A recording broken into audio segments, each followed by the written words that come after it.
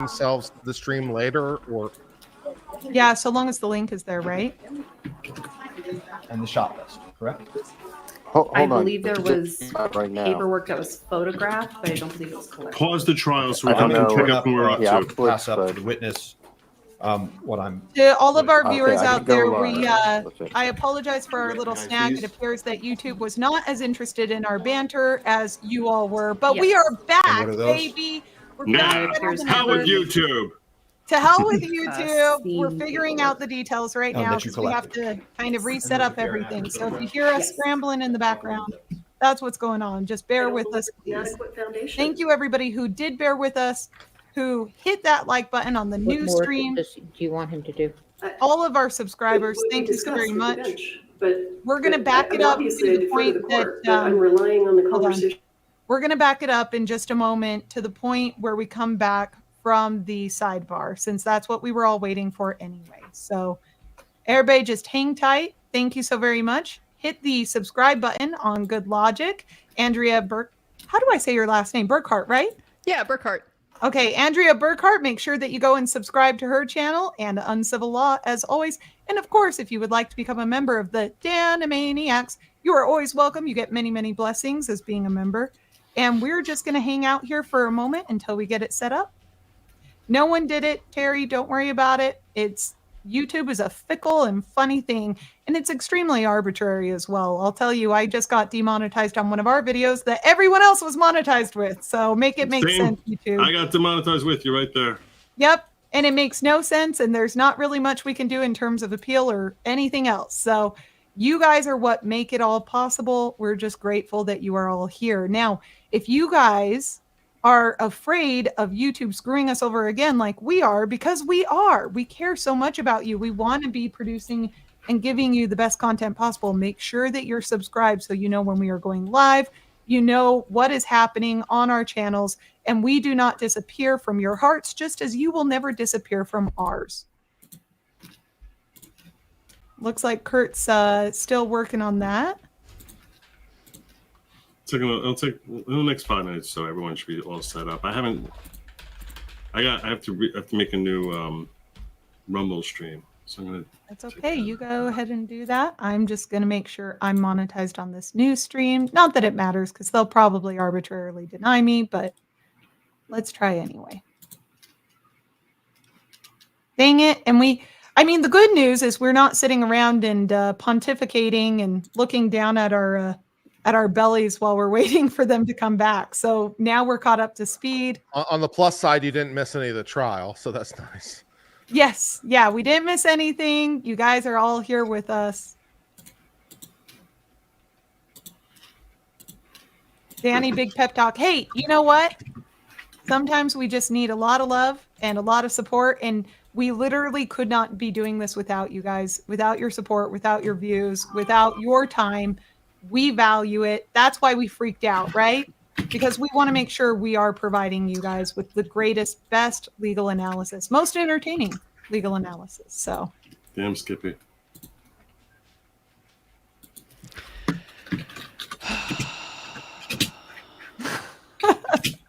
The resigned sigh. Just trying to get this all lined up. It is what it is. It is what it is. By the way, if you guys think this is us panicking, you should see us when we forget to file that one thing that now excludes all of our evidence that we presented in our damn motion. It feels exactly like that, honestly. and opposing counsel goes, really? Well, Your Honor, they were supposed to have this to us by this timeline, and they didn't. Where's their initial disclosure on this? And you're like, you turn to your client, you're like, did you send that form over to our office? Yeah, I totally did. It's all your fault. Whenever the client says it's all your fault, generally it's not. It's a pretty good rule, generally speaking. Sometimes it's our fault, but sometimes not so much. Did Viva take down the stream? Nope. YouTube probably did. Well, we could blame Viva. He's not here. Viva drove all over our stream.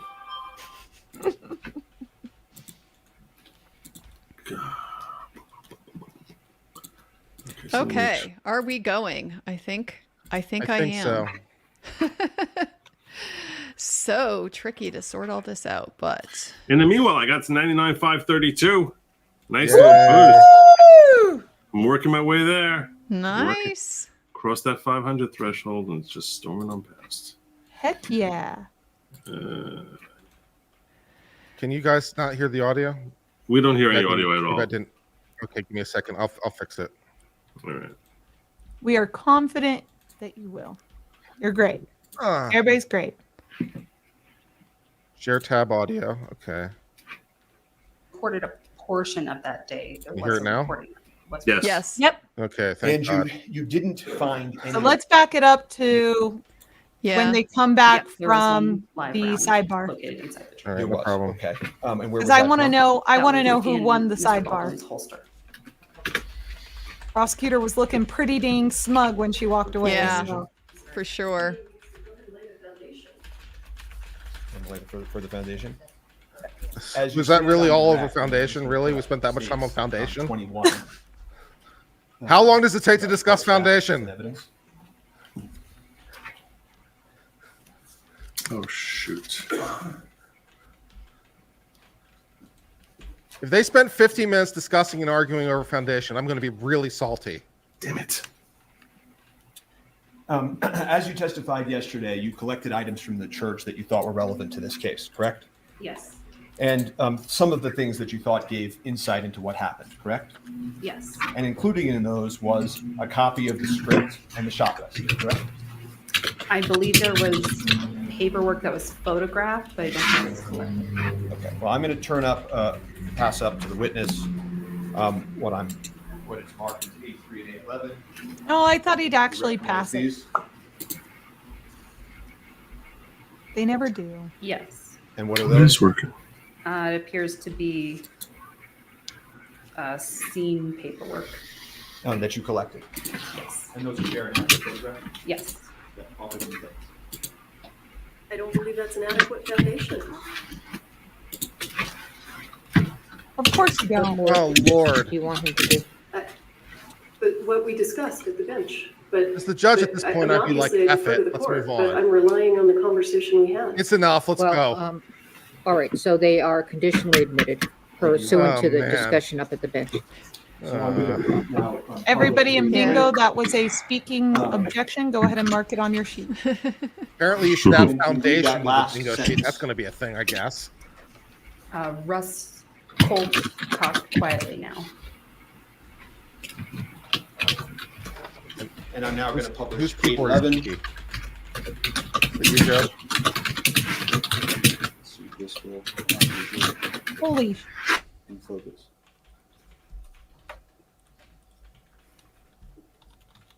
Yeah, your keyboard is really, really loud, Joe. When you were typing. He got it. He got it muted. Yeah, that's Cannot fine. do that. Okay, I apologize. Maybe it's... I kind of enjoyed it, honestly. Like, Joe is super into it. It's a whole vibe from that typing. Get out some of the frustration from the typing noises. Writing an angry letter.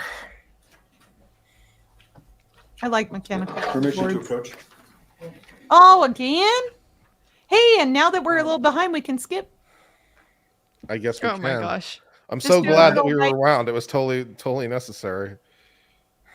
And you Foundation. Oh, stay wait, with back it, up. right? I believe at the time, yes. And you said to your fellow officers that you think it's important because it confirms Mr. Baldwin's statements, correct? I don't recall stating that, but it could be something that I've stated.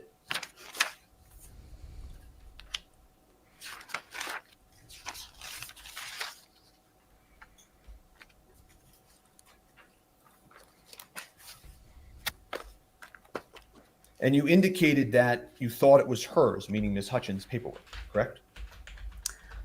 I believe that one of those papers does have her name on it, which is why I thought it was hers. Right. And the other paper that you already testified to, A3, was found around where she fell, correct? Yes.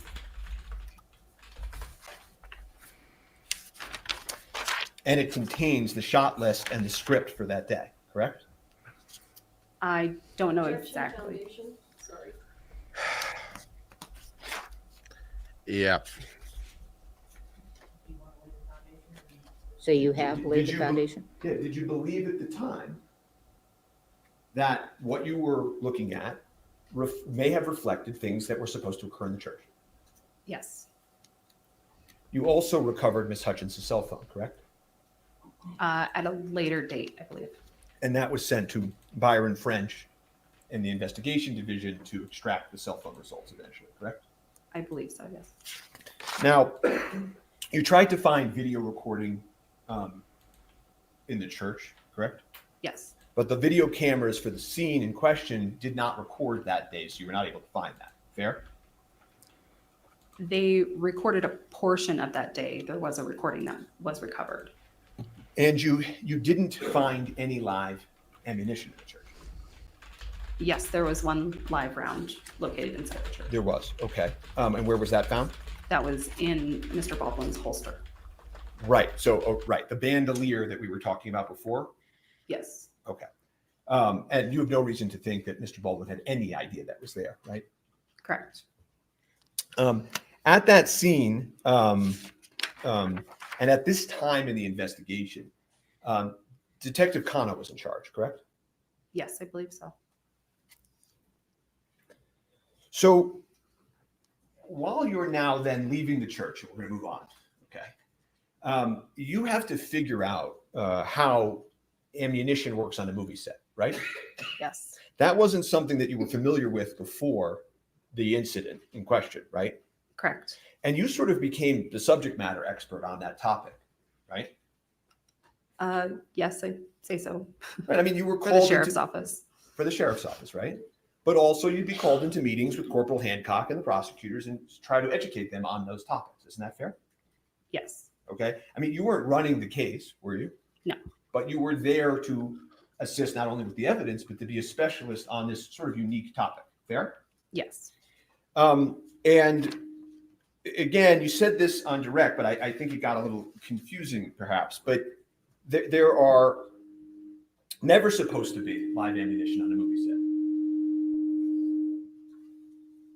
That's the court.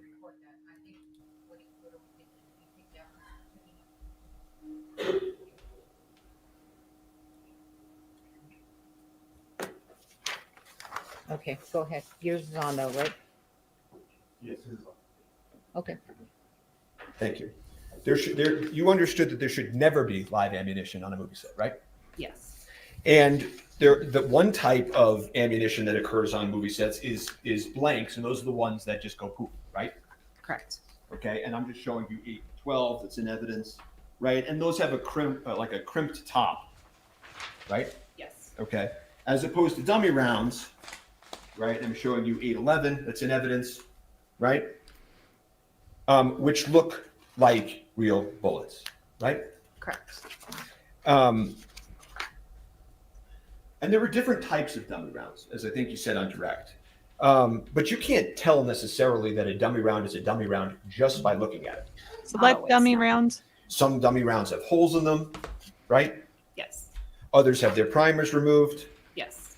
Some of them do not have holes in the side or their primers removed. Oh, I know where he's going with this. Some of them don't make a noise when they're shaken, called Denex Some dummy rounds. rounds don't look Yes. like other dummy, look like and real some rounds. Therefore, even dummy if he rounds checked, he wouldn't have been able to Look distinguish the dummy rounds exactly from the like real live rounds. rounds, correct? Yes. Here it is. And those look exactly like live ammunition. Fair? Yes. And those type of exact replica dummy rounds were on the set of Rust, right? Here it is. So even if he checked, the dummy rounds and live rounds looked exactly alike. He wouldn't have been able to distinguish. And those were Seth Kenny's dummy rounds, right? Yes. And in terms of identifying dummy rounds by shaking them, right, which is something you talked about on direct, some of them are louder than others, right? Yes. Some of them have one BB, or two BBs in them, or three BBs in them, right? Yes. Sometimes if you shake a bullet, you can hear the powder, or because of oxidation, you can hear things inside of a bullet when you shake it, right? Yes. And depending on the setting of something would impact the person's ability to hear it. Isn't that fair? Yes. So, right, if I shook a dummy round right now in a courtroom in front of a microphone, right, it would probably be, you would be able to hear it. Would you agree? Yes. But if people are all moving around in a movie set, you don't know that everybody would be able to hear it. Isn't that fair? Not everyone, no. He's taking And it too some dummy far. rounds don't shake at all. Isn't that also true? Yes. The only way to determine definitively is to send them to the FBI and to take apart the dummy round to figure out what the powder is inside of it, right? The powder inside of a dummy round, Yeah, I'm or moving the ball on to- bearings. Well, the ball bearings versus the powder that could be in a live ammunition. Yes, right? that would be the comparison. Yes. And so, one of the questions that I'm going to ask you is there different grades of gunpowder used in blanks versus live rounds? I do not know the answer to that question. And so, as you proceed in this case, you are then executing the prop truck search at the scene of Rust, right? Yes. So about a week after the incident, approximately, you go back to the setting of Rust and you execute a search warrant on the truck that housed the prop cart that you found the shell casing on, right? Yes. And when you went to do that search warrant, it was light outside, right? Correct. And you were with your fellow officers, Hancock, Kano, Sergeant Zook was there, correct? Yes. And you had a good working relationship with all of these people, right? Yes. And Detective Hancock and Kano, signed off on what you collected as detectives involved in this, right? Yes. And Sergeant Zook, who was their supervisor, signed off as well. Fair? Yes. And there was a witness there that day that assisted law enforcement with the search of the prop truck, right? Yes. A man named Seth Kenny. Correct. And not only did he assist, he actually was the one that opened the safe, right? Yes. He had the combination too. Well, do you know how he got the combination? He was the owner of the safe. You sure about that? That was my understanding. You collected dozens of guns from the safe, right? Yes. And you understood that there were a dozen plus actors, extras, stuntmen that used firearms on the set of Rust. Yes. Just like we talked about with Mr. Ackles and his bandolier, right? A lot of these actors may have at one point or another, unbeknownst to them, God forbid, had live ammunition on them, right? Yes. And the prop truck, we can look at A13, was a little disorganized. I don't know if it's quite at the level of the car, but it was a little disorganized, right? Yes. Okay, and we'll just show A14 for completeness. I will say he's doing a lot better job than he did yesterday. Way. Agreed. He has so much better And control, inside the breathing. prop truck, there were boxes. Well, he's telling a very good story. Yes. Everybody had live Ammunition. rounds. No, you can't tell Yeah. the dummies between the And live these rounds. This is all boxes screaming are sort of, reasonable doubt to me. a lot of Reasonable them doubt. Yeah, this is reasonable the doubt. most Make, effective model, he- white stuff box, he's right? come up with so Yes. far. And I'm just going to show you 816, which is a close-up. And do you notice one box that looks a little different than the other boxes? Yes, there is. And which box is that? The box in the center, instead of it being stamped, it has handwritten in blue marker, dummy rounds 45 LC. Right, and I'll just blow up that, which is in the state's exhibits, exhibit 19, right? Yes. And you don't know who wrote that writing on it, do you? Seth Kenny. And if we could look at A22, can you tell us what that is? Out of context, no, I can't. Okay, well then we're going to look at A23. Can you move that? This is the rounds that were inside of that box with the styrofoam insert that were removed. Okay. And you see that they are Starline brass, nickel, dummy rounds, right? Yes. And again, the difference between a Starline brass nickel-plated dummy round and a live round is effectively that one has powder inside, the other does not, right? Yes. And do you know where all the ones in this box went, the ones that are missing? I do not. So we're in the prop truck, and you have Starline brass, you have nickel primer, but they're not live, right? Correct.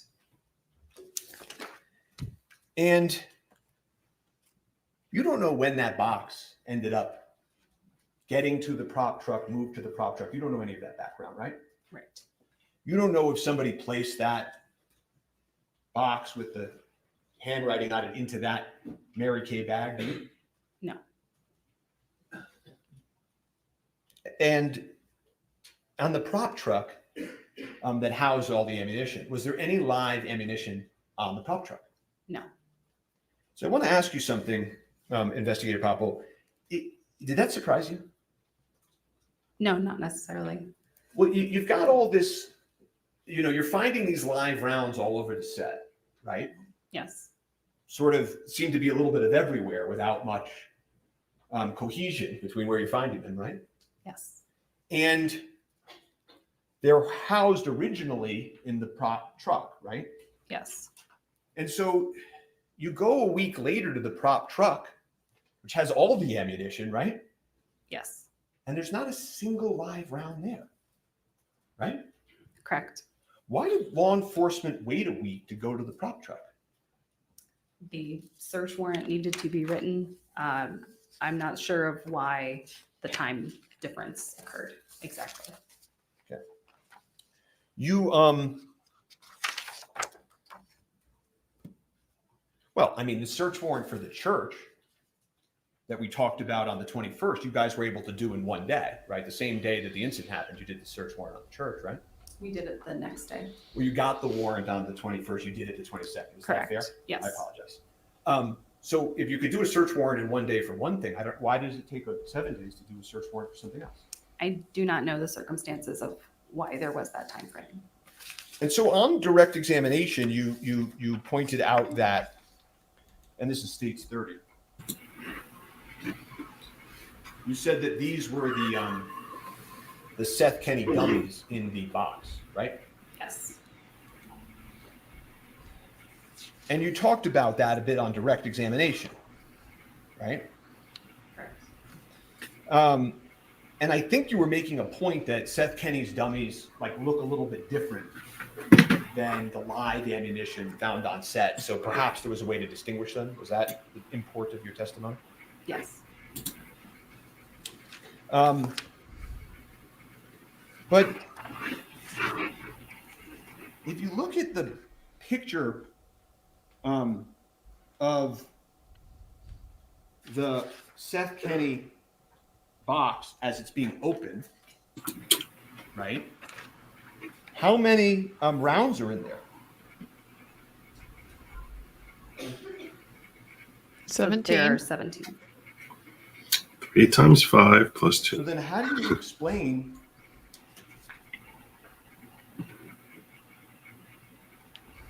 why there's Already more better than rounds Trooper Paul. in your picture? I'm really impressed by those both of you. dummies I taking was like, rounds off? 1, 2, 3. If I can refer to my. I'm like you, Danny. I was counting them too. Fine with me, huh?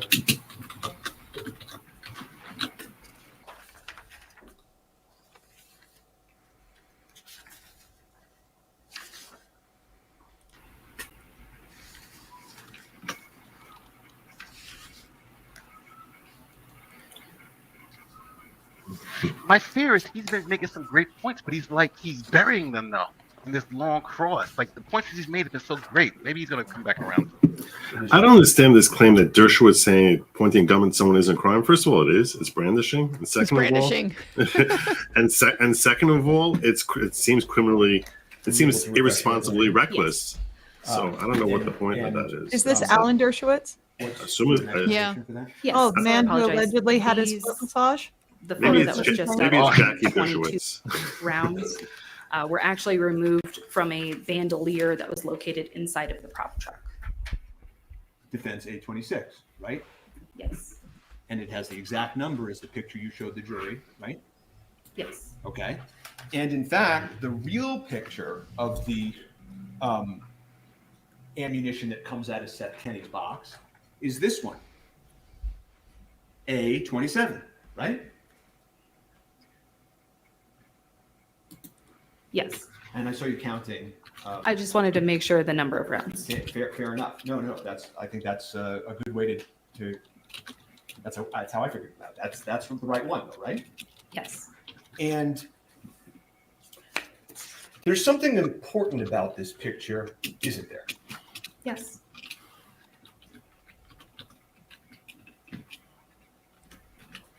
This is when the note goes, where are you going with that? Doesn't that Seth Kenny round look exactly like the live round? Under a camera flash, I suppose it could. Well, I Good don't know about answer. suppose it could. I mean, we'll look at the shell casing, Exhibit 28. Then we'll go back. 827. You can go back. States 28. Is there patina? Don't you think Oh they my look God. an awful lot alike? They look like live Oh. rounds. They look similar, yes, but I can still see differences. Well, I mean, you're a trained investigator, right? I'm trained crime scene tech, yes, Even more than an investigator or crime scene tech, right? correct. You have your Nikon 700 flash in your camera, right? Yes, You have the opportunity to take this ammunition back to the precinct, lay it out, and photograph it, right? yes, You have no reason to think anybody on the set of Rust was able to do that, do you? no, Yeah, nice. You kind of ate her with that one. You turned in your report in this investigation. Hancock signed off on it, correct? my supervisor signed off on my report, Sergeant Zuck? at the time, yes. So we're still on the topic of the ammunition, and you and law enforcement were trying to figure out the source of the live ammunition, correct? Yes, In fact, it was incumbent upon you to try to find the source, because if there were people sending live ammunition to movie sets, that would be very dangerous condition, wouldn't it be? yes. And as you were going about your search, Seth Kenny actually walked into the precinct one day and gave you ammunition, right? Yes, Okay, you remember that, right? I do. That was. Did you think Mr. Kenny was being helpful? I believe so, yes. I mean, were you suspicious at all of that? That was not my place to be suspicious of him. I hadn't had much interaction with him. Yeah, I mean, it may not have been your place to, but I'm just asking you if after this point, Seth Kenny, comes knocking on the precinct and shows you all some rounds, whether or not that Asked and answered. I don't believe it was. Overruled. I'm just asking whether it's your place to be or not.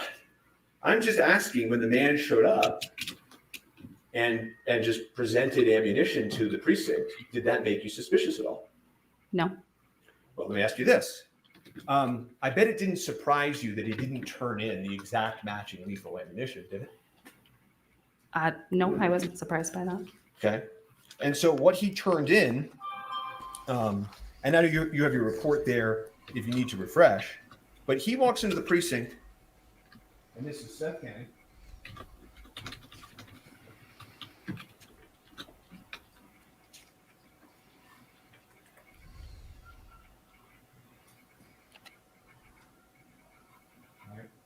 And he gives you two different types of shell casings or ammunition, right? He gives you Starline brass.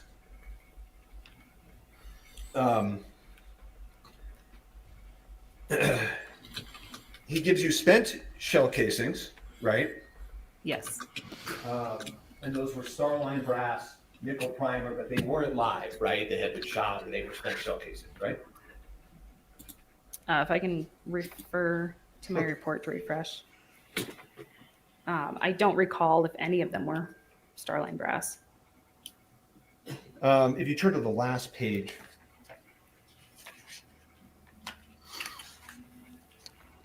Is there a specific item number that you're referring to? item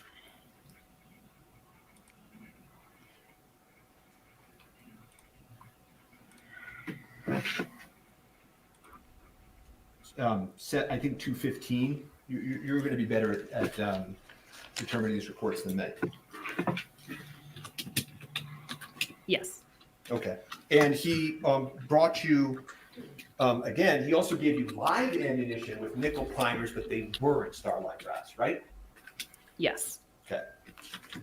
So he just seems to have, he just missed sort of on what you were looking for, right? Yes. Because you were. Yeah, objection to the form of question. She doesn't know what Seth Kenny's motives are. No, I don't, I don't, What he's overruled.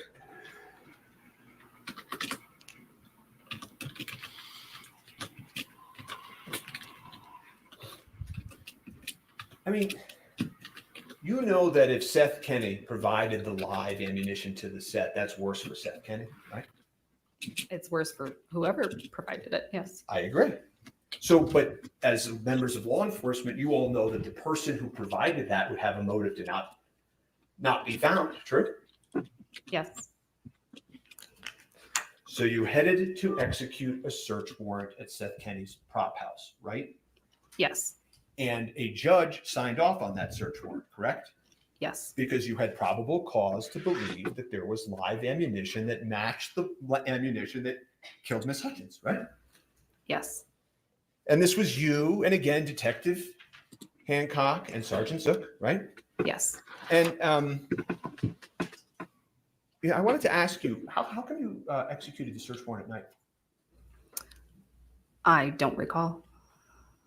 And I wanted to ask you, how come Detective Kano waits outside?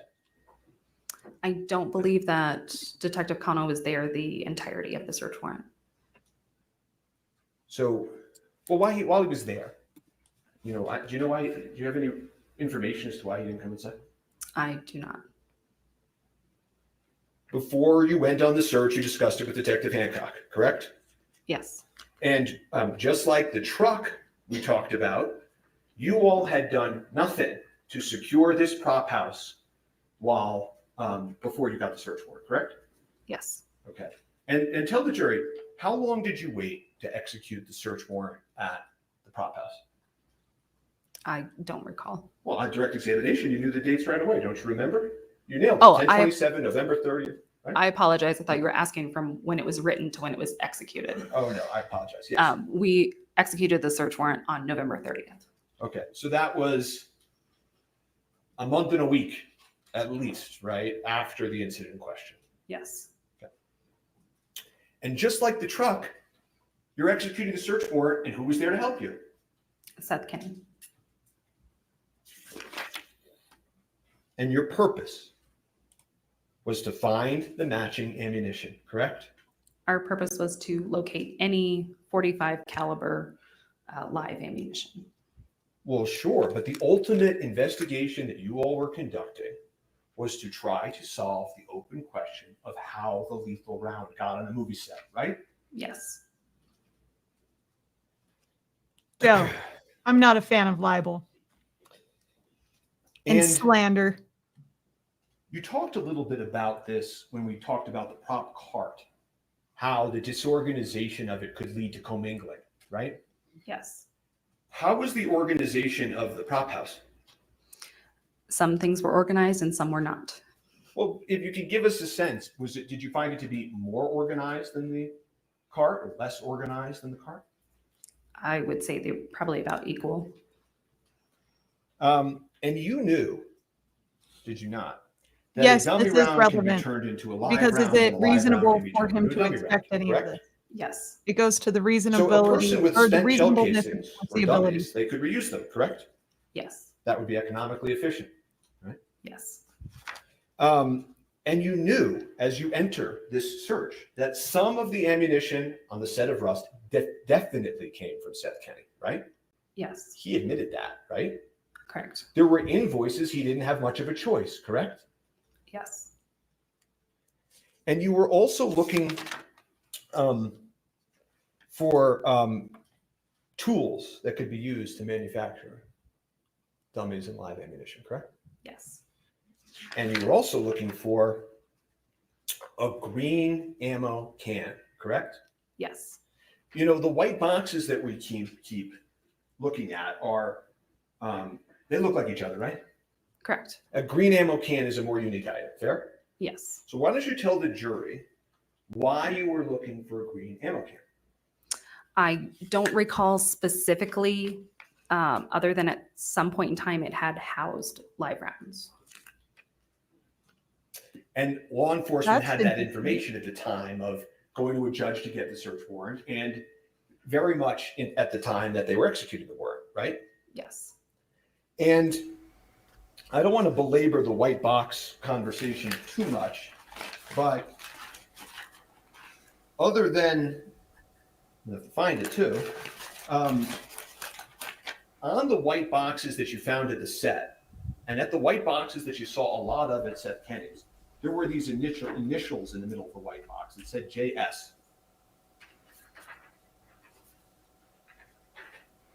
Right? I'll just show you A2. Yeah. Right, that you found at the scene, correct? Yes. And if we look inside of Seth Kenny's prop house, A18, you see very similar font and signage, correct? Yes. And as you continue on in your search, you understood Seth Kenny was a person of interest, correct? Yes. And this was an important moment in the case, correct? Yes. And you even found out that the day before Seth Kenny provided the dummies to Rust, he had in his possession live Starline brass nickel primer from 1883, correct? I don't recall it being the day before, having that information personally. Well, so let's leave the day before right now. You knew and understood that Seth Kenny had recently been in possession of Starline brass nickel primer live, correct? I don't know that it was that specific, just that he was in possession of live ammunition in a recent point. Now, when you testified on direct examination, you told the jury about how you found some live ammo at the prop house, right? Yes. And how you took that live ammo and sent it to the FBI, right? Yes. And you sent the live ammo from the set of Rust to the FBI, right? Yes. And you're not an FBI agent, but what you told the jury was that when you compared the powder from the set of Rust's ammunition to Seth Kenny's live ammunition, they didn't look the same, right? Correct. And you testified previously. Well, let me just ask you, did you take all of the 45 live ammunition from PDQ into evidence? Yes. And did you search every single box inside of Seth Kenny's prop house? Yes. And because you did that, according, is this still, what is that?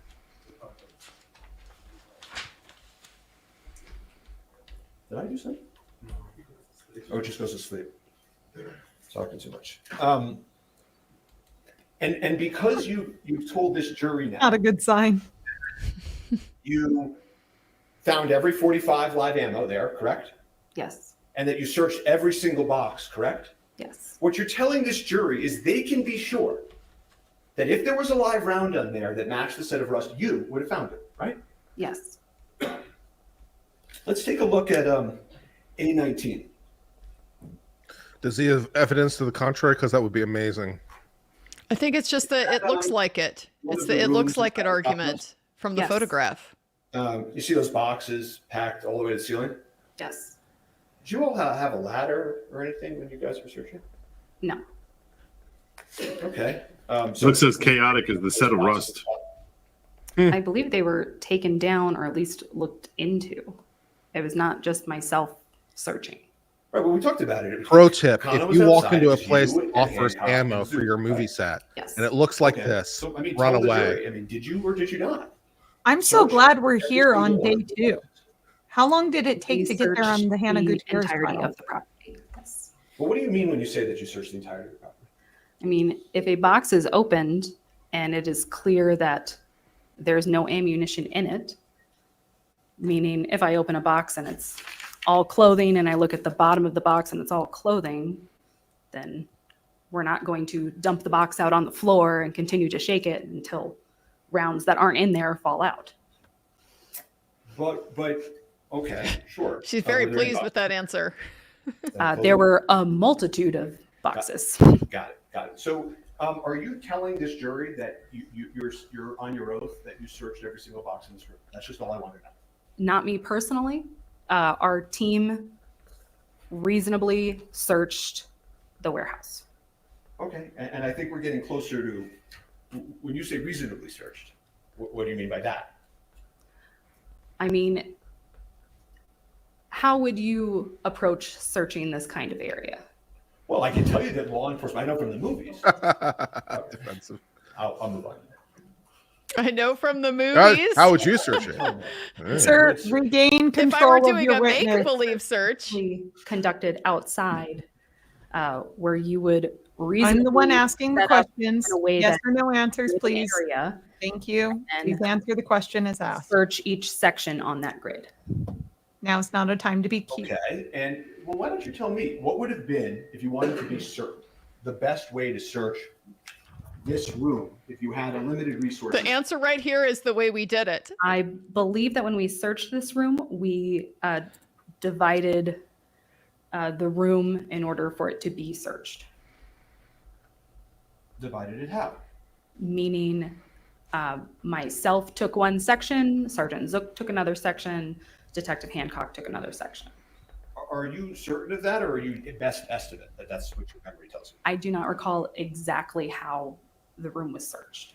Okay, and then let's say you open up a box with ammunition. How would you search an individual box? It would depend on the box. So tell me. If we open a box and it's all 38s, we're not looking for 38s at that time, we're looking for 45s. Okay. And so if you opened up a box and it was commingled rounds, how would you do it? We would have to go through those rounds individually. Right, and there were boxes like that here, right? There were a few, yes. Okay. And how many rooms were there inside of this location that had lots of boxes in them?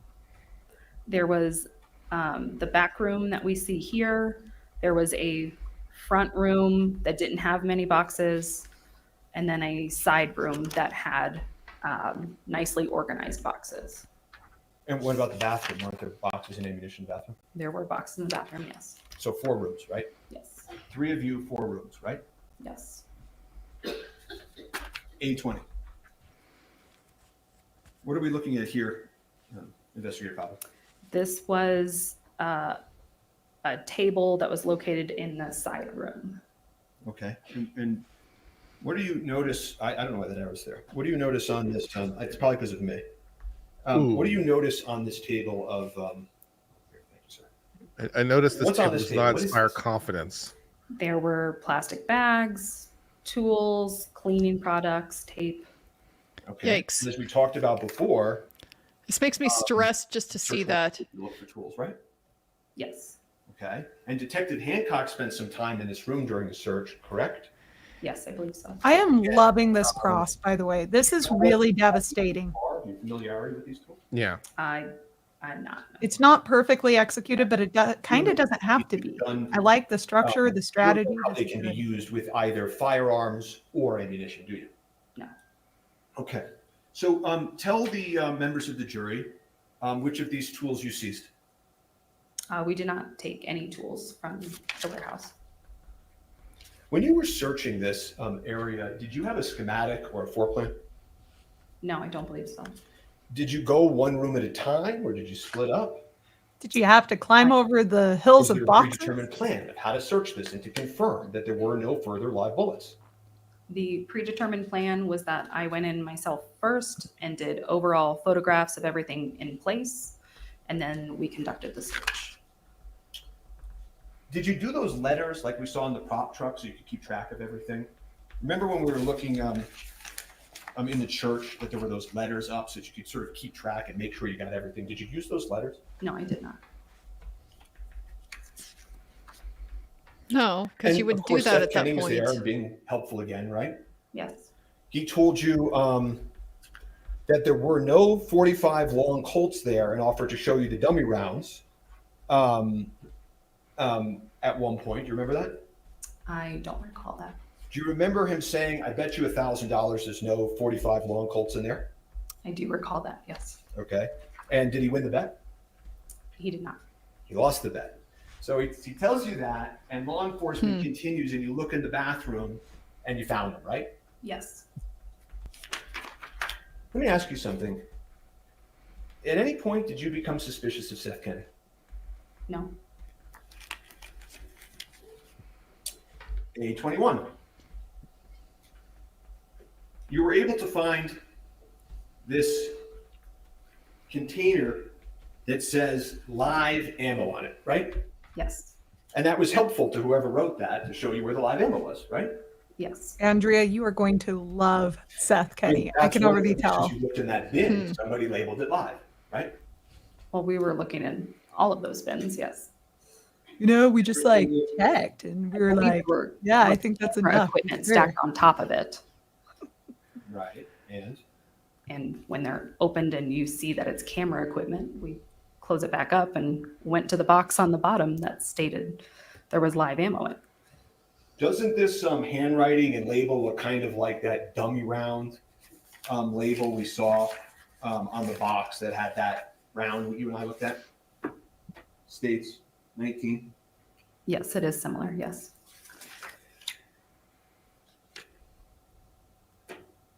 And that box that had the live rounds in it,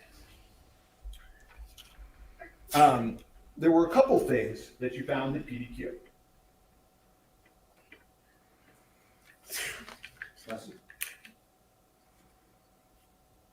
This handwriting is getting worse. Yeah, I'm with Steele Manning on this one. I'm And losing the you point of this. found I don't know that- why it matters What- where the live round came from. Yes. What point is the is- jury supposed to take from this? That's going to make it Yeah. less irresponsible. Starline brass live. This Not is the just tone and such a demeanor. such Yeah, a but- flood of stuff that I don't know what matters and what nickel. doesn't. And you found Maybe Starline. he'll wrap you it found up. Nickel Maybe primer he has lives. like a Starline punchline brass, right? coming. That's my hope. Correct. Nail him on the Every punchline. time you were with Seth Kenny, What would that punchline look like? you got close to finding something that matched the scene, Starline brass, nickel primer live. Oh, I really hope the punchline isn't this came from somewhere other than Seth Kenny. Because that sounds like what the punchline just was. And as you continued on your search, you found the green ammo can. Right? Because my hope is that and again, it was helpfully the labeled. punchline is Right? Yes, I believe it was So, behind that you didn't box. know that all of these You weren't live able to rounds were obviously mixed see with it. dummy rounds, were mixed with blanks I see. upon But first it also glance, had right? a helpful You label. had to go to the location Yes. It to said see empty. what a mess this was, right? It Yes. was reasonable for you to assume it wasn't a looks mess, a lot on like the scene. handwriting in states right? That's 19 what we would have expected, right? and the helpful handwriting at A21 that says live. Right? Yes. And it was taking a long time to go through those boxes, wasn't it? Yes. And Detective Hancock was wearing her lapel camera, right? I believe so, yes. Have you reviewed that camera? I have not. You remember you and you said to Detective Hancock, this is taking a long time. We really need a spa day. Objection relevance? What's relevant? The- What's the- relevant? the relevance Does it is have that any it's- more tendency to? Sure. I need a I'm spa going day to right about sustain the now. objection. Okay. Did you and Detective Hancock start joking around that it was going to take too Spa too days long for to search everybody. the box? I don't recall that. Did you deny it? No. And there are times in this search where you pick up a box and you just shake the whole box, right? I don't recall that. Can we play that video? Right, I'm confused. Is he refreshing or is he impeaching? It doesn't matter. It's just a video. It's not a statement. No, it does matter because she said she doesn't recall. Okay, well, let me ask you this. Do you deny? Would it refresh your in parts recollection of your to search watch a is picking video the of you box, shaking the taking it, box? See if it shook or not. Do you deny that? No. And so, but if you shook an entire box to see if it had a rattle in it, you wouldn't be able to be sure whether or not every single live round, it was all live rounds or a commingled group, correct? Correct. Even if he checked. In fact, that's the entire basis of the case of what you believe the armorer should have done. Commingled, live, and dummies, right? Yes. And yet at the search being conducted to find the source of the lethal round, law enforcement is doing the very same thing that you're complaining about the armorer doing on the set, Point. right? Yes. There you go. That's good. Yeah. See, that's And the when drop you we're left, looking for. Yeah, that's a fair point. That's search. There's, like, you can't. No one can tell, and there's all this chaos. It's a shame it's buried in all of this stuff, this No. stuff that, and I actually, mean, is the jury even if you listening look at the still? boxes inside of that location, you didn't. He's even just going to search have to that. repeat it. He's going to have to draw the objection and keep hammering it. Did you? I don't recall. So then why on direct examination, if you do not recall, did the prosecutor ask you and you tell this jury that you were confirming that you searched and found every single live round? Why did you testify to that? I found what I believe to be all the live rounds at the warehouse. But that's not what you said. What you said was that you found every live round, right? I don't recall the exact words that I said. I do. Well, you definitely certainly said said that you searched every single box just 10 minutes ago in front of this jury, right? I believe that a reasonable search was conducted of the warehouse. You're softening And your investigator, language I from understand, earlier. You were much um, more definitive earlier. You Now were you're softening Yeah. it. testified today, correct? I spoke with the prosecution before I testified yesterday. Okay. And the jury heard something about pre-trial interviews where you're interviewed and the defense can be there to watch you be interviewed, right? Yes. But every time you talk to the prosecutors, defense is not there, correct? Correct. In fact, the vast majority of times you speak to the prosecutors, the defense is not there, correct? Correct. In fact, you and I had never met before today, or yesterday, I guess, correct? Yes.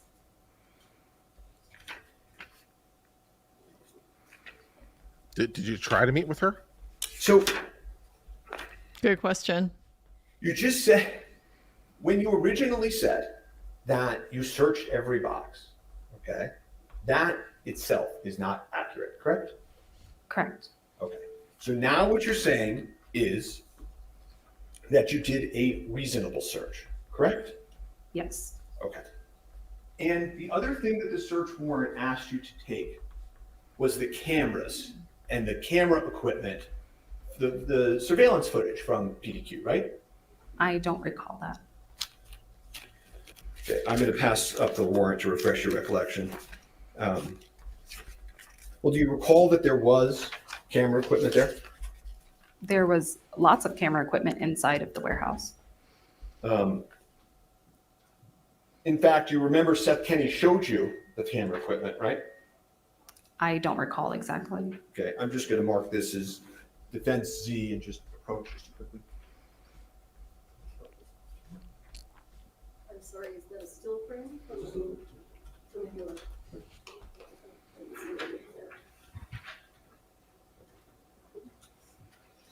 Oh, yeah, sure.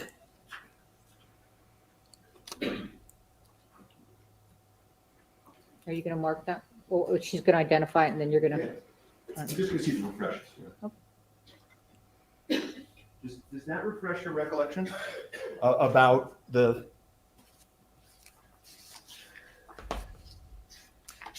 No, it doesn't. Take it back. And I'm going to pass you the warrant and ask you, this is DX23, if this refreshes your recollection of if you were supposed to. Yes. what? Yes, Your Honor, DX23. Oh. I'm sorry, what? I need to know. No, I need to approach. It's it's just, just to refresh, I can make it DX So, any number, but why are we marking it? Yeah, It's why are just we being marking used it? to refresh. then I will mark it, Yes. unmarked. Yes, Okay. I'm not seeking to introduce this. I'm just simply asking, does this refresh your recollection that the warrant commanded you to take the video footage?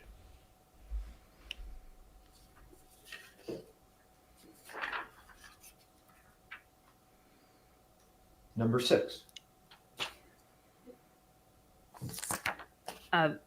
She can refresh her memory without being directed. Of surveillance footage, yes. Okay. And so, and you tell the jury, did you take the surveillance footage? No.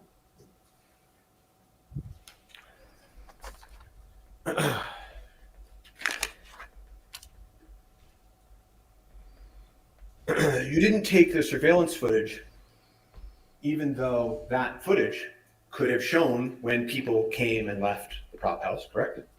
I don't recall if there was surveillance footage. And the photograph of Mr. Kenny showing the surveillance footage didn't refresh your memory? No, because I'm standing in the foreground of that photo. Okay, well, tell the members of the jury what you did to search for surveillance videos that satisfied you that you had complied with the warrant's order. Tell the jury. I don't recall looking for surveillance footage. Okay, thank you for that answer. Because you didn't, right? I don't recall. But if you did, it would be on the lapel cameras of Detective Hancock and Sergeant Zook, right? Yes. And so if it's not on the lapel cameras of Detective Hancock and Sergeant Zook, you would agree with me it didn't happen, right? Not precisely. They don't follow me around the entire time, and I don't wear a lapel, so it could have not been captured. But you're not telling this jury that you looked for it, right? I'm saying that I don't recall looking for it. And if you had taken that footage, if any there were, right, you agree with me that it would have shown when people were coming and going from the prop house, potentially, correct? That's a possibility, yes. It's a possibility you could have seen when the ammo can got there, right? Possibly, yes. You could have seen Sarah Zachary picking up the ammunition, correct? Possibly, yes. You could have seen Seth Kenny disposing of ammunition in the 40 days between when the incident happened and when you arrived, correct? Possibly, yes. And there's one other thing that it would have shown, isn't there? What's that?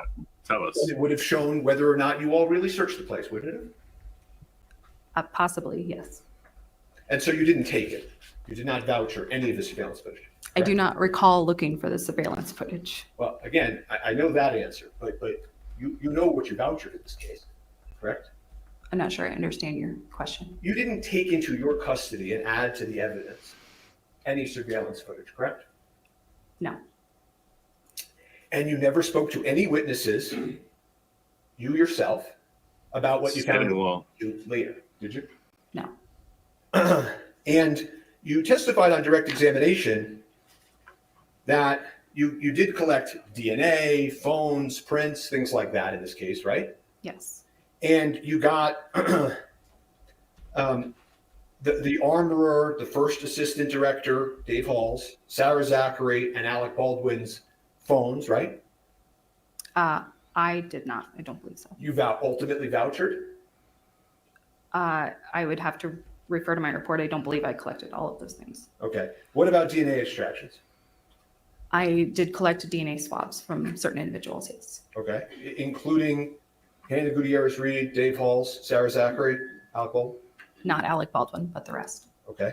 And what about prints, fingerprints? Yes. Okay. From Hannah Gutierrez-Reed, Dave Halls, Sarah Zachary? Yes. Okay. Did you take the cell phone of Seth Kenny? I don't believe so, no. Did you take the prints of Seth Kenny? No. Did you take the DNA of Seth Kenny? No. Everything that you did take into your custody, in law enforcement's custody in this case, is in your supplemental report. Is that fair? Yes. And most importantly of all,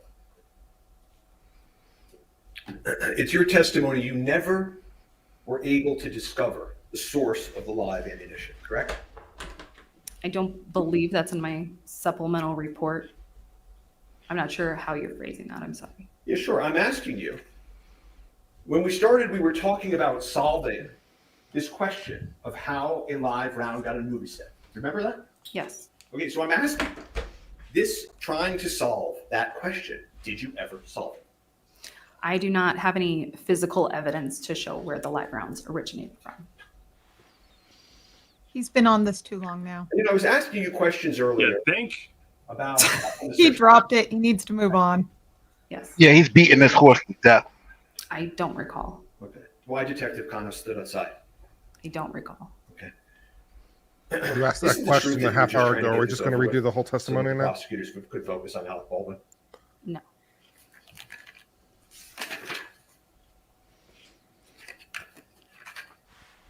You personally believe Alec Baldwin committed no crime. Isn't that the truth? Objection. Why is she Yeah, not big time objecting? objection. Can we approach?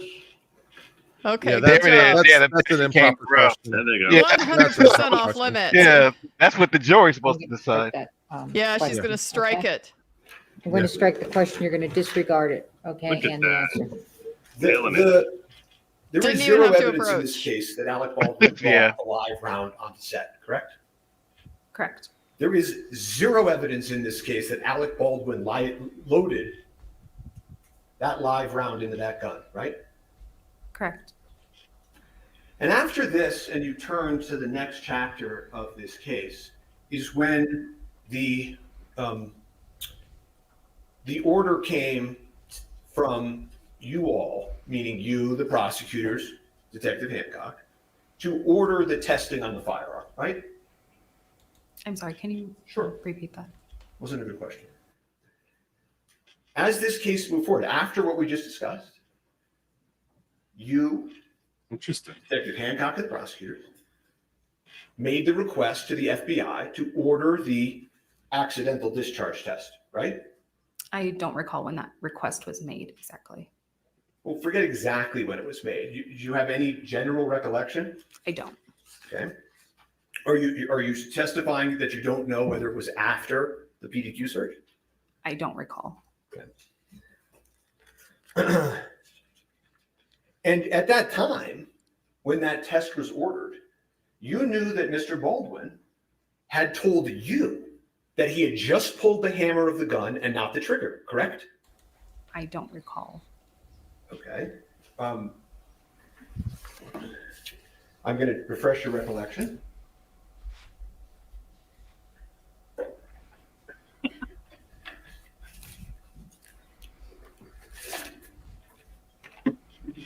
I'm going to find it.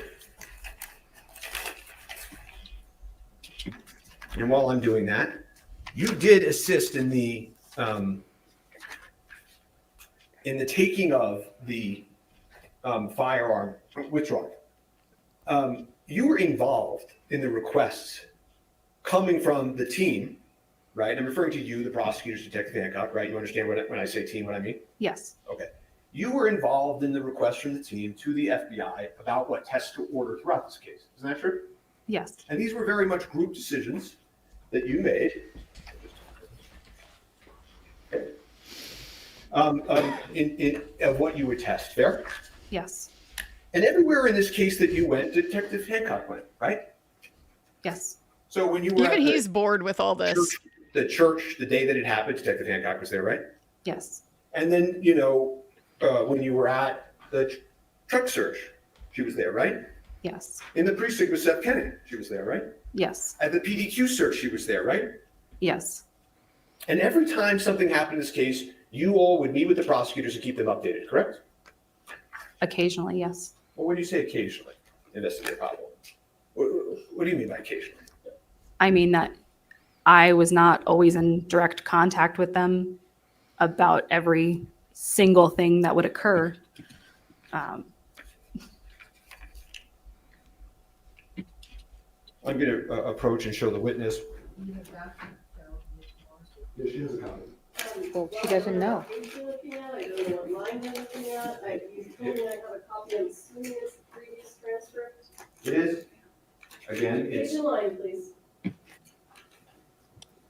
the body worn camera, 10/21/21. Page and line, please. Is that Morrissey shrieking? Page 3. Yeah. Line 1. Mark it on the bingo. Same objection, Your Honor. What is it? Ms. Popple is not Ms. Popple is not in this transcript. Well, he's what are you doing? She doesn't Asking have for to the be. Fifth Amendment? She was there. I'm asking if it refreshes her recollection. All right. Overruled.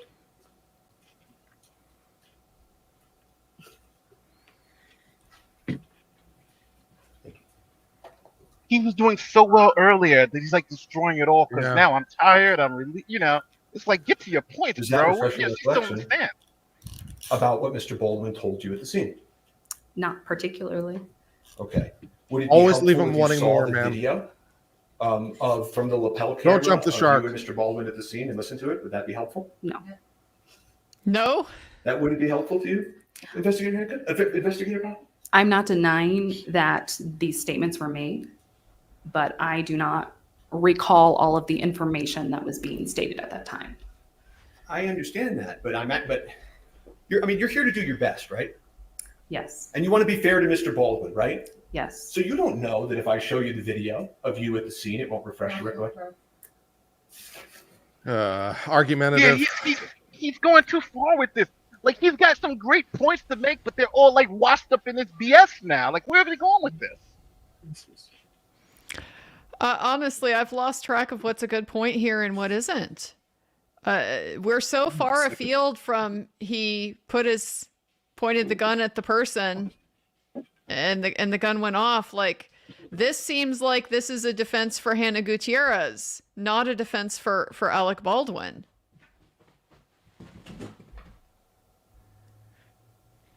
Yeah, but the point that I think he did get, which is now lost, is the fact that all the rounds look alike. Even if he checked them, he would have known if they were live or dummy. Like, those are great points, but they're lost now in this madness.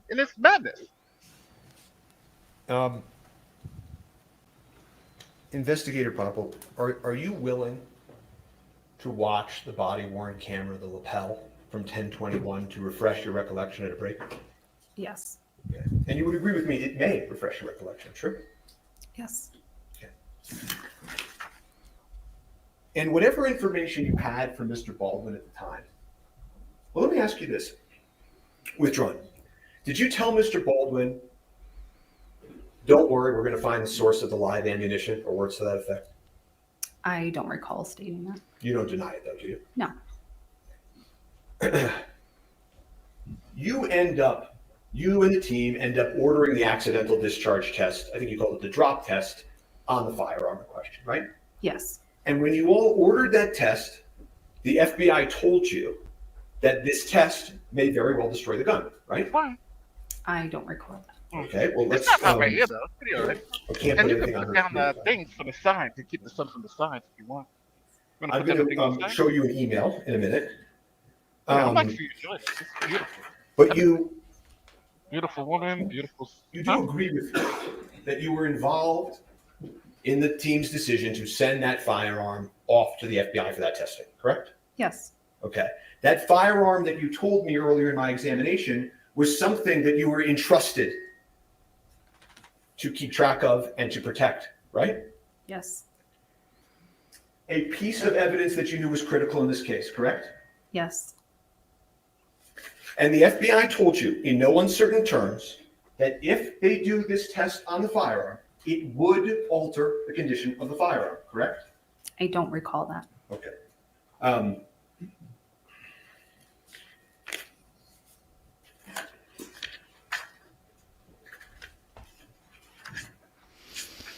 We're going to pass up an email to you because I can't show you on the screen, I don't think. You can? Okay. We can show you on the screen, apparently. As I understand. Is there a reason you can't just walk up and just? Well, I- You can find it. Listen, you can look at it too. So just come up here before I have it, right? Okay, we have it. they have it. Are we doing it? I'm just going to pass up. Okay, but I need to. It's just, you know, see, No, there's a.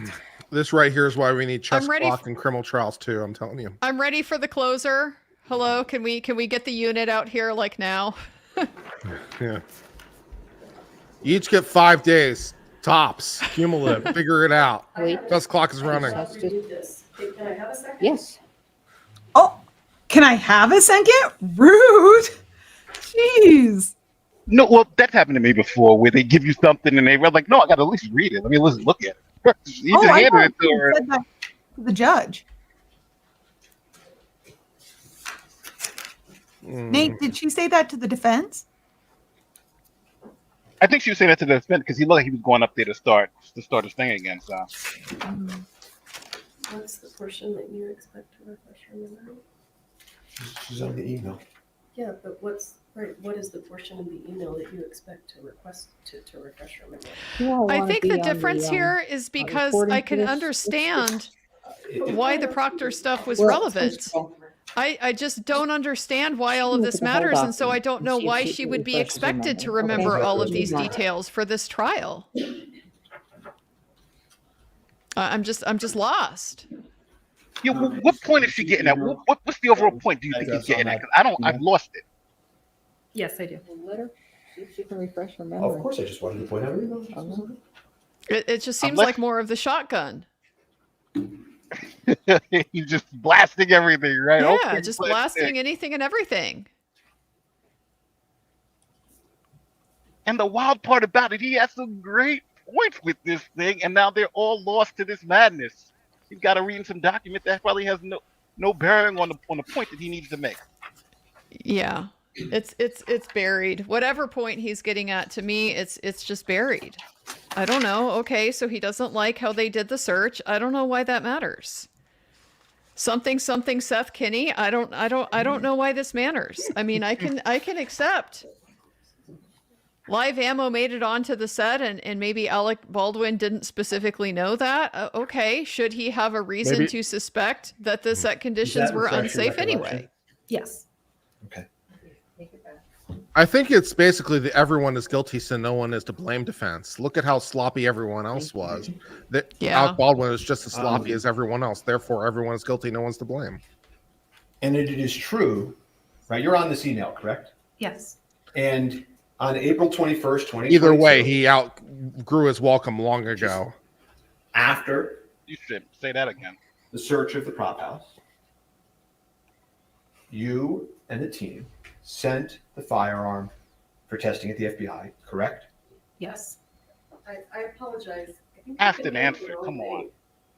thing. Can we approach?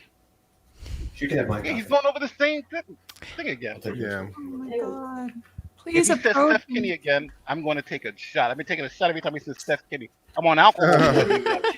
Sorry for the hot mic. May we approach? Yes. Oh my gosh. Hopefully this approaches the end of it. I really hope Yeah. that this just, Do you I hope- can we approach on your bingo board? Cause yeah. we need to include that Yeah. next time. Ah, Yeah. I've never been rooting for Morrissey more than I am right now. I'm like, win, girl, go get him. Win, end this. I think the fundamental problem is like none of it is bad. It's just gone on too long, and we're repeating points, and the good points that are there are kind of lost. So if you isolate, I don't know, any given 20 minutes at a time, it's probably fine. But in their accumulated form, it's just like you add one too many spices to the dish, or whatever the analogy is here. It's like, yeah, everything's fine by itself, but you've just put too many things in. Is he still up there? I walk away for 10 minutes hoping he'd wrap up. Is he still going? Uh-huh. It's hard to tell. Oh, yeah. Yeah. He's still up there. Did we ever leave the bench? Did we ever leave it? Yeah. He's still talking about Seth Kenny. He's like, that guy Seth Kenny got some issues. Well, I just want to take a moment to thank everyone who's watching us on all of our collective streams. We really do appreciate you all being here and spending time with us. And hopefully you're enjoying all the commentators that are here. We hope to bring you value. We've been bringing up your super chats on screen, as I'm sure you've noticed. And any chat over $20 we'll read out loud during a break. In fact, now is an exceptional time to do that. Jonathan Perozzi earlier gave $20 to say, I just want to say something for a while now. Alex does have an out. While the whole world criticized him for saying he didn't pull the trigger, but to a person that doesn't know guns, that gun can go off without pulling it, fanning. Maybe he does. And there are defenses here. I think that's fair. But the points are getting lost. But I do appreciate it for your super chat. Thank you.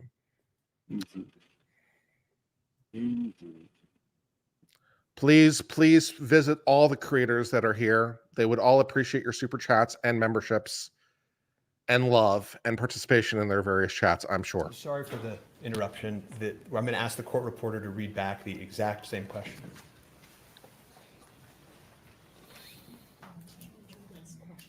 Please. And on April 21st, 2022, which is after the search. Oh, I'm so sorry. And on April 21st, 2022, which is after the search of the prop house, you and the team sent the firearm for testing at the FBI, correct? Yes. And that was truthful testimony and accurate testimony that you just gave, correct? Yes. And at the time that you sent it to the FBI for accidental discharge testing, which I believe you discussed on your direct examination, didn't you? Yes. Okay. So at the time you did that, you knew that the testing would cause this firearm. Sorry. I think the answer to this question is yes, they would have been indicted. They can't get through a single question without having to run back up to the judge.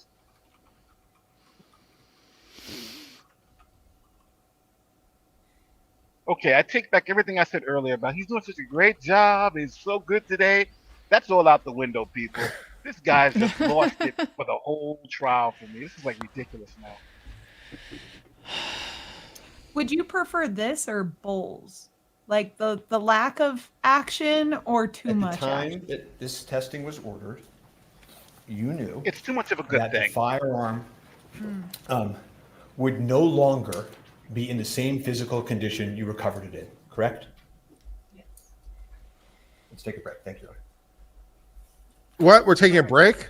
No, we're Our taking lunch the break. break. Mother F. Please don't talk among yourselves or anyone else about the evidence. Well, we received could from the definitely court. use a break. I'll give them And that please much. don't come back until 2 o'clock. Okay? So that's wow. Two. That's an hour from now.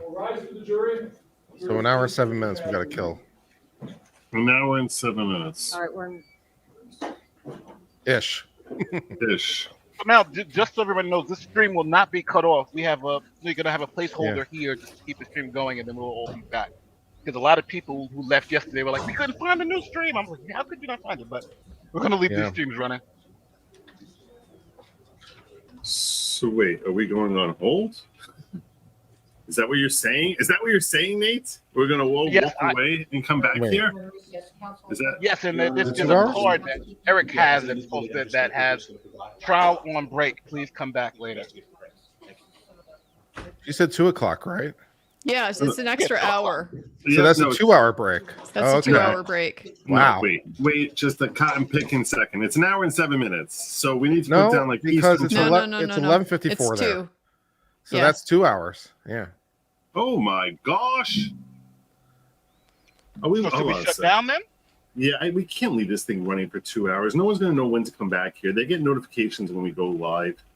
I mean, look, I don't know if there are other considerations that are a factor. Okay, that's a reason to. But if there are no other considerations, I think leaving it running for 2 hours, people don't know when to come back. They get notifications when we go live. Okay, that makes shut it sense. down. All right, so let's do our little after thing commentary then. Well, let's pull up these chats first, probably, right? So, Bella Stella, thank you for gifting 5 new followers. 5 new followers. I hope you guys said thank you because that's like a big thing. Right? So, God bless you. She is the queen of recruitment for the following. So, there you go, Bella Stella. Jim Tussing, you're the best commentators. Compared to you, the rest are only commentators. Nice. There you go. Alyssa Ramirez. If Alec is found responsible because of producer role, could every producer for his film be equally responsible? He cannot be held liable for his producer role. That's one of the things that the judge made clear, that you cannot introduce the executive producer element for the purpose of saying, because you're here, that's why we're holding you liable. The liability is the only way that it can come in at all would be with respect to his knowledge and then the impact that has on his irresponsibility / recklessness. But things he actually did. Like, you just can't use the title as a linchpin. So it's a if great he question, actually but- had a hand in hiring her, then you can use that. You just can't be like, because he's producer, therefore he's implicitly liable. So you can't do that. Right. And I think the It's judge a- is right. I think the judge is right on that issue. Well, she's right, yeah, that it's not just by virtue of his status. The question is always going to be about his knowledge. And so the only way that I see his status being relevant is, did it give him access to greater knowledge than he would have had if he was just simply an actor on the set. And so I don't catch from her ruling that anything related to what he knew is excluded. They just aren't allowed to Right. make this argument that because he's a producer, he had like a greater responsibility or something like that. Right. If he had access to greater knowledge, then prove that. You're there. But you Yeah. can't make the assumption, which is fair enough. Because he's producer, he must have had access. No. Here's how he had access. Okay, then you're there. Great. I love it.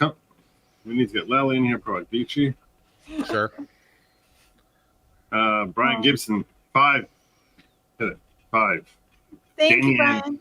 There you go. And Team Brittany, this is not the first 5 she gave in this rodeo. No, she's I think she's been given very like generous with 30. memberships on my channel. I think she's been given 30 on the like in the Yeah. last hour. There was so. even one time where she had 2 in a row. So Yeah. and it wasn't that I left her on screen too long. It was just that she had 2 donations in a row. So Yeah, no, It's like Can you do a it? war Great. between Danny and Uncivil's channel. For who Well, can get apparently we more have a membership war. There you go. I'm very blessed. Indeed. What was the point of getting her to say yes, all that to get her to admit the FBI verified something that's a negative to his client? Sometimes it feels like you're just trying to win the battle and losing track of the war. And I think that's a. I think we're seeing a lot of that because, frankly, how long he spent on this, like, is it really endearing? Is this really helping? Is the jury still listening to you even? Listen, So- I will say this. Personally, I always felt that cross-examinations were a commando raid. You get in, you do your damage, and you get the hell out, and let them try to clean it up on redirect, right? That's the way they generally tell you to treat cross-examinations, right?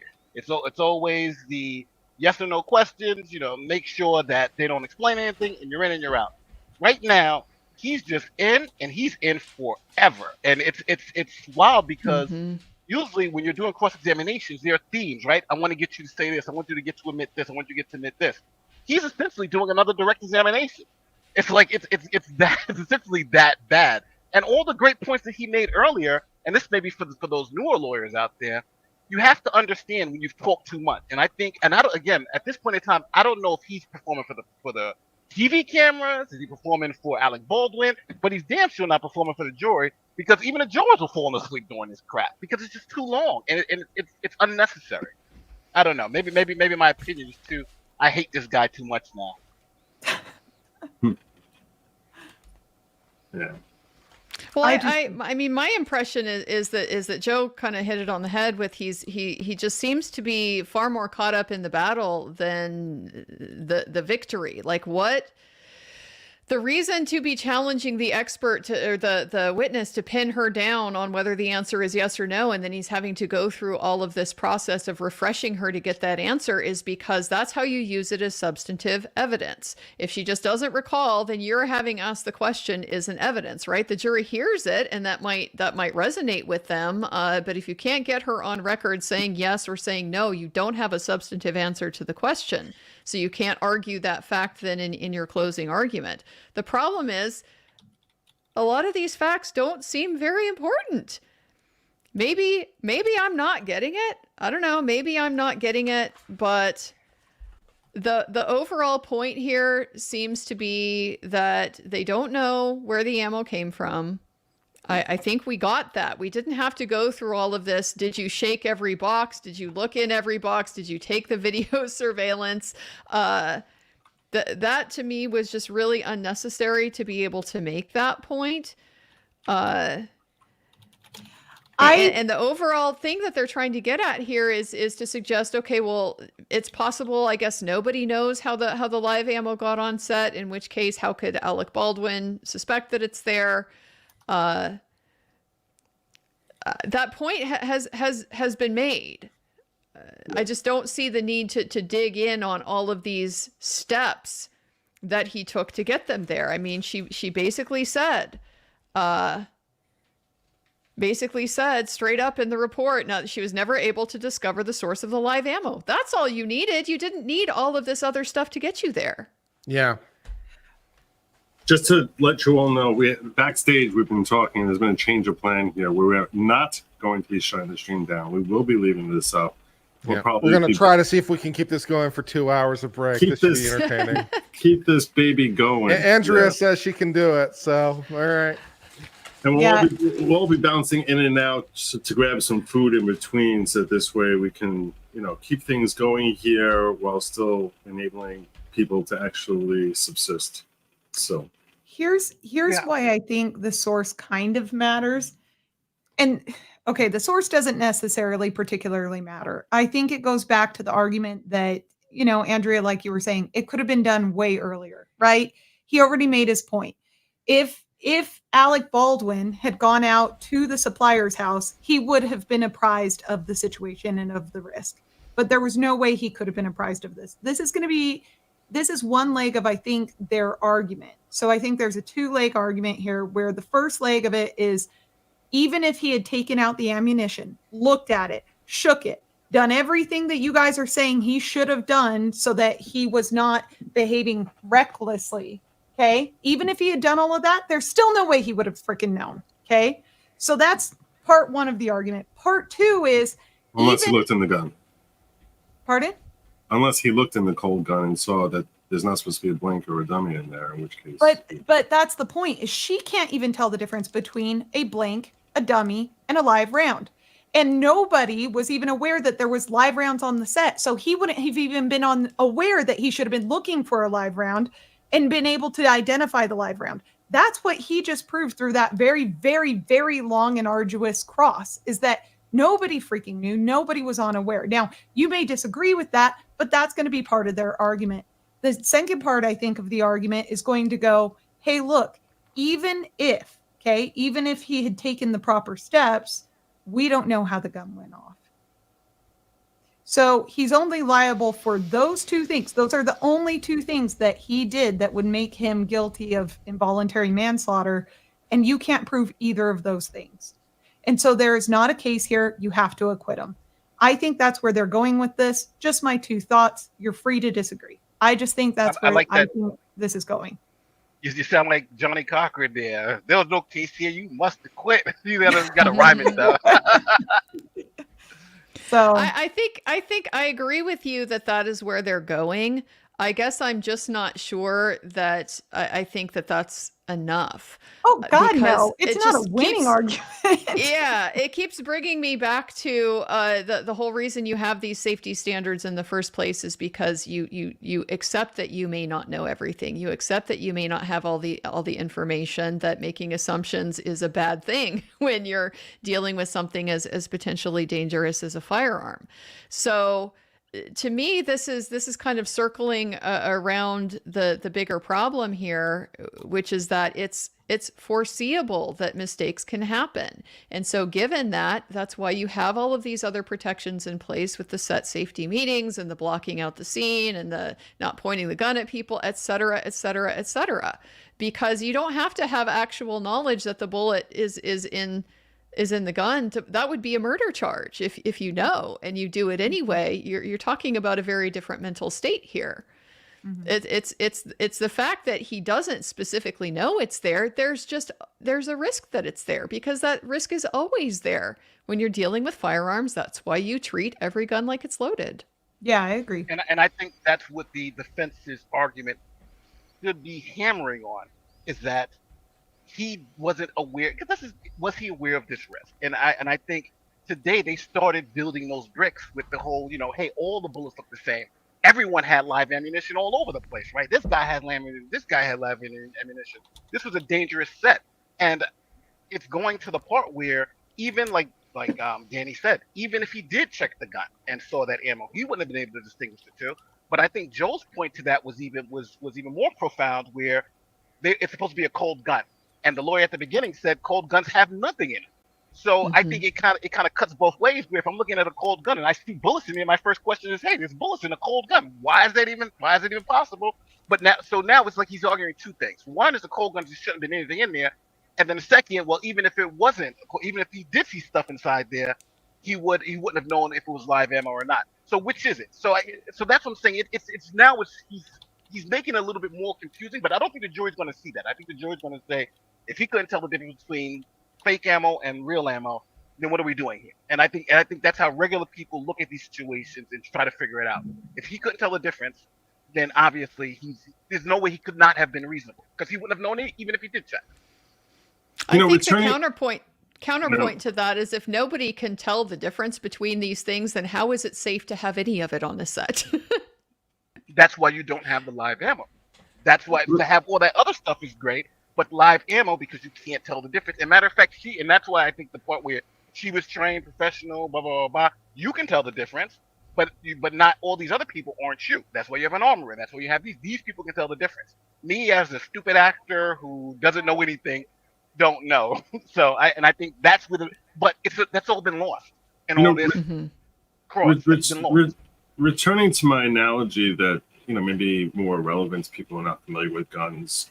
Yesterday I was analogizing a gun to a car and the usefulness of a tool. So if we look at in that analogy, if he's driving a carpool for toddlers, and he goes and picks up from a playgroup, and the playgroup teachers are the ones who strap the kids in, and this kid is completely unstrapped, and he doesn't bother looking over his shoulder to see that the kids are strapped in, and he just takes off and starts driving. The kid, God forbid, gets killed as a result of an accident that he gets into. He's the one who didn't bother looking at all, and he is saying that I'm relying on the armor, I'm relying on the babysitter or the teacher to strap the kid in.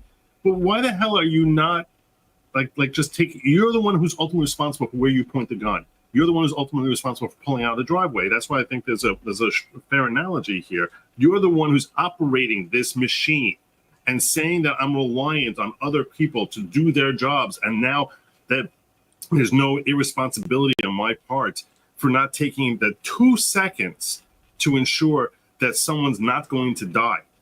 There's certainly a certain level of recklessness. Whether it rises to a level of criminal recklessness, that might be up for dispute. And especially if you consider it, which many people consider a gun to be far more dangerous than a car, that if you consider it to be far more dangerous, it's that much more irresponsible for him not to spend those 2 seconds before pointing, which is something he's never supposed to be doing.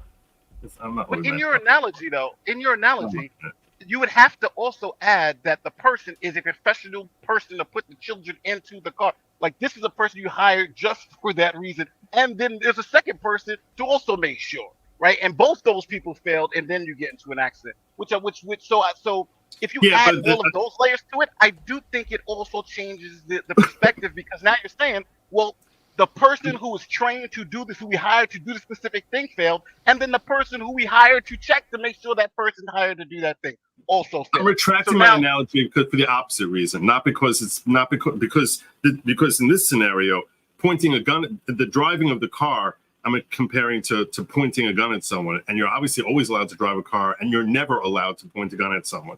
So I'm gonna retract the entire analogy. I think there's too many ways that flies off kilter. I was trying, but I don't think it really works. But well. if you buy the argument that pointing a gun at someone is the industry standard and it's allowed only in Hollywood, then your analogy stands. Good luck. I don't think that claim was made. I don't think even he made it. Hasn't been made, and I think it's really dumb. And I think that you're totally right. I think the defense screwed themselves over in the very beginning. And I said this, right? In their opening argument or opening statement, he said a bunch of lies. He said a bunch of stuff that just patently is not true, that the evidence was going to show wasn't true. For example, well, a cold gun meant he thought it was a blank gun. Well, that's not what he said in the interview. That's not what anyone else is saying. You're the only one who's saying that. So, they really set themselves up for failure, in my opinion. They've painted themselves into a corner. I don't see how. I don't think the defense has lost this anywhere close to this. I do think, though, they have a lot to work with. I just think the lawyer is not working it in a way for simple people on the jury to understand it. He's trying to take down the investigation. These people are sloppy. This investigation was all right, and this is a great strategy if the facts were in dispute. But here, the facts aren't really in dispute. It's really about the mental state, and I think he's trying. And again, it's like Andrea said before. this is machine gunning, right? I'm going to throw everything up on the wall and hopefully somebody attaches to one thing and that gets me the acquittal, instead of having a consistent theory of, hey, this is what happened, this is why my guy is not innocent, and this is what we're going to go with. Now, I will say it's all taste and form, right? Some lawyers like to just say, I'm going to throw the spaghetti on the wall and hopefully something sticks. Some like to try to go to that more textured and structured defense of saying, hey, this is why he was being reasonable. And, only time will tell. He could be right. This guy could win. But right now, I'm confused, and I'm assuming, as a trained attorney, most of these jurors aren't trained attorneys, and they're probably confused too. Yeah, they should have quit while they were ahead on this one. I agree. Well, Sorry, go ahead, so Andrew.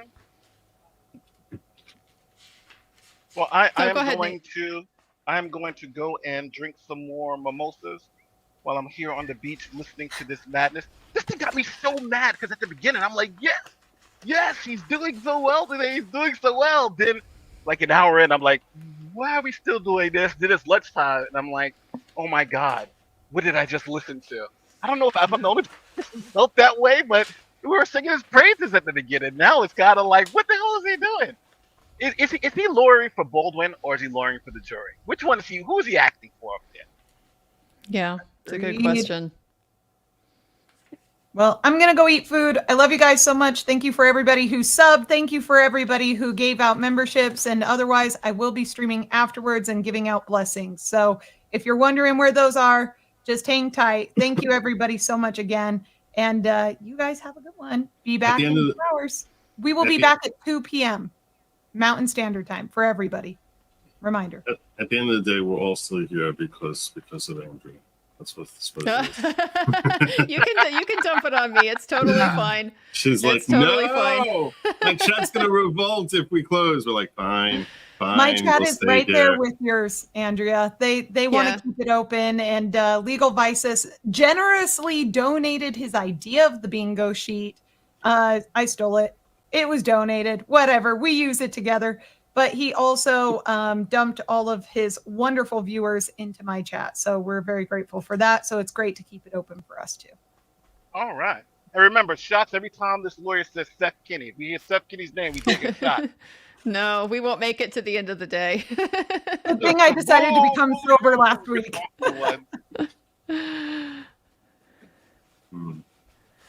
Well, for the benefit of my chat, I will let you guys know I have moved on to legal pad number 2. So we are slowly working our way through things that seem to be worth writing down. Although I got to tell you, it's getting tricky this time because I'm having a hard time sorting through what matters here and what really doesn't. I think I'm coming back to my perspective that this is largely the defense creating noise as a strategy. And it's just because when I think about what she testified to, that they aren't really attacking, they aren't challenging.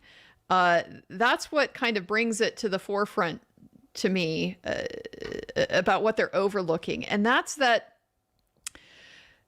they drew this comparison. He tried to draw this comparison between the conditions there in Seth Kenny's shop and the conditions on the cart.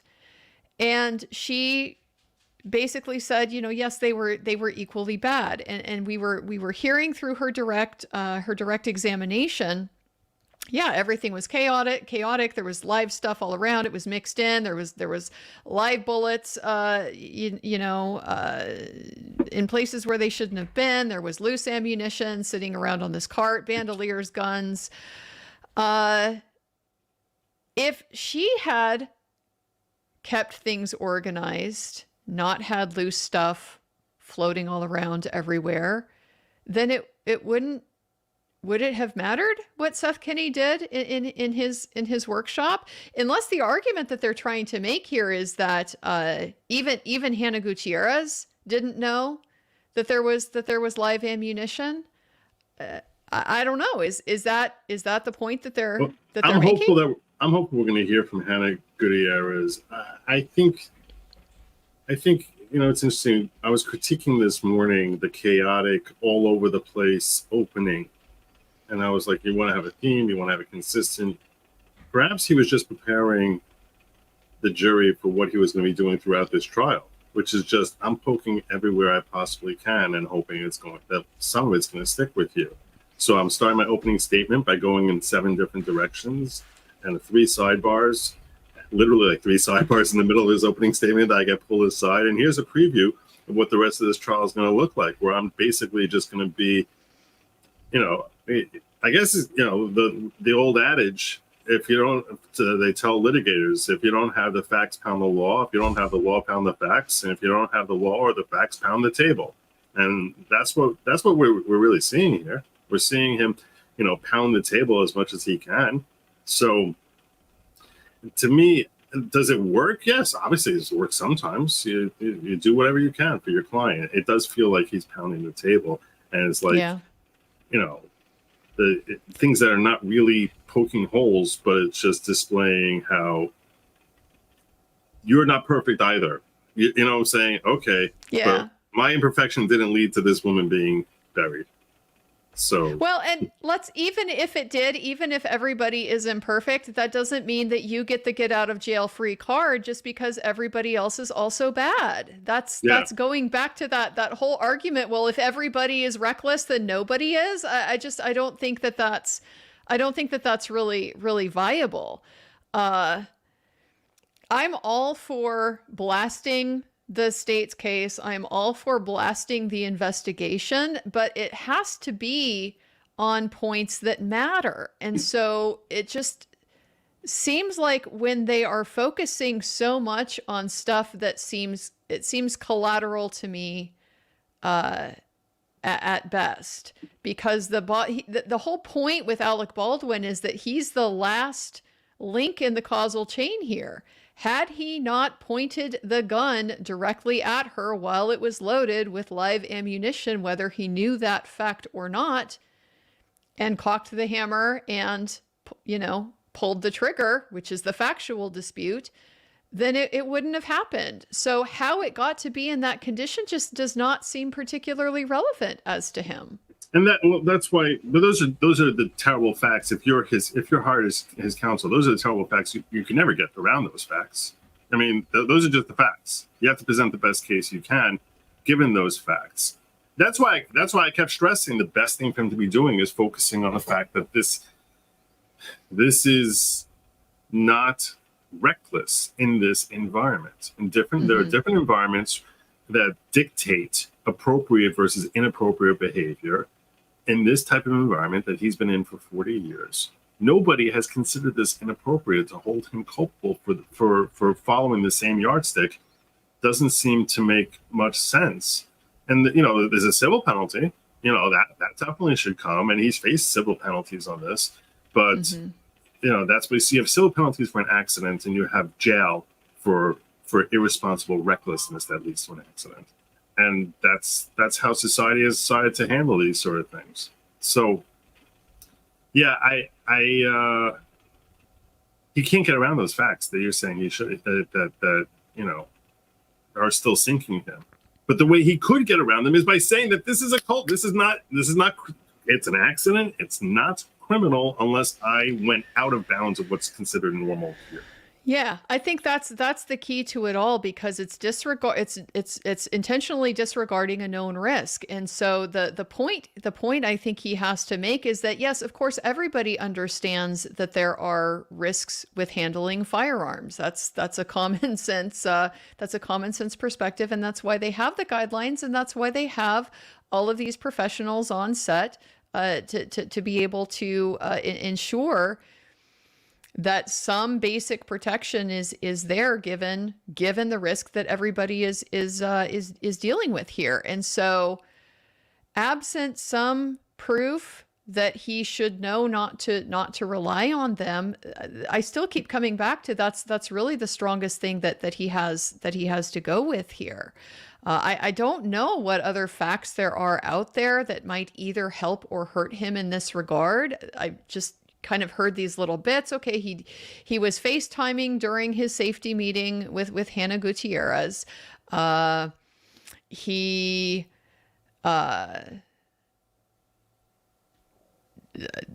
I guess they didn't have the safety meeting before they were blocking out the scene where the firearm is going to be used.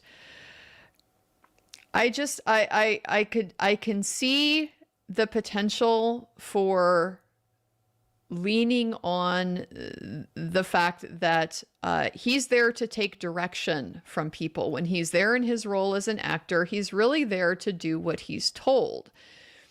There's been suggestion that he didn't do that. I don't know. These are all facts that I think are going to factor into just how viable it is for him to be able to disclaim his own ability to suggest that he was doing a dangerous thing, but within the rules that exist for mitigating that and making it as safe as possible. It's almost, I mean, coming back to the car analogy, as much as I'm starting to dislike it, it's against the law to drive 70 miles an hour. Mm-hmm. But people do that all the time. Mm-hmm. Would you, so are you going to consider that reckless? That, that now would become a criminal charge if someone ends up dying as a result of that you were going 70 miles an hour? I think most people would say no to that, right? Mm-hmm.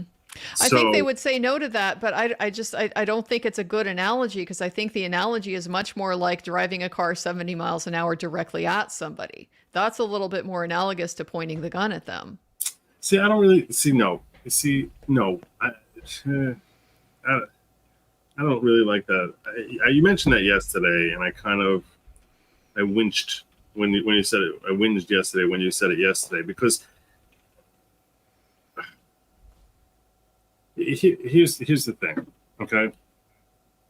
You're never supposed to. I'm not trying to excuse pointing the gun at someone, but we don't know that he had the intention to be pointing the gun at. I mean, does anyone know? I don't know that it matters. I don't know that it matters. What I'm saying is, if he took the gun, let's say, and he was trying to raise it from being, I don't know if I can move back a little bit, right? So he's got the gun here, right? So if he wants to bring it, and let's assume that she's over here, okay? No, this is not. She's over here, and he wants to. There we go. There. And he wants to basically end up with the gun being here. He's coming across. Well, yeah, I'm having a whole left-right issue. I'm having the left-right issue. You can't get it there without. So if he wants to bring it across, see, he's going to sort of have to pass by her. You know what I'm saying? Yeah, he's going to know. He's going to know he's pointing it at her at some point along that path. He's not going to not know that, because he's looking at it. So he's sort of like waving it. In theory, what could have happened? I'm not saying this did happen, but if you're a defense and you want to be proven beyond a reasonable doubt, and you want to say, look, he wasn't being reckless. He wasn't aiming it at her. He was bringing it past to aim it over her left shoulder.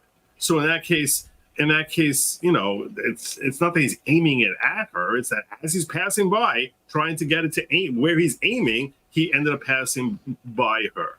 And that's very different than actually just pointing it directly at her and holding it there and pulling the trigger. Am I wrong in that? I don't know. You probably have more experience with guns than I do, but does that make any distinction at all if he's like waving past, trying to get to the point that he's pointing at, rather than fixating it on her? It doesn't to me, because he knows that she is in the line of fire. She's in that zone of danger. She's in the line of fire. I mean, yes. If the gun is pointed at her at any point in your motion, it doesn't matter if you didn't intend to stop with it pointed at her. You knew that she was going to be in the line of fire at least at some point during that handling. And I'm really just going through this as a thought exercise to sort of figure out what seems reasonable, what seems fair, when things become more unreasonable or more irresponsible. And to get to your point there, if he knows that his motion is going to have him waving it past her for even a moment, that's all the more reason for him to double check that gun and make sure that there's nothing in there, not a blank, not a dummy, not a live round. That's 100%. That's all the more reason. Like, because you can understand how maybe she'd be like, no, I need to be shooting from this angle, and the only way it's going to look real is if you point it over my left shoulder. Imagine I'm not saying she has said that, but imagine a situation where she did say that, right? And so if she did say that to him, you can understand that it's like, oh, okay, I'm gonna have to wave this past you for momentarily. Let me double check this to make sure that there's absolutely nothing in here that could misfire and end up harming you, because he knows the motion he's going to be taking. It's not like something that's instinctive. He's just reacting to. He's planning out the motion he's going to be taking. So yeah. You know, Joe, something in what you're saying that has kind of come to my mind is that I think part of what I find just objectionable in this line of reasoning, that it's different because it's a movie set and so forth, is that it seems to be kind of incentivizing actors to remain ignorant about firearms, firearm operation, ammunition, safety. It's almost like the less they know, the better, because then they just rely on the armorer. Let the armorer tell you. Don't ask any questions. Just go ahead, and because they're the ones that are responsible. And if you know too much, if you check the gun, you know, you might cause a problem with some aspect of the safety arrangements. The example I gave the other day with a revolver, right? When you with a single action revolver, it's when you cock the hammer, that's what rotates the cylinder. And so the bullet that is in, you know, this part of the cylinder will rotate, and now it is behind the firing pin. So when you pull the trigger, then the firing pin will go. So you can have a situation where, you know, you have some round loaded in part of the gun, but if it's not in the chamber where the cylinder is going to place it in front of the firing pin when it rotates, it is still safe to fire that trigger, and nothing is going to go off. There's no bullet in the barrel. So I could see a situation, just hypothetically, where, okay, we're going to load up a gun with dummy rounds because we need to be able to see it from the camera, right? But we also need to be able to pull the trigger. So we're going to coordinate this in a way that both of those things can be accomplished safely. Well, if a know-nothing actor who doesn't know these things decides, I'm going to check the gun for myself, and they open it up and they spin the spin the cylinder and then put it back, yeah, now we're playing Russian roulette, literally. Yeah, in a situation where, oh, oops, what if it wasn't a dummy round? What if it was a blank? What if it was live? Something like that. And now it's in a position where it could come out of that barrel. So to me, knowledge is power. It seems far, far better that if actors are going to be engaged in gunplay on sets, even if it's, for make-believe purposes, they should know as much as possible, because the more people that are familiar with how the gun works, what the safety precautions are, why the safety precautions are, how the safety precautions actually work in a kind of functional way, then it's going to minimize the risk of some kind of misunderstanding or somebody overlooking something. You have more people more empowered the risk of harm to spot problems. And what you're saying, I agree with 100%. But to be frank, I'm sure you're aware, but to clarify for the jury, that's not something that would be decided at the trial court level.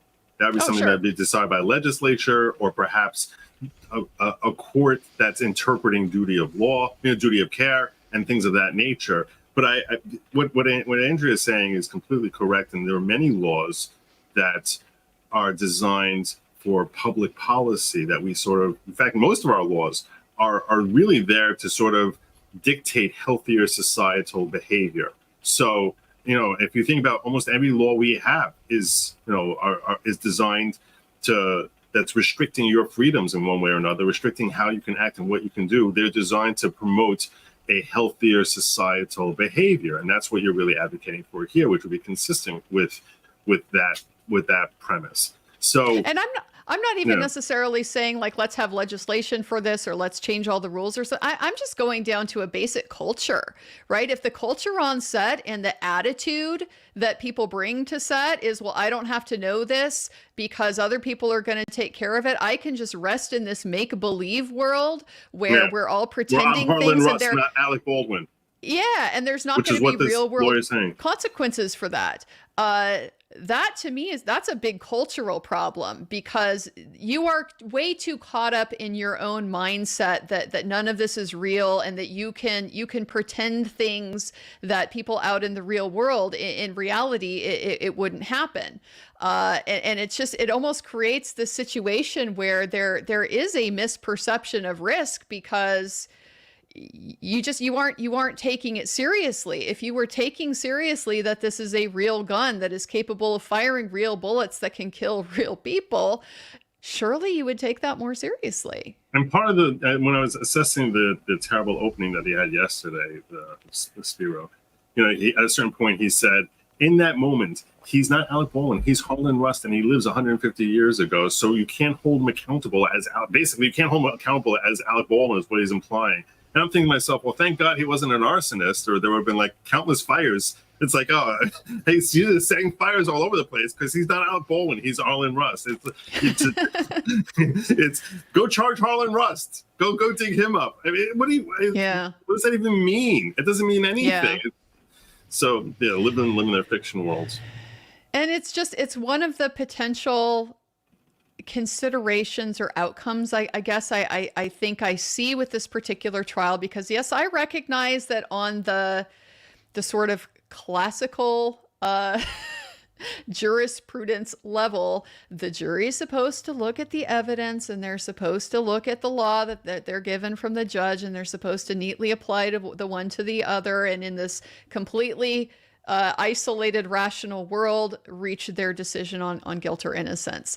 I don't think that's how people typically act with their decision making. I don't care if you're talking about economics and rational actors, or if you're talking about a jury room and decision making about justice.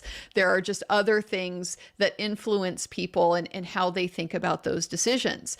And the fact that this seems to me to be a situation where it's not just Alec Baldwin that's really on trial here. It is the culture on the movie set, this culture of impunity. We are special. We are different. We don't have to know the ins and outs of how a firearm works before we're going to run around and, play pew-pew games with them on set. This is potentially the jury looking at that and looking beyond Alec Baldwin himself and saying, well, but maybe you should know, if you're going to play these dangerous games, there's going to be consequences for that. You can't escape the real world reality of these decisions just because you're on this make-believe world on a movie set. Yeah, I'm going to pull up chats from my chat, because people are sending super chats here while it's just the two of us. So I recommend that you bring up chats that are yours. It's impossible. We only see chats we see everyone's chats, just so you know, like backstage here. So when the chats get started and sent off to us, we can see which chats are from our own channel. But if there's chats that are not from our own channel, we don't know which of the other content creators it's coming from. There's a little chain that comes there showing it's linked to your chat. So I'm going to bring up mine. I recommend you bring up yours. And this way we encourage our chat. We encourage people to come over here and super chat with us, just because, well, I don't know, we're putting in the hours now. So we might as well, but it's not simply that. The reality is, if people are super chatting, I assume that they want their content creator to see their super chat. So there you go. That's a much better way to phrase it, right? All right, so I'm gonna just so I don't know which ones are yours. I don't want to. So I'm gonna ask you if you can pull up yours when get through them. But Okay. Colonel safety rules: all firearms are loaded, and one, all firearms are loaded, and two, never aim at another person. This is true. Bass player with the 20. I think this is all on Alec. I think he told his lawyer that gun went off accidentally. I didn't pull the trigger, and his lawyer's trying to go there, no matter how improbable it is. And yeah. But his lawyer should be telling him that doesn't fix aiming it at her. That doesn't do anything with respect to that. His lawyer should be telling him, that it was some. You're right. You sort of ultimately have to. We are the puppet and the puppet master who's going to determine the direction we take. We're usually very compelling in getting our client to go along with the story being told the way we want it to be told. frankly, Alec Baldwin has the type of demeanor which is arguably the most difficult, the most uncontrollable. And I'm only assessing that. I never met the guy. I'm only assessing that based on the fact that I am sure his lawyer told him, don't do any friggin' interviews. Stop popping off at various paparazzi or others who are trying to provoke you. Don't engage anyone on this topic at all. And yet we see how many times he did that. So I'm sure his lawyer, as any lawyer would, and as any law student would, as most of you who've never set foot in law school would tell him, is don't talk to any of these folks. And yet he has. So we know, we can deduce from that he's a very difficult client to control. And if he's telling you, I don't want you to ever say I pulled that trigger, in that case, you got to play it that way, and you're left at his mercy. But see, I don't even honestly, like, I don't hate that so much, because at least it is a coherent defense. You can structure that. You can build a lot around that. Like, they apparently have evidence that he was told where to point the gun, right? So you can get past that part by he's following his instructions on set the way an actor is supposed to do. They all are relying on the safety professionals to make sure he can do that in a way that isn't going to cause an unreasonable risk of harm. And had that worked the way it was supposed to without the gun firing, none of this would have happened. So if you can pin it on the possibility of an accidental fire, I do think that gets him off the hook for quite a lot. Now, he's of course got a big hurdle to clear factually in proving that that's what actually happened. And I think that's why they're struggling, because I have to think the attorney is smart enough to have looked at all of this, looked at the testing, looked at the evidence, and concluded this is improbable. Yes, it's theoretically viable as a defense, but in light of the facts we actually have to deal with here, the jury is not going to buy it. And the problem is that there are some clients who will simply not accept your prediction of what jurors will buy or not. Right. Especially someone who comes across as thinking that he knows more than everyone else around. Mm-hmm. So, bass player says, wait, he wasn't Alec Defense was used during the Hogan Gawker suit. Yeah, that won't work here. I don't know that. I'm not familiar with that. The Gawker. You know that? You're familiar with that lawsuit? Wasn't this the one that had to do with the revenge porn thing? Oh, maybe. I don't know. I'm not sure how it relates. Yeah, and the last one on my list just came in here now from Snazzy Trinket saying, if your driving company car causes death while doing so, the driver is the one to be criminally responsible, not the company or mechanic. What do you think of that analogy? It depends on the facts, because sometimes the driver is not going to be liable, or, at least not criminally. There is a distinction here between criminal and civil liability when it comes to the stuff that's going on the roadway, and the operator's liability versus the mechanic's liability. I don't know about I might be aging myself here with when I went to law school, but when I took torts, we had a whole section on the wayward wheel cases. It's this whole line of authority in civil law that's specifically dealing with the situation where a commercial trucker is driving down the highway and a wheel randomly comes off, and the wheel will go through somebody's windshield, or it will hit somebody else or something like that. And it actually, when I was in law school, they called it the stubborn horse rule, but yeah. Okay. So. Yeah, the wayward wheels is what we learned about. This joke. Go on. The civil chain of liability, it actually gets quite complicated, just because there's all different policies with civil law where it's really just about cost shifting. It's about who should pay for this or that. It's not really about establishing, did somebody do something wrong, something reckless, that is so grievously wrong that we need to criminally sanction it, or impose a penalty for it. So that's why with the criminal type of recklessness or criminal negligence, you're typically just going beyond that simple civil negligence standard of, well, you broke some rule of the road. You know, you blew a red light, you crossed the yellow line, you sped. There has to be some kind of heightened purposefulness to it that justifies it having a criminal sanction at all. So that's where it all gets very fact dependent. If you like, so my personal view on something, the way that I would analyze it, okay, because most of us are not mechanics, and yet we do drive these cars all around.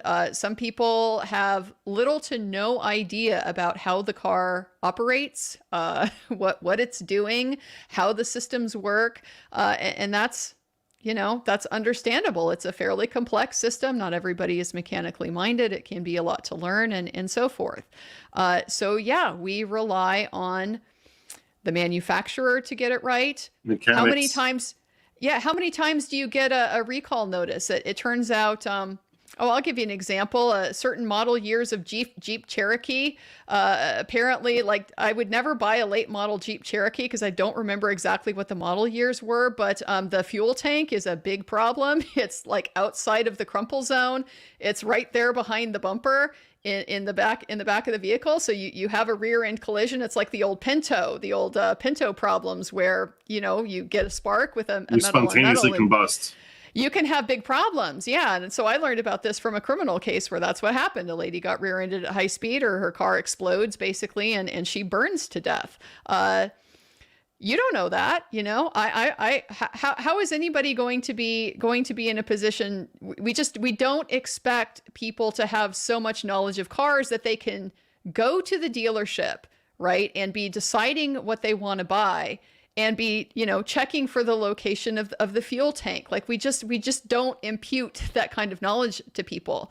So if you're driving that car and, I don't know, you back into something and there's a spark and a fire that results, are you going to be criminally responsible for that? It's pretty unlikely. The issue, though, is once you do become aware of it, if you have reason to suspect there's a problem with the fuel tank, if you have had a problem with the fuel tank before, this is now going to increase the likelihood that you could be held responsible for that. So I will tell you, by the way, you don't know what you're missing, because my mother had a Grand Cherokee, and it was the most fun car to drive. I can't even tell you. It is not more fun than my VRZ, I guarantee it. Really? I love my VRZ. It's like driving a go-kart on the road. It's very light. It's not a big engine. It's just a little 4-cylinder engine, but the car is about 1,000 pounds. So it's very zippy. It's just a lot of fun. BRZ is cool. Yeah. Yeah. Kurt knows that I'm on about. Yeah, same car as the GT86 Toyota joint project. Yep. Very cool. Yep. It's also the only non-4-wheel drive car that Subaru makes. More facts you know. Exactly. But it is also the only 5-speed manual car that Subaru still makes, which, as a matter of fact, is why I own it. Did you get the one that has the improved engine or the original engine? It's the original. Okay, yeah. Yeah. It's a little underpowered for my taste, but let's just say. Well, a lot of this is the programming. Like, I've been threatening to go get a tune on my engine for quite some time. Go get a turbo on it or something. That'd be awesome. You could put a turbo on it. I don't want to go over the top. I don't necessarily want that much horsepower on a light little car like this. It ends up driving kind of like a lawnmower, you know, it's too jerky. I like where it's at. What I would like is more responsiveness up front, like right off the line. That initial torque. But I haven't done anything to my car. I've been threatening to for years. I haven't even like done the intake or anything like that. So cool. I got a lot of room to play still. I have a 2009 Infiniti FX35. I personally love the car. It's got this wavy grille that they had at that model year. It's a very reliable car. It has a 3.5 liter V6 that they put that engine in everything. Nissan did. So it's a bulletproof engine. It'll last forever. I love it. It's a very fun car to drive. Nice. Well, my bulletproof engine is my 2003 7.3 liter diesel. It is 100% bulletproof. It's already got 260 some thousand miles on it or something. It should get 1 million on it. It's just leaky. It's so leaky. This thing will last. It's a cast iron engine. It will last forever, but it's constantly blowing O-rings because it's very high pressure. So it's a little bit annoying. Got to be constantly wrenched on. But if you're willing to put in the who in work, chat it's said the great. MX-5 Miata? A guy can't drive a Miata and get away with it. I liked it when they when the Honda made the S2000. That was such a cool car. I was disappointed when they discontinued it. I don't know what a guy's supposed to do now. Maybe the Audi, the SR3, maybe, or something like that for that same platform. Yeah, don't know. You guys want to start pulling up your chats? Yeah, I'll go ahead and start pulling through some of these. So track worker, Baldwin knew about the target practice and safety issues. If they can prove that, I think that's a big problem for him. It puts all of this other stuff to the side. It doesn't matter. It doesn't matter if Seth Kenny provided live ammo. It doesn't matter if the set was, if his workshop was a mess. It doesn't matter. If he knew this was happening, then all of that stuff becomes irrelevant. So let's see what else we've got here. James Cassatelli, would you put a gun to your head and pull the trigger just because someone else said it was cold? If no, why would you point it at someone else and pull the trigger? This guy's absurd. I mean, this to me, I keep saying this is the strongest argument I think that the state probably has here. It resonates. I think everybody can put themselves in that position and make that decision. It's a very compelling point. If you would not trust your own safety to it, how can you trust somebody else's safety to it? That's just you externalizing your risk. Or even you don't have to picture even your own mouth. If you saw somebody not check a gun and know that they didn't check a gun, and putting a book and putting it in their own mouth. Not you doing it yourself, but even if you saw someone doing that, would you think, "Oh my God, that guy is crazy irresponsible"? And I think most of us would say, "Yeah, that's really reckless." That's Somebody, I think it was on Twitter. It might have been in my chat. I forget where, but somebody, maybe it came up in the chats yesterday. Somebody reminded us of that rapper who very recently, took care of himself on video playing stupid games with guns. And that's exactly the type of situation that I think people can resonate with. That's why you don't do it, because there are just certain things where you don't assume you have perfect knowledge. The risk is too high to be wrong. So yeah, I think that's a compelling way to present it. This super chat's from my channel. I don't know, James, for 1999. Thank you for the support. I'm still going through appeals process. Was charged with manslaughter. I don't agree with. Baldwin should be not guilty, and I hate him. Well, I can't speak obviously to your particular case, but obviously I hope that the proper outcome will come through no matter what. Baldwin's case is factually interesting, and the what we've heard so far, to my mind, is mostly a distraction, because how messy it was at the prop center or something is neither here nor there, because unless he had contact with the ammo at the prop center or something like that, it doesn't matter to him. So he's just presumably handed the firearm with the live round in it. So where that live round came from, it's kind of neither here nor there to some degree as to his liability. So there was a point to be had in there somewhere, but mostly not so much. So hopefully we'll get into the more interesting thing is the mental state. And if Hannah Gutierrez Reed actually winds up testifying tomorrow, that actually winds up happening, it could be real interesting, especially if the testimony will be Alec Baldwin had the opportunity to attend safety briefings and kept blowing them off. Yeah. And we told people about what they're supposed to do. And so he had willful blindness, which would go to his recklessness. I'm like, okay, so if that's what we're going to do, then that goes a long way. Thank you for the super chat. I haven't been able to dig into the updates nearly as much as I would like, but I'm trying to make sense of the source of this information that she's going to be testifying tomorrow. I'm going back and looking at the order to transport. This is more than a week old. This was signed on July the 3rd. It says that she would be released into the care and custody of the Santa Fe County Sheriff's Office on July 13th, 2024. That's not tomorrow. That's in 2 days. So that's on Saturday. So that she can be transported to the Santa Fe Adult Correctional Facility, so that she can provide testimony in the jury trial, and then they're going to take her back on July 19th. So they basically made arrangements for her to be transported there Saturday and then be there for all of next week. But none of this is new. This is the order that's been in place for quite some time. I haven't seen anything additional that's come up about that. So it's hard to make sense of this report and what it's I'll really believe it based when I on. see it. Can I speak? Yeah. They're on a break, by the way, not done for the day. Go ahead. Okay. Couple things. Sorry, I'm all pent up. I had to sit there listening to you driving in the car, and I couldn't do anything about it because I was like, But okay. Number one, I checked with Seth Kenny. Yes, I know Seth Kenny. So if you guys have any questions about Seth Kenny, what was happening, what was at the warehouse, things like that. Is he testifying? That's the first question. He will be testifying. He's scheduled to be testifying tomorrow. He also told me that Hannah, according to his sources, is testifying. His source is typically Detective Hancock. He's very, very much in with the prosecution, has been for a long time.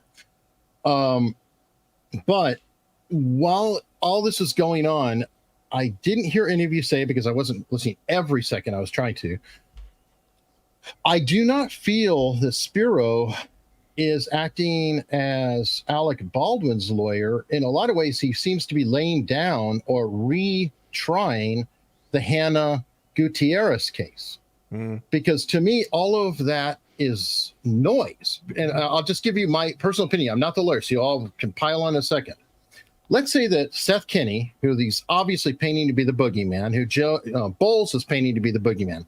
Let's say Seth Kenny took a brand new box of live ammo and he put it in Hannah's bag and said, take it to the set.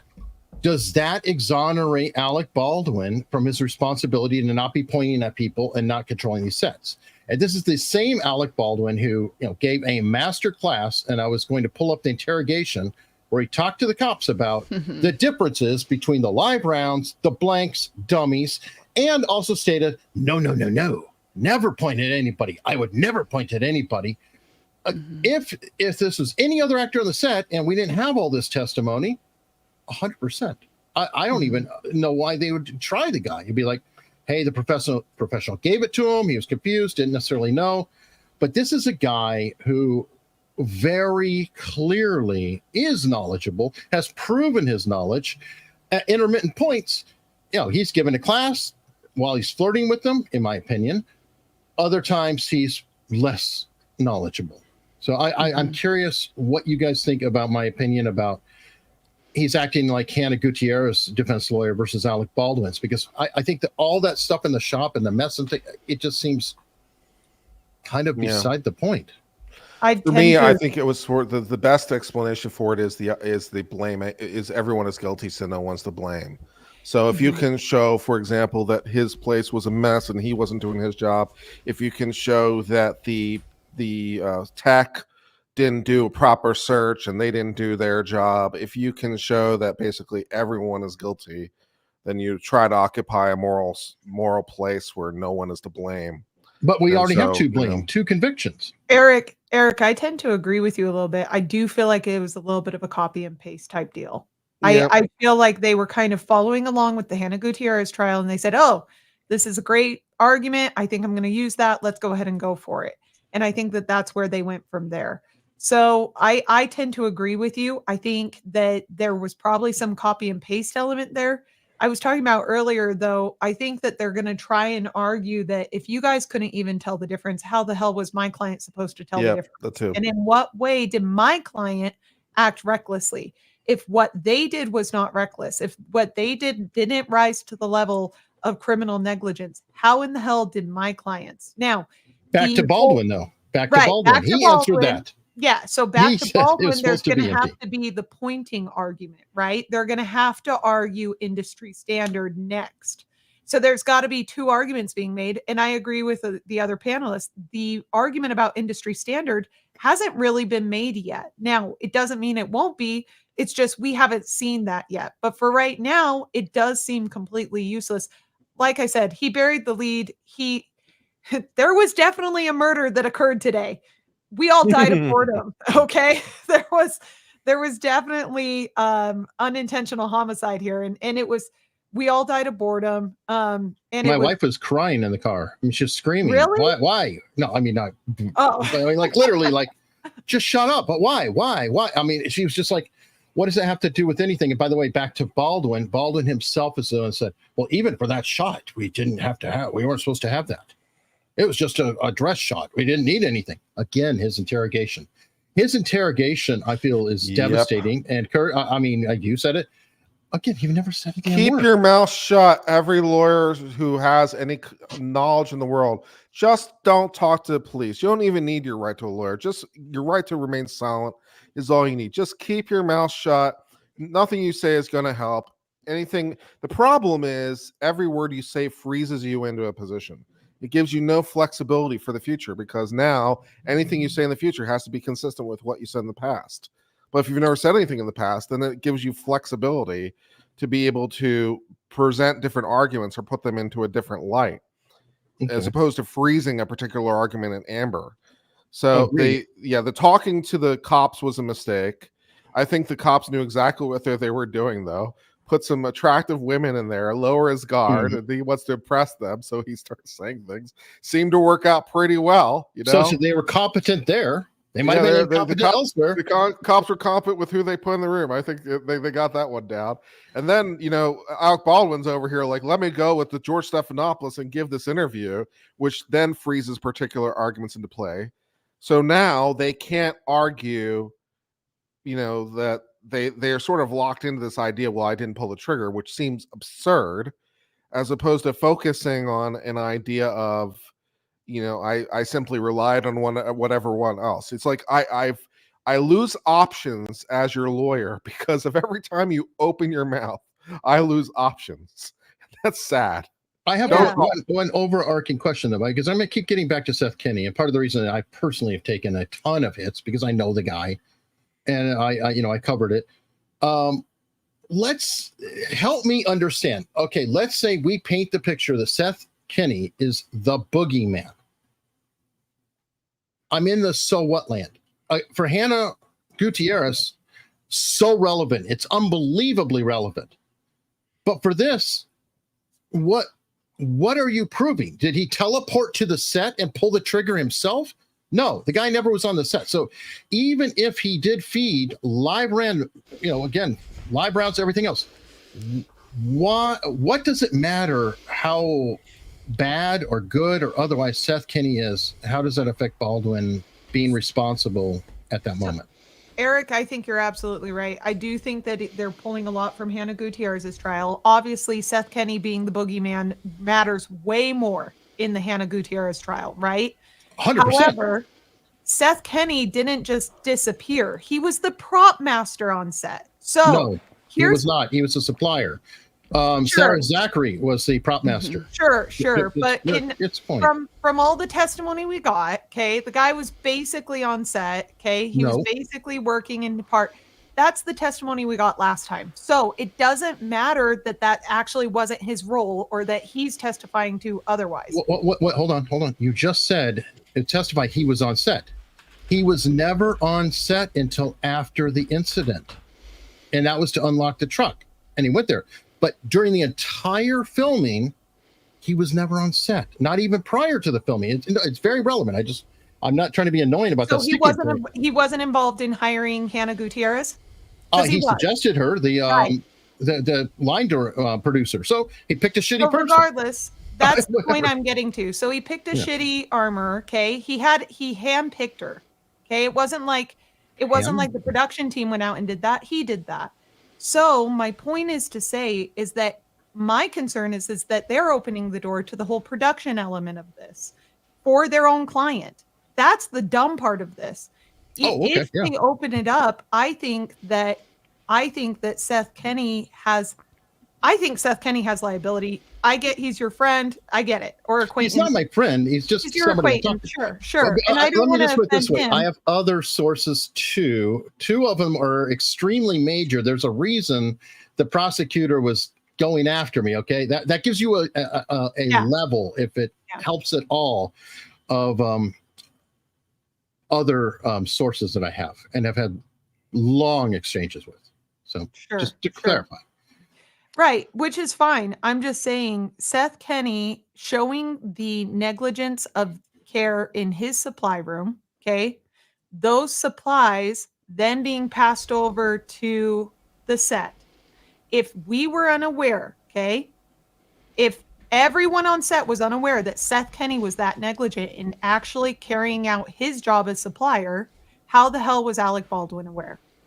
That's the point. And if there's some intervening cause, which I hope they're not trying to argue, but it kind of sounds like they are. And that's where I agree with you. Even if there's some intervening cause, so what? It doesn't change the fact that he didn't aim and fire. Okay. So for the rest of you guys who are in the chat being like, oh, Danny's such an idiot, shut the fuck up. No, okay? they're saying I know what I'm talking about. Kenny's okay? water. So And all you I guys said can is- disagree. I'm just saying, I'm answering your question. Why are they focusing on this? That's my suspicion, is that's where they're going with this. Doesn't mean I'm right or wrong. I'm not trying to sit there and say they are. And if you guys think I talk too much, then forget it. Okay. Don't worry, Danny. Believe me, they're Donnie, beating you're me up a doing lot great. more. You're the one keeping us going through the lunch break. We love you. No, it's fine. It's fine. You guys I carry think this, forward. I'm at a disadvantage when it comes to kind of evaluating how all of this relates to Hannah Gutierrez, right? Because I didn't watch the trial, but I could tell just intuitively watching what's going on with this cross-examination that this seems to have a lot more to do with how did the ammunition get into Hannah Gutierrez's possession, and what did she know about Her it? case. Yes, far more than it does with Alec Baldwin, and so I'm with you, Eric, in the sense that I'm not sure I see the point here. I think it's possible that they're trying to just draw a line under how could Alec Baldwin have known there was live ammunition. If it's possible, even Hannah Gutierrez didn't know that there was live ammunition.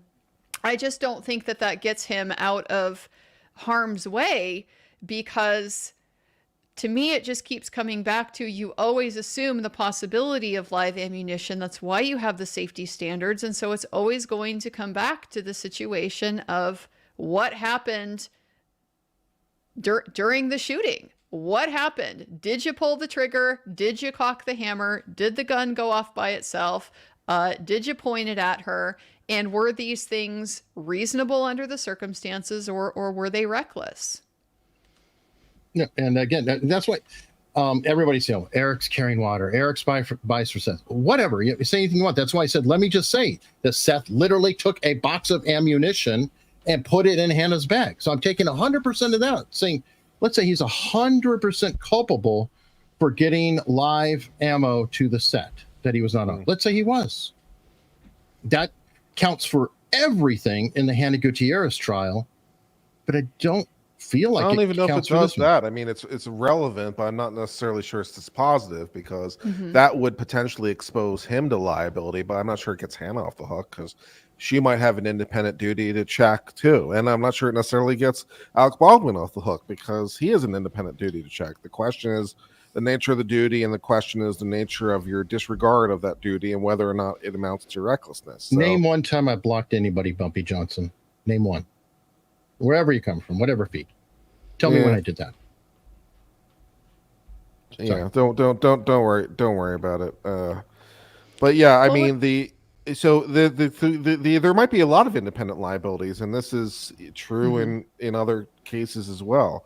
And just because someone is guilty doesn't mean another person is necessarily innocent, because more than one person can be a contributing factor to whatever incident is going on. So yeah, it all goes down to, what is your responsibility in this situation?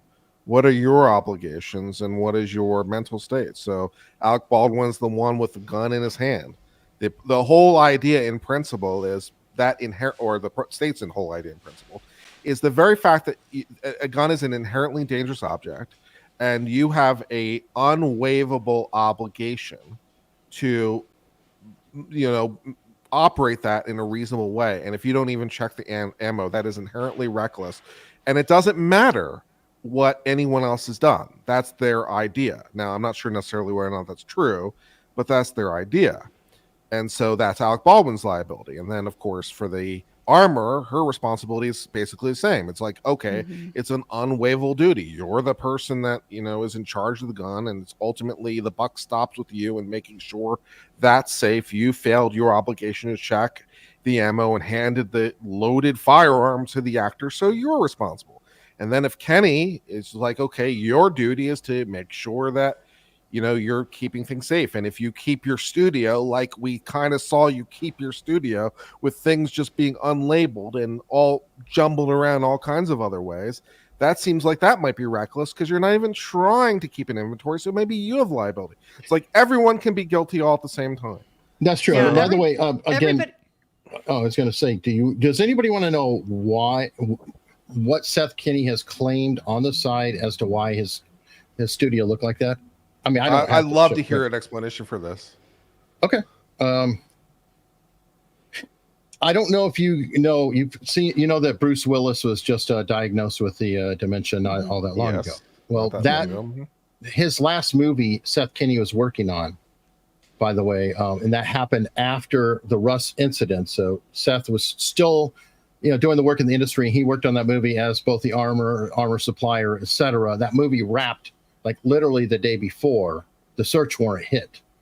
Now, I don't know, Andrea, Kurt, have you ever been on a movie set or, been involved like military operation, things like that? Nope. According to Seth, now this could be 100% untrue. I'm just going to give you a story, and there is possibility if what he's saying is true is there. He just wrapped the set before, it happens late at night, and he have all piles of all kinds of shit everywhere. You take it back to the office. Now, you can't just put it in a truck or something. You have to have it in the locked area, throw it all down, lock the doors. You're going to get to it in the morning, the next day, the next week, whatever. I don't know what day of the week we're talking about because that was in November. And unfortunately, search warrant came before he had a chance to put everything away. Again, I don't know if that's the case, but let's say hypothetically it's true. Does that make any difference whatsoever? for Alec Baldwin, I don't see it. I mean, I think we're still on Kurt's point that this is how I see it.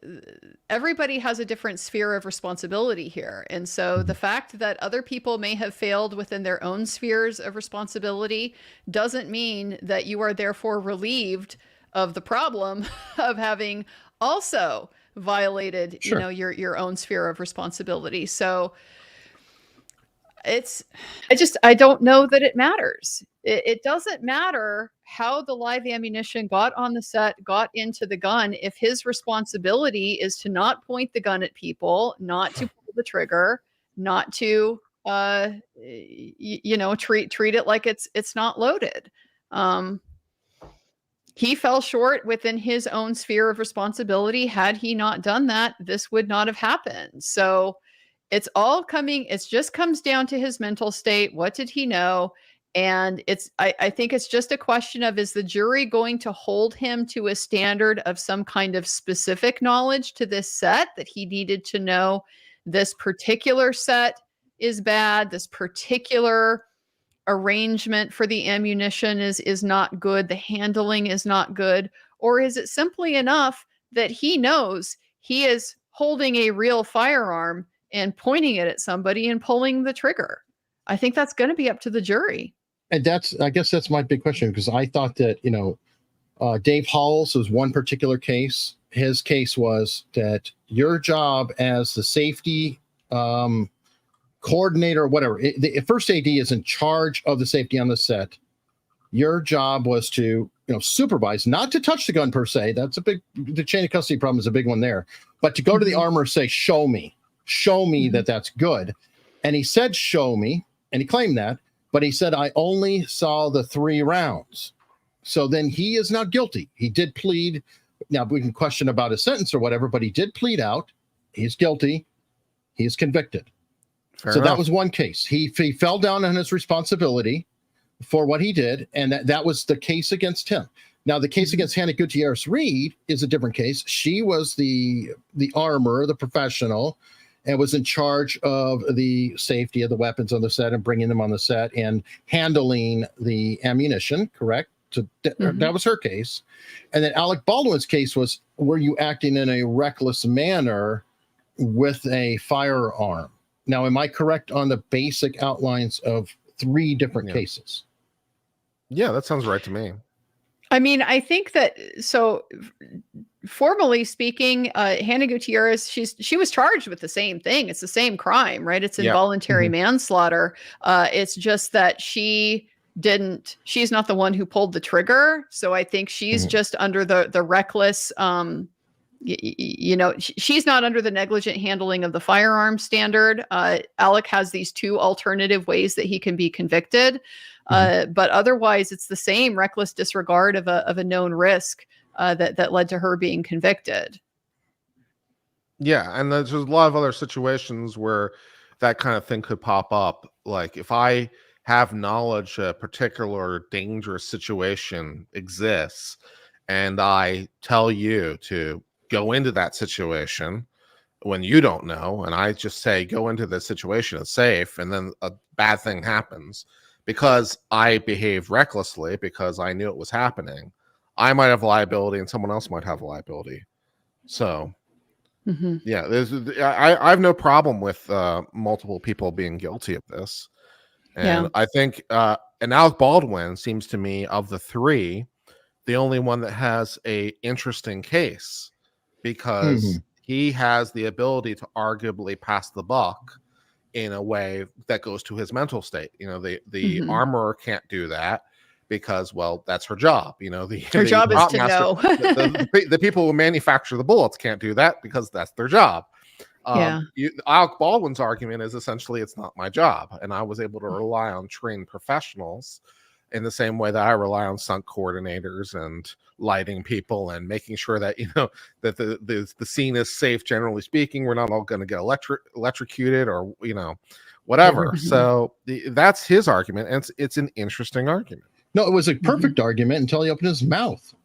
Yeah, If that he didn't never help. did See, that's the anything problem. again. What I was saying earlier, man, you don't want to open your mouth because it freezes things in place and it reduces options. That makes your defense lawyer's life more complicated. Don't open your mouth. Your defense lawyer thanks you. Yeah, and that's all I'm saying. It's like, I 100% agree. I think if Alec Baldwin never said a word, he should not even be charged. It'd be a lot harder, and he'd have a lot more defenses, and he wouldn't have prior statements that were going to kick him in the teeth. And his ability to take the stand would not be as compromised because he wouldn't have all this exciting testimony to impeach him with. Oh, hey, look at that. Looks like the court might be back. Oh, something's happening. Did we get the time wrong? Oh, they're at Sidebar. They're just back early. Permanent It looks like Sidebar. sorting out their exhibits and stuff like that. Well, let's if everyone's okay with it, let's keep going through the super chats that we have here. Absolutely. So I want to pull this one up from Tim Harris, that live rounds twice went off and AB did nothing to remedy seems very pertinent. But is this going to be excluded because AB qua producer? There is only one AB, not AB qua actor versus qua producer. Why the exclusions based on qua?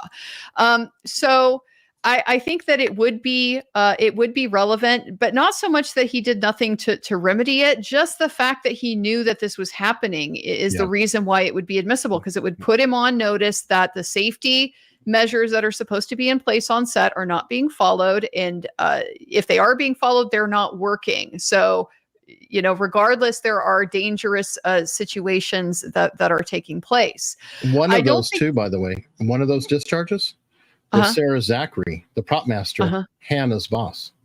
Just pointing it out. So it's even tighter to the... There's also a difference here for what it matters than the difference between civil liability and criminal liability, because the idea as producer is essentially pointing, to my mind, to this idea of respondeat superior, right? The employer is responsible for the acts of the employee acting within the scope of their employment, because there's a duty to supervise, train, and all the rest of it. But that's a civil law concept. It's like I'm a shop owner and I employ a guy and he does within the scope of his employment. It was my job to supervise him. But in criminal law, we don't really allow for what's essentially vicarious liability. You're liable because someone else is liable because of your tie. It's like that's not really a thing. We only hold people responsible for what they do. So the fact that he's an employer in and of itself won't get you there. You have to show his knowledge, his actions, and you have to actually show it rather than assume it, where you can kind of assume it more in a civil law context. So hopefully that's more answers your question. And I think that I think that where this comes down is to just the idea of it being the status itself being relevant, because the status itself really isn't relevant. It doesn't matter. It doesn't matter what, I mean, like you're saying, what hat he was wearing. All that matters is whether he disregarded a known risk. And so to the extent that his role as producer would have given him access to greater knowledge, that would then inform how he chose to act in that situation, I think that's still going to be admissible. They just aren't going to be able to say, you had some responsibility beyond what you did, just by virtue of the fact that he's a producer. And so, I mean, when they argued this in the motions in limine, I didn't think that the state made a particularly good showing at all. They were trying to say that the reason why it mattered is because it showed that he was in charge on set. He was rushing the armorer to do things, and their argument is basically that contributed then to the unsafe circumstances. But you have to kind of show that causally, right? Like it could have, but is there any evidence that Hannah Gutierrez being rushed to reload guns is the reason why this live bullet ended up in the gun when it shouldn't have? I don't know that we have that. So they just didn't make a very good connection. I think that anything he did do as a producer had a specific influence on the outcome that they got. It was because he was the one holding the gun and fired it. That's the reason why he's being charged. So if he knew something because he was a producer, great, that can come in. But just the fact that he was a producer in and of itself and had authority on set, I don't think they showed that contributed to the outcome. He wasn't okay as a producer. That's always been problematic. I think the judge's decision actually is correct. I don't think that the producer really matters that much, and the defense still has the problem of Lane Looper, because Lane Looper did go to Alec Baldwin directly, spoke to him in person, and then also sent him an email stating that they had all these problems on the set, and supposedly, in the email at least cited the accidental discharges with the blanks, and I am assuming he said it in person. We'll have to see how Lane testifies. But if Lane Looper does testify that these are going off in person, then Alec Baldwin had the knowledge. Now, as far as Alec Baldwin's producer role, that is trumped up. And I do have specific, I'm trying to find it in my chats. His job as the producer was not like an on-set producer or working producer. He was more than just a money man, because like he could make things like, no, you have to change the schedule type of things, like I can't do that day or I can't do that day. But really his biggest influence, whether he had the producer title or not, was being the damn star. He has incredible swing on that set of, let's get this moving. I mean, without Alec Baldwin, there's no money. He's the guy. And I'm trying to find that makes sense. the specific description of his job that I got. God, you pain. Here we go. He was a creative producer.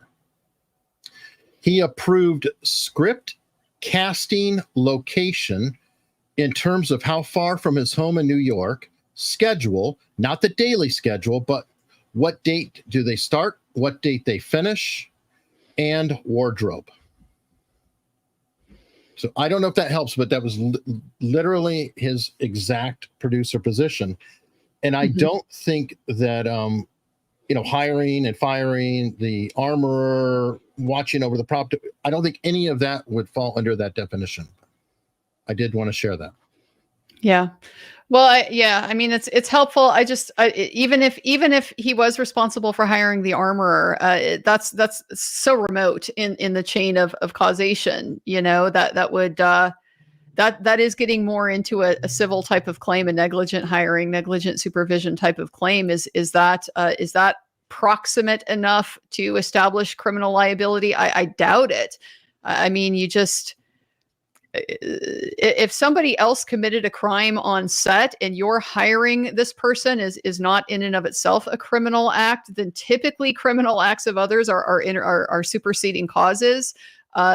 So I don't think even if that was the case, that it would be enough to clear the hurdle here to justify some liability just based on his role as the producer. Yeah. Separation between the civil law and criminal law concepts is important. Well, and Alex already paid on multiple civil judgments. I think there are still some outstanding, though, right? No, hold on. At least one or two just got dropped. By the way, one of the biggest civil cases was against Seth Kenny by Hannah Gutierrez, and that was dropped.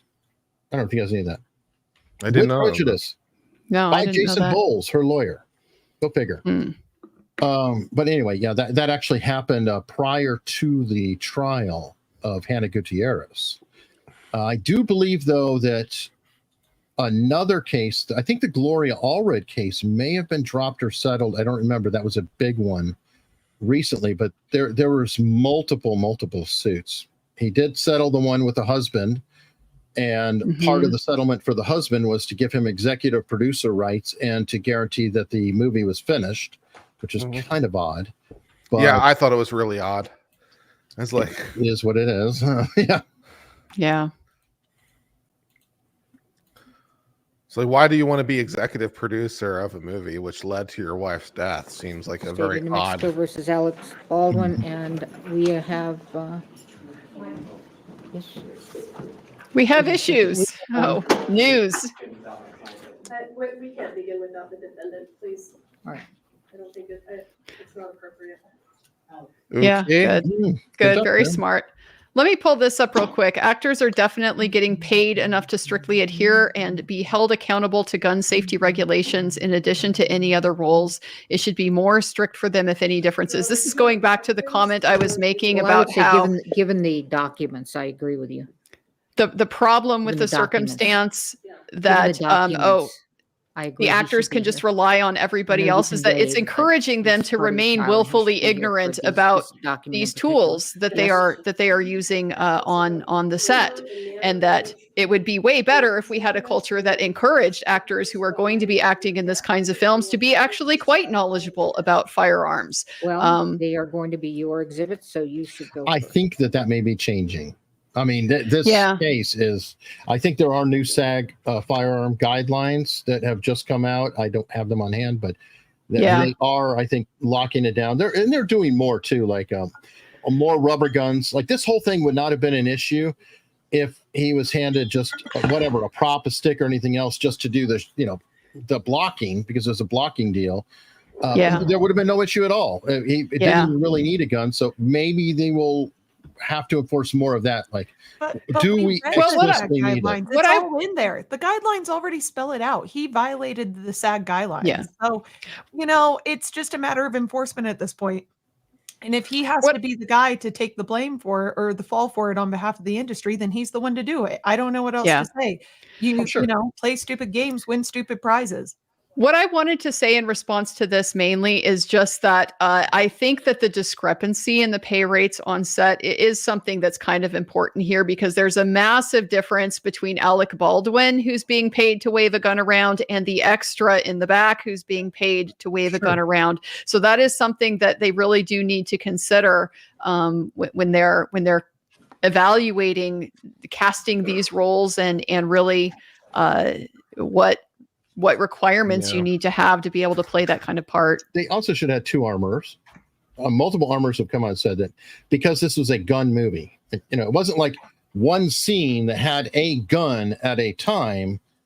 It was a gun movie, shootouts, guns, horses, there should have been two armors, and there should have been full time, period. I wonder what documents they're discussing, though, that would lead to this type of situation. I really think they accidentally opened the door, and I think that the judge is considering opening this to other issues that she already ruled against. Yeah, maybe. Which one do you want to start with? You want to start with the 21st? Yes. Okay. Is the volume on this share? Can we turn it possible? up? You should be able to hear it. Can you not? It's really faint. I don't know. Maybe my ears are. I can make it louder if you can't hear it, or I can re-add it or Yeah, if you whatever. could make it a little bit This louder. dialogue here that takes place Yeah, I'll make it louder. Thank you, between sir. pages 2 and 5. How about now? A little bit A little more. better. You have heard the defense attorneys on appropriate questioning of the witnesses, and also during opening statements talk about how upset Mr. Baldwin was, that he was upset, that he was panicked, that he was ashen. He was even ashen in color. What pages 2 through 5 demonstrate, and I want to tell you, let me make one correction. Sure. The highlighted is the portion that you want redacted. That is correct. Okay, well, I only see, oh, got the wrong one in front of me. Okay, all right, sorry, I transposed them. Okay, go ahead. Let me find this part. Hang on just a second. Thank you. Danny's great. Yeah, and I know we keep saying that SAG Love it. that he broke SAG rules, but Okay, SAG says that's so not I- accurate. if I- SAG actually to says make- that they to- back Alec. To help make And my I'll point, read the statement if after. we go down They to the say he last didn't They do. paragraph. I remember. page 4, But then the Um, SAGs are you'll relevant see, to state law, correct? where Mr. Baldwin. Yeah, but It if the doesn't argument trump is state law. Right. if the argument is that he broke SAG And rules, just spend the as time SAG is saying, here, that's not and they're accurate. going to Different. do what they've got to deal Yeah, with. the rules are He's weak. talking You've about, I redone think, them. investigators and also insurance investigators, and deal with what they've got to deal with. And we shouldn't we'll go have, it'll work, and we'll go. And I believe what he says, and I can play it if you need me to, because you can actually hear it on the audio, even though the transcript says indiscernible. We'll go have a good time. So these are not, at this point in time when Mr. Baldwin is making this statement, he is at the police station. He does not know that Ms. Hutchins has passed, but he knows that she's been critically injured, and she's so injured that she's been taken away in a helicopter. And if the defense hasn't spent all of this time saying how panicked and upset he was, I'm not sure that it would be relevant. But he is actually planning basically a vacation, and he tells his family, "Still come to New Mexico. We'll have a good time." So this is obviously information that directly contradicts what the defense has argued. And if it would help the court to see his demeanor and hear what he actually says, his family was coming to New Mexico the following day because he had a bit part for his daughter in the movie. So his wife and all of his children were coming the following day, and he is telling at one point, I think he's speaking to his wife, and he has her on FaceTime so we can actually hear her. We can hear her responses. And then he's speaking to another person who sounds like some sort of a family assistant or a nanny or someone like that. And he is explaining that he wants that person to try to convince his wife to still come to New Mexico because they can't get their money back for the plane tickets, and they'd like to go ahead and have a good time. Where's the thing about the plane tickets? I didn't read that. So here's where he says it. There's a part here where he says they're not going to give us our money back. Oh, yeah, that's, okay, That's what he's referring to. okay. So So are you talking about lines 19 through 25 on page 4 you object to the redaction on? What is she saying? This rebuts the characterization that he was Well, you said 2 like to 5, and then affected. you pointed out So a particular portion. Oh, that within seems 2 kind to of 5. weird. overall, my position is this is the defendant's statement and it comes in. And I don't see a reason that it stays out. And the reason specifically that a lot of this conversation comes in is because of the defense statements about his state of mind, and this directly contradicts those. All right, you're going to come back up here. Yes, sir. No? Do you want me to stay? Yeah, I want you to go over there. Can I leave these here? Or? Okay. So this is what we've been arguing on the panel about the last couple days. It's his statement. It's a party opponent when it's offered by the So, Your state, Honor, and so first, it's not a hearsay what problem. we have within but the this judge seems to think it section may not be that we're relevant. discussing right now is we have also some additional hearsay. So we're looking at not only Mr. Baldwin's statements, but it also includes statements from the female speaker who would be his wife. And then and we see female speaker 1, there's also female speaker 2. So there's additional hearsay aside from, again, the statements that we're talking about with respect to Mr. Baldwin. And that's correct. In addition, when we're looking at whether or not this is admissible, the court has to engage in a balancing test as to what the probative value actually is. The court has already indicated and ruled, in fact, at the motions in limine, that Mr. Baldwin's demeanor, even leading up to the accident, was not going to be coming in because the court engaged in that balancing test and said, for example, anything regarding him exhibiting poor behavior. Understood, Your Honor. And so I have actually the court's ruling here, so I'll be more specific. So what it says is that any of the videos or any evidence or pictures which relate to Mr. Baldwin not handling or that goes to the defendant's gun that worked or didn't work, and they're showing that it did work because he's shooting. There's videos showing that he's cocking the gun, and it says that those would come in. However, everything else regarding him yelling at the crew or telling people to hurry up, none of that is relevant, and that is propensity evidence. Right, and that dealt with what was offered, okay? That is correct. Was not offered, this was not even discussed at that time. So this is Correct. fresh to the court. Absolutely, Your Honor. So what we're doing is we're looking at what the court had previously ruled, and then we're using that also to inform the arguments that we're making at this time. And so certainly when we're talking about state of mind for after the fact, that becomes even less relevant than state of mind or actions that were happening leading up to the accident. So when we're looking at what this is actually probative of, the state is saying it's probative of that he's, talking about he's going to go have a good time. He's really not that distraught about it. But if we look again at what is Mr. Baldwin's state of mind after this has happened, what element does that go to within the proof that the state has to demonstrate in order to meet the elements to demonstrate that he is actually guilty of involuntary manslaughter? And the answer is that none of this here is probative of any effect of consequence to any of the elements of the crime that he is charged with. Consciousness of guilt. He's engaging Hold He on. knew he was supposed to act. We have to Hold look on, distraught. Andrea, what are they talking about in terms of but the danger of what unfair conversation? prejudice is substantial. And it's They're talking about when he was on the phone during his police interview, and he was making those comments about setting up the vacation. Still come out anyway. We'll have a good time. Okay, I see. Use that. Yeah. To view him as being callous or that he doesn't care about Ms. Hutchins. I think that's way too prejudicial then.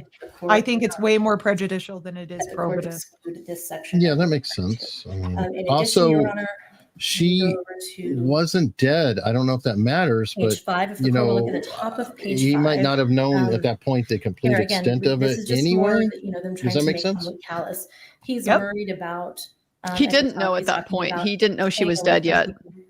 Yes, of Yeah, course. And he I was mean, I still know he thinking did, but yeah, And he was Yeah. still thinking it was a blank. It's under yours, so I can't Understood. see. right. So So, Your Honor, so what we're talking about here up at the top of the page is, again, he's worried about being photographed. He does live a very public life, and this is a very, difficult, sensitive time just in general for everyone. And the references to the media here, again, could be taken as something callous or something of that sort. And so, he's talking about, this is breaking news, this is media, and he's trying to keep his family away from that as well. So it's misleading. And when we engage in a 403 balancing test, this should not come in. Normally, I would agree, but for the fact that the defense actually made his demeanor after the fact relevant. So now that they've made it relevant, it's relevant. And it goes both ways. All right, thank you. The court makes the following ruling. Under 11401, it says it has any tendency to make a fact more or less probable than it would be without the evidence and the factors of consequence in determining the action. It is not only the issue of whether he committed the crime of involuntary manslaughter, it's also a relevant fact. And you all made that fact very important through Officer LaFleur yesterday. So I do find that it's relevant to basically respond to you all talking about how upset Mr. Baldwin was, and certainly that you considered that fact of consequence, and I'm deciding that this rebuttal information is of consequence. Oops. I also find that its probative value is substantially Yeah, I want to hear not the substantially 403. outweighed by the danger of unfair prejudice and all the other choices that are under 11403. I will say that I think that I'm not going to let everything in. I'm going to focus on page 4 and So directly with confronting the line allegations 16 and the focus and of on the page 4, and I defense will or go the to state. page That's 5. what she's doing. She's limiting Is this directly what's to that coming in or allegation. what's staying out?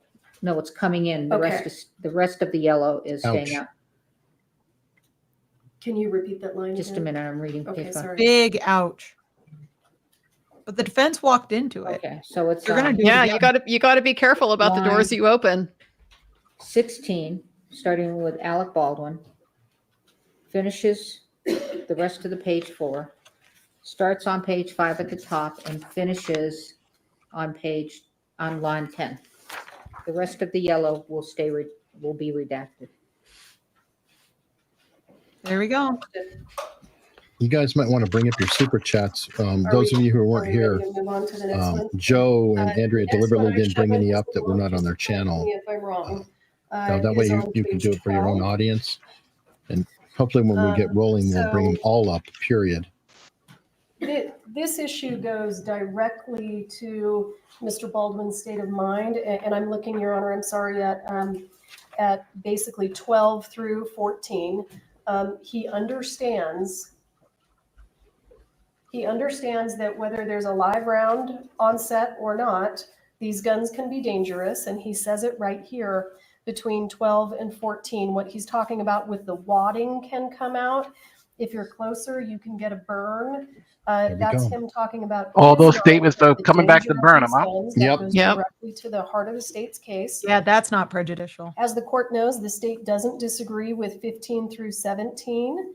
And again, when we start here on 18, where Mr. Baldwin says, "I'm told," that again goes directly to his knowledge of the injuries that can occur if these guns are not handled with safety. He says right there, "I'm told even with the flash powder, you can cause contusions and you can do a brain bleed and die." And you know what? We can take out this part here that says which both of them died, because that is relevant to the Brandon Lee, John Eric Hexum that we agreed to remove. So I don't oppose taking out both of them died, but this goes directly to the heart of the state's case. And then I think it's 21 through 25 we've agreed to redact. Obviously, this part here on the top of page 13 is very important to the state because Mr. Baldwin says, "My point is I've been doing this I shot enough guns in my day in movies. There I've we never go. seen before where a flash Boom. round was. Obviously, what I'm trying to get in is he's got experience with firearms, and he talks to Detective Hancock pretty extensively about that. Mhm. So his personal experience with firearms on movie sets and off movie sets is all absolutely relevant. Yep. And it's directly relevant. Yeah, I think That's it's on not point. prejudicial. But in that statement, he also said that he's never checked it after it's being handed to him. So that one, I think, can cut both ways. So, Your Honor, this was already the subject of a defense motion in limine that the court ruled upon. So we have in the transcript of the pretrial proceedings, the parties were arguing about whether or not this knowledge of danger of blanks would be admissible. And so what the court ruled was, the court said, the court makes the following ruling, weighing whether it has any tendency to make a fact more probable or less probable than it would be without it, and whether its probative value substantially is outweighed by the unfair prejudice. I think it's difficult to deal with what I read in the grand jury transcripts about, the theory about the negligent use of a deadly weapon is that this manner of handling, that he shouldn't have cocked the gun, etc. And then with respect to the alternative is that he failed to check the gun. He failed to confirm that the gun, and I remember the word confirm, about live ammunition before he pointed it at someone. The court went on. I think that I will not allow any testimony other than one sentence, probably by your expert, Ms. Morrissey, that says the blanks also can kill. But to consider that he failed somehow, that's just going to be up to the trier of fact. I think everybody knows that guns can kill. It depends on what's in there. But I think that you cannot mention it, you can mention it, but that's it. We're not going through 5 different questions on tell me how serious this is, and if he's a gun owner and he's done all these Westerns or not Westerns, but all this gun experience, then he should have known. Just say that, and if you can tie that up, great. So that's specifically on this subject. And so we've already argued this, and the court has The already judge is ruled. shaking her head, yes. I thought that was on the crow. Consistent That with was the when they were talking about the crow. The wadding is John Eric Hex. portions. There will be a number. The crow was there was an obstruction inside of the barrel. I mean, in the motions in limine, that's when she said you get the one sentence the blanks can kill is when they're talking about the crow. I don't recall, Your Honor, I have some flagged, but I think we can move through them fairly quickly, and I can identify those to the court every place that is throughout the transcript. But All right, thank you. Baldwin's team, they Her screwed up. Man. responses, My concern but her is responses are that, fantastic. Though. I will say didn't that. realize necessarily during the motion hearing, I thought we were talking about witness testimony, not the defendant's own statements. And let me try nice to point. articulate for the court where I think some difficulty may come in. If I have my expert do what the court suggested and just have him give the one sentence that blanks can kill, then what we're missing, the important part is that Mr. Baldwin knows that. Yes. So these statements that he made to Detective Hancock go directly to that one sentence that you're allowing us to get in, because Mr. Baldwin actually knows that, and the elements of the offense go directly to what he knew or should have known. That's in the actual jury instruction. So this is something that he knew That's a or damn should good have response. known. There are rules that say don't point the gun at anyone, and this is obviously one of the reasons, is because even if you have largely inert ammunition, it can still hurt someone, or Mr. Baldwin even indicated he knew that it could kill someone.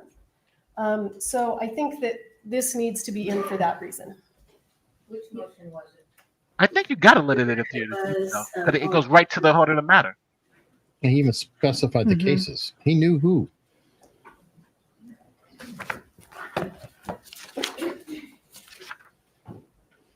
Yeah, he's admitting to the knowledge. I don't see how this doesn't come in. He's admitting to having prior knowledge. Number 3. This would be defense 3. Is that correct? Defendant's motion only 3, I believe it was. And we have the transcript if the court would like to review it. Based on what the state has just argued in their reply, may I just be heard as to the new arguments? Is this your motion?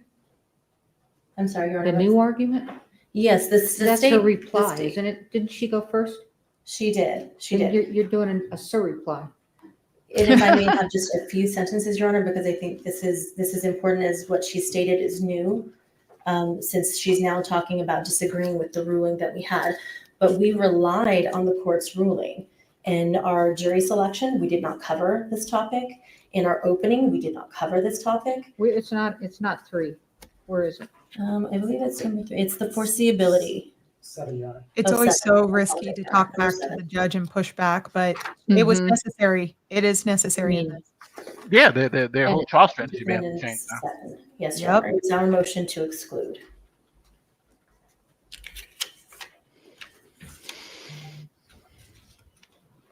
Good on the judge for taking a deep breath and saying, okay, well, if this is new or if this is something else, let's take a look. So, because she was about ready to shut her down. Oh, these numbered. Yeah, she's like, you had your chance. That was that. You know. Would the court like me to present the transcript? At the No. court's convenience. Okay.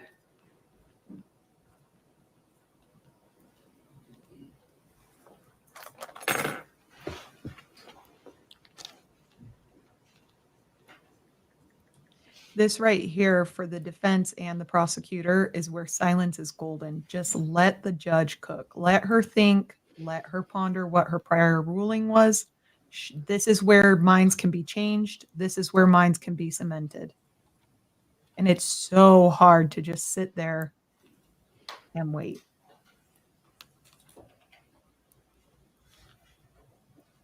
I'm just seeing how the judge cannot let this in, even though it's prejudicial. But I don't think it's unfairly prejudicial at all. He said he knew of the risk, and he literally described all the risk he knew about dummy rounds. And now they don't want it to come in. I don't see how you can let this stay out. It just won't make any sense. It's literally to the heart of the issue. What did we say about talking? Yeah. What did we say about The opening name your of the mouth? motion. Yeah, If we're the defense supposed to be wins, though, talking this is about because my devastating number. prosecution. I'm sorry. Go ahead. Oh, all right. Okay. Got it. It's just that the defense is trying to say this was already adjudicated, but it was not in this context. The blanks can kill came up in the context of them arguing about whether anybody can talk about the crow. And she said, no, we're not going to be able to go down that road. Now she's saying it was defense motion in limine number 3. Motion in limine number 3 was excluding his producer role. So I don't think they know exactly what they're talking about.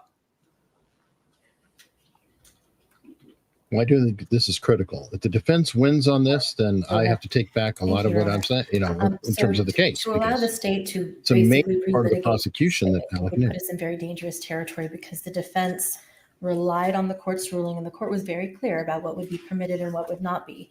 And I think to say that the state thought that somehow didn't apply to statements they wanted to introduce by Mr. Baldwin is disingenuous. And so we relied on this again in our jury. Yes, Your Honor. Permission to approach the court. If this comes down to the state making representations that they wouldn't use certain things and they relied on it, and that's how they're not allowing it, then the state is dumb. Why Well, the there state better would be make a that record of representation is of the state. There better be a Yeah. record of the state making that representation. It is better the be problem. this is what it's going to come down to. Did the Yeah. state make a representation that they weren't going to use certain things, or certain things were excluded? And so now it's unfair surprise. I If wonder the answer to though. that question is yes, then exclude it. If not, then Yeah, But the but state's a goes big to hell. idiot. I don't intend to, and then the defense is the one that brings it up and makes it an issue, Yeah. then they're totally inclined to do this. Which is a counter argument, right? If they brought up the issue and it's like, yeah, I'm not gonna not use it to rebuttal. So it comes down to exactly what those representations were. The But this chat makes saying no was to the sense, though. expert, not to Let's him. roll that beautiful transcript, right? Yeah, but this makes no sense though, because if the case is all about whether he was able to foresee the risk, and he's on TV saying, "Yeah, I knew of the risk," then why wouldn't they come This in? is I related to, just don't understand. Mhm. I think I say it here where I talk about on page 154, which you left out. Which you left out. This is to Mr. Nikas, where he's saying, Defense left it out. state Miss Hutchinson would have died if there were a blank in the gun. That they were asserting that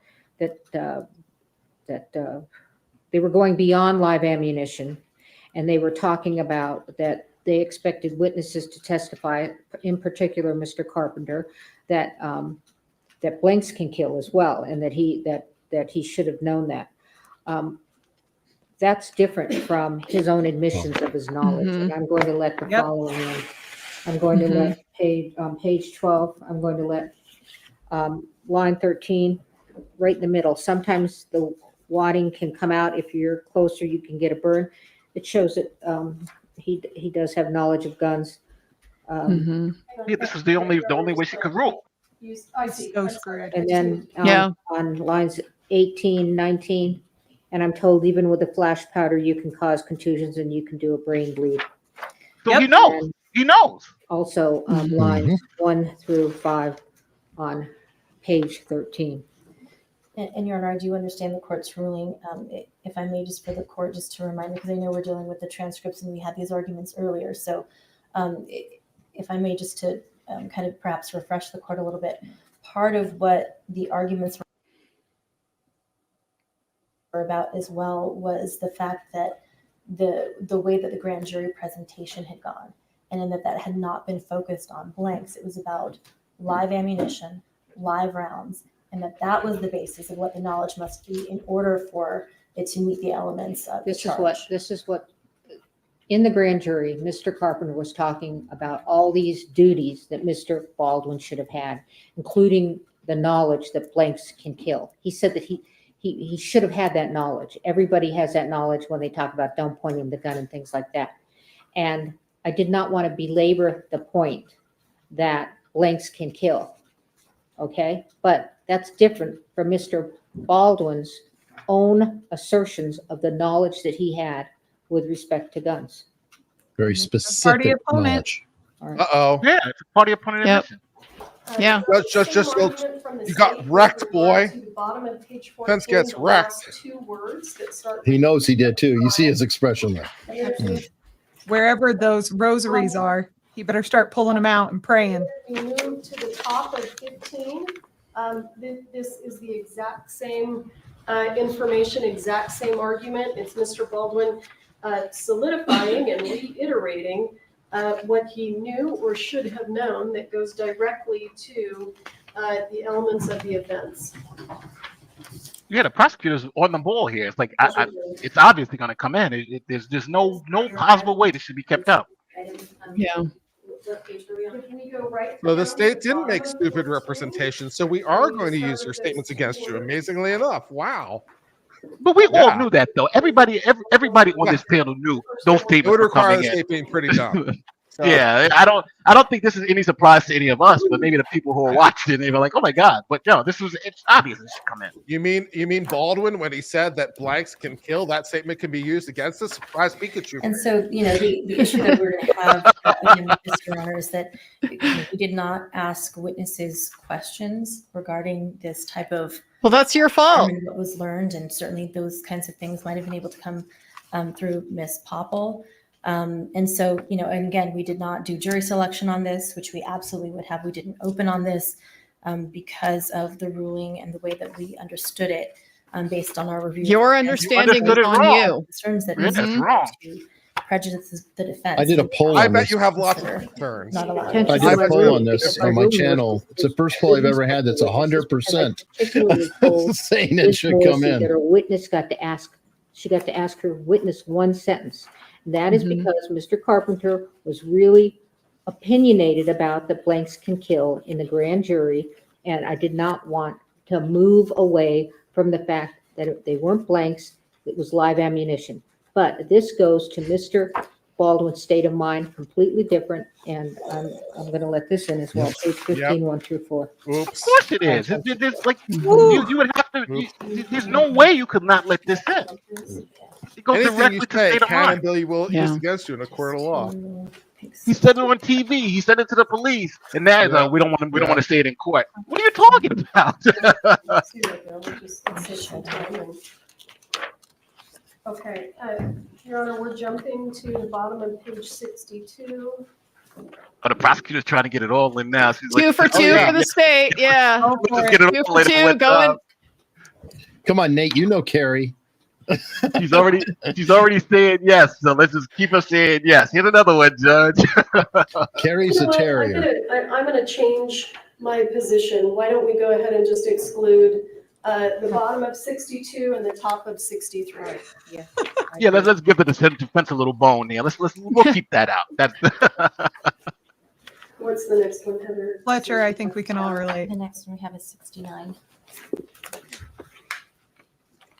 That's funny, Fletcher. this is the best lesson for the day is don't talk to the police about the crime. Wait for your attorney. Don't self-snitch. I think that Always think they can talk as their way out of witness it. testimony, and it's difficult when we're doing motions in limine because the court certainly doesn't know what all the witness testimony is going to be. So part of the issue here is we were intending to ask the court to, not necessarily today with these witnesses, to potentially reconsider this ruling. I don't think it makes a big difference in this particular interview, but we absolutely have witnesses. Stop spinny thing. Keep going. Stop spinny thing. We're in the middle of this. Don't spinny thing me. There we go. Who will testify if the court were to permit them. The safety bulletins speak directly to producers and their responsibility for set safety. I can show it to you. In addition to that, the witnesses who were on scene with Mr. Baldwin would discuss the fact that his role as producer is what enabled him to be in a position to disregard the safety rules. But with regard to this particular line, I'm not married to it. I can try to revisit this issue with the court when we have relevant witnesses on the witness stand. Your Honor, the court had the ability to reserve. So all I'm looking at is this line, okay? Both of you, and I'm going to not let it in. Okay.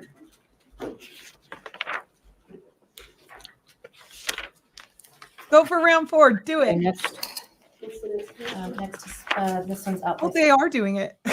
Next Oh, is yeah. 81. That producer one is fair And because that it's is like outward it's stipulation. because he was a producer. He should have known. You got to give me more than that. The next is page 81. yes. The top portion of that is out by stipulation, I believe, but then I the agree lower part of completely. Page 81 is still subject I always like cold as ice assassins better. to disagreement. Yep. Let me just refresh my memory. You on get what it hot, is. you do stupid things. Yep. Judo is always more impressive, just the ability to deflect, take someone else's energy and redirect it, rather than being aggressive So- yourself. I prefer. Some of this contains his. When dealing with Morrissey, have Nate do your talking. No, yeah, she was I guess screaming the on the top phone, right?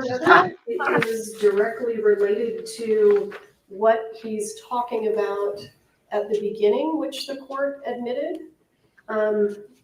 So my concern is I don't think that if we take out, and on Saturday, my daughter was going to be in the movie, we had a little part for her, and this top, so Robber? I Okay. want Never mind. to point out that here at the bottom of page 81, Mr. Baldwin says, well, let me ask you this. Originally, this is very complicated. I mean, none of this compared to what happened to them, but my wife and my whole family was here. They weren't, but his daughter was going to be in the movie. So again, this goes to the opening arguments, the continuing defense that we are going to hear throughout the course of this trial. Mr. Baldwin, at this point in time, knows that someone's in the hospital and another person has been taken away on a helicopter, is critically injured, and what he is concerned about during the interview is what's happening to his family and whether or not his family is going to come and visit him. So he's actually taking a moment in the interview with the detective to talk about, this is complicated because my family is supposed to come. That's maybe too prejudicial. I don't know if she lived. Yeah. I So, think Your Honor, the this court is has what we already about. ruled admissible the previous portion of this. And again, I think when the court is looking at balancing, the court can also determine how much of this to permit in.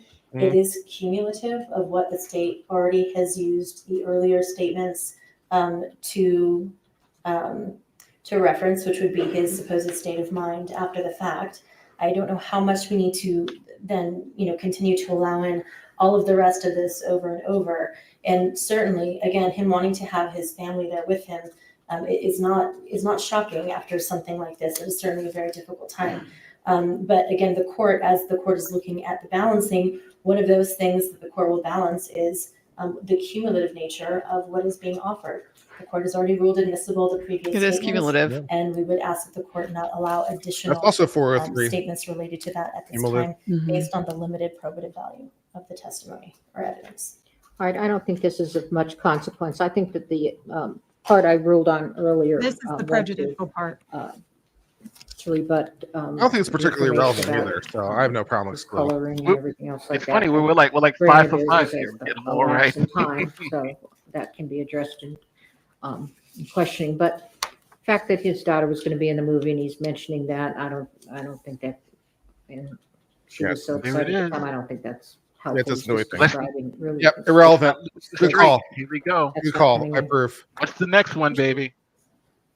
Is the next one that? Nathan Laura says don't talk to Nathan. Yes, I'll be yes. honest. It's That's true. Amen to that. I think 5 lines are up by stipulation, and then we're just dealing with then 6. Right, so 6 through 14, certainly the top part is an explanation of his comments at the beginning that the court has ruled are admissible.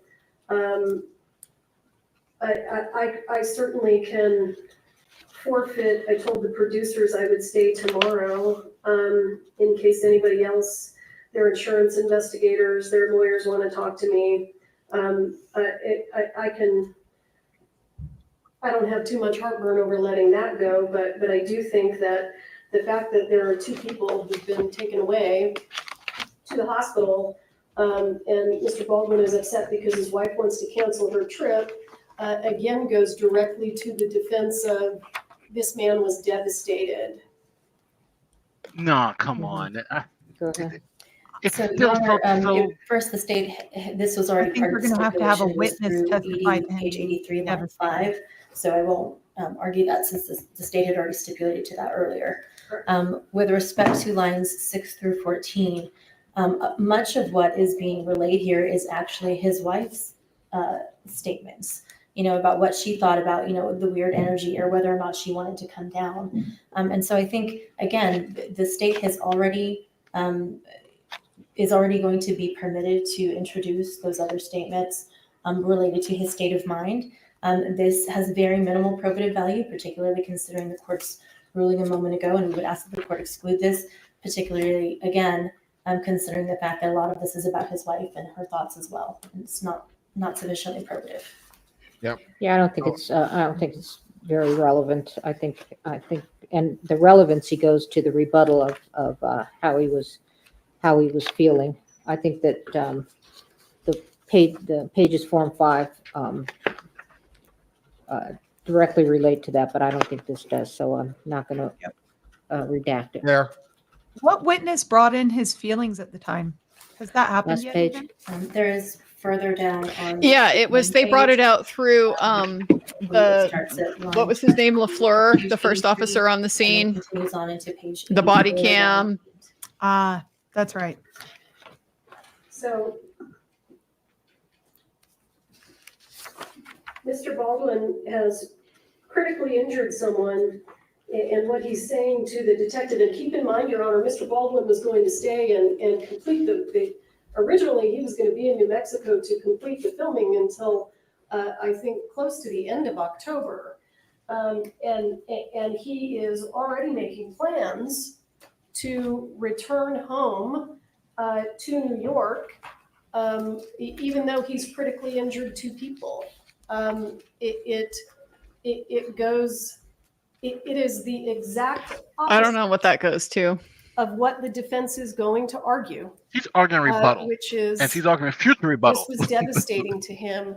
This devastate. I think there's even phrases in this interview where he says, "I'm devastated," or maybe it's in November 3rd. So this is completely. I would want to go home if I'm contradictory to other devastated statements that he personally. makes where he says, "I'm devastated." I don't get this one. 2 people are in the Yeah, hospital. maybe and I'd he be doesn't upset even my want to wife stay can't come and because make sure they're I'm okay. suffering.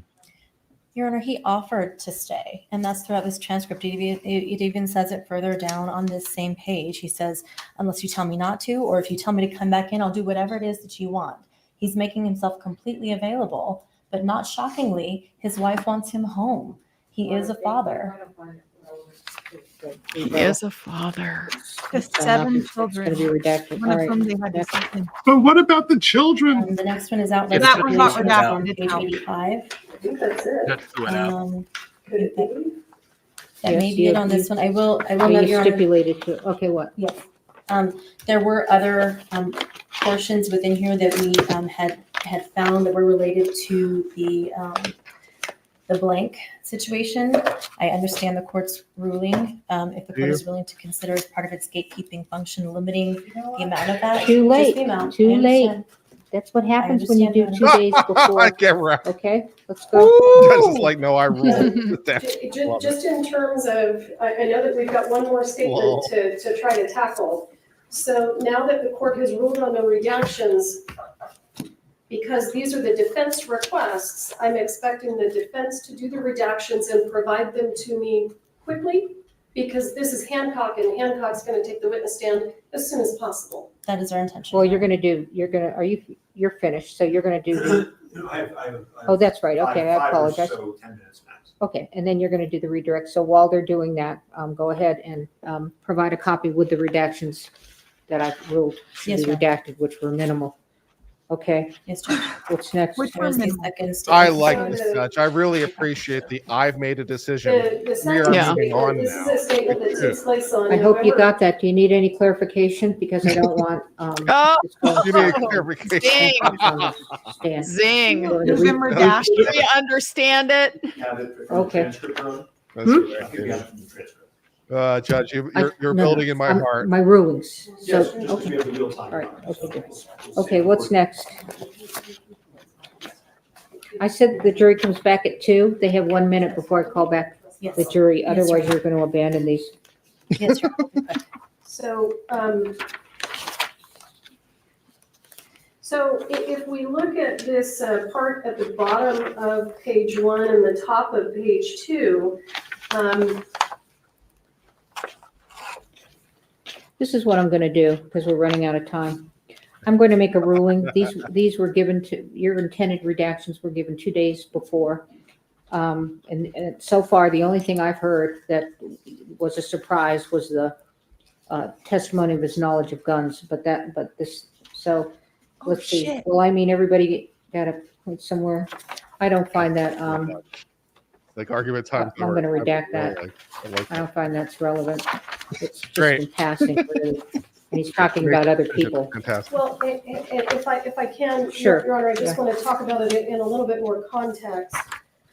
So what's happening here is Detective Hancock and Mr. Baldwin are talking about Ms. Gutierrez and her lawyers. Ms. Gutierrez is obviously her conduct is being discussed extensively. Mr. Baldwin says, but it's her lawyer saying that on her behalf. So if we're going to redact the bottom portion, then honestly, I think that we need to redact the part where he says it's her lawyer saying that on her behalf. I mean, I think if we redact the part about the lawyers, we redact everything. That's fine. It does take it out of like nowhere context. Okay, yeah, I'll tell you what I'm thinking, and then if you really want to argue it. All right, page 15. I Yes, don't find this relevant. About, Okay, Pete, I'm sorry, let me catch up to you. sure. Oh, you can just see his soul hitting the floor right now. Yeah. He's done. So this is relevant because what Mr. Baldwin is talking about right here to Hancock is his intention to sit for a public interview, and that public interview turns out to be with George Stephanopoulos. It was that interview that led to the accidental discharge testing and all kinds of stuff. Again, Judge, it's the defendant's own statement. He knew he had a right to counsel. All right, I'll let 1 through 6 in, but this thing about the Kennedy Center is not coming in. 1 through 6 on page 15. Good for the defense fighting for the defense. Understood. Page 18. Tell me why this is relevant or I not thought Peter relevant. there was or smart. She took relevant. the win and she moved on. Ms. Yep. Morrissey. Okay, let me just. Yeah, she tackled the good stuff first, and now she's just trying to play around the edges now. Let me see what Sure. else I can get So in. the top part is him saying to Detective Hancock, "You don't know anything about my business.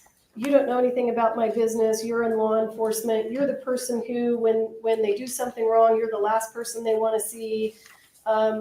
You live a very, very difficult but ultimately very narrow life. I believe." Hang on, let me finish it a little bit.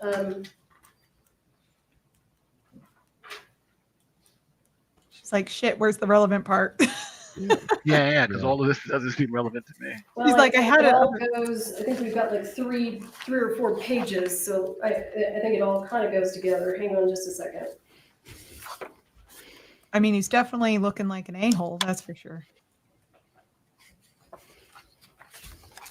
Okay, so this part, I mean, the part at the bottom of 18, it puts in context the part at the top of 19, and this goes directly to Mr. Baldwin's motivation to lie about pulling the trigger of the gun. I'm 63 years old with 6 kids. I can't rely on luck anymore. Yeah.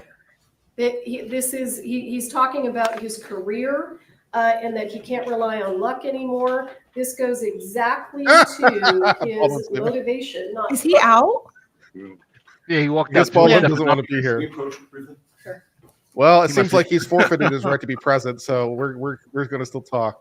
I mean, they did Oh, file Lord. their waiver, so he Yeah. can go.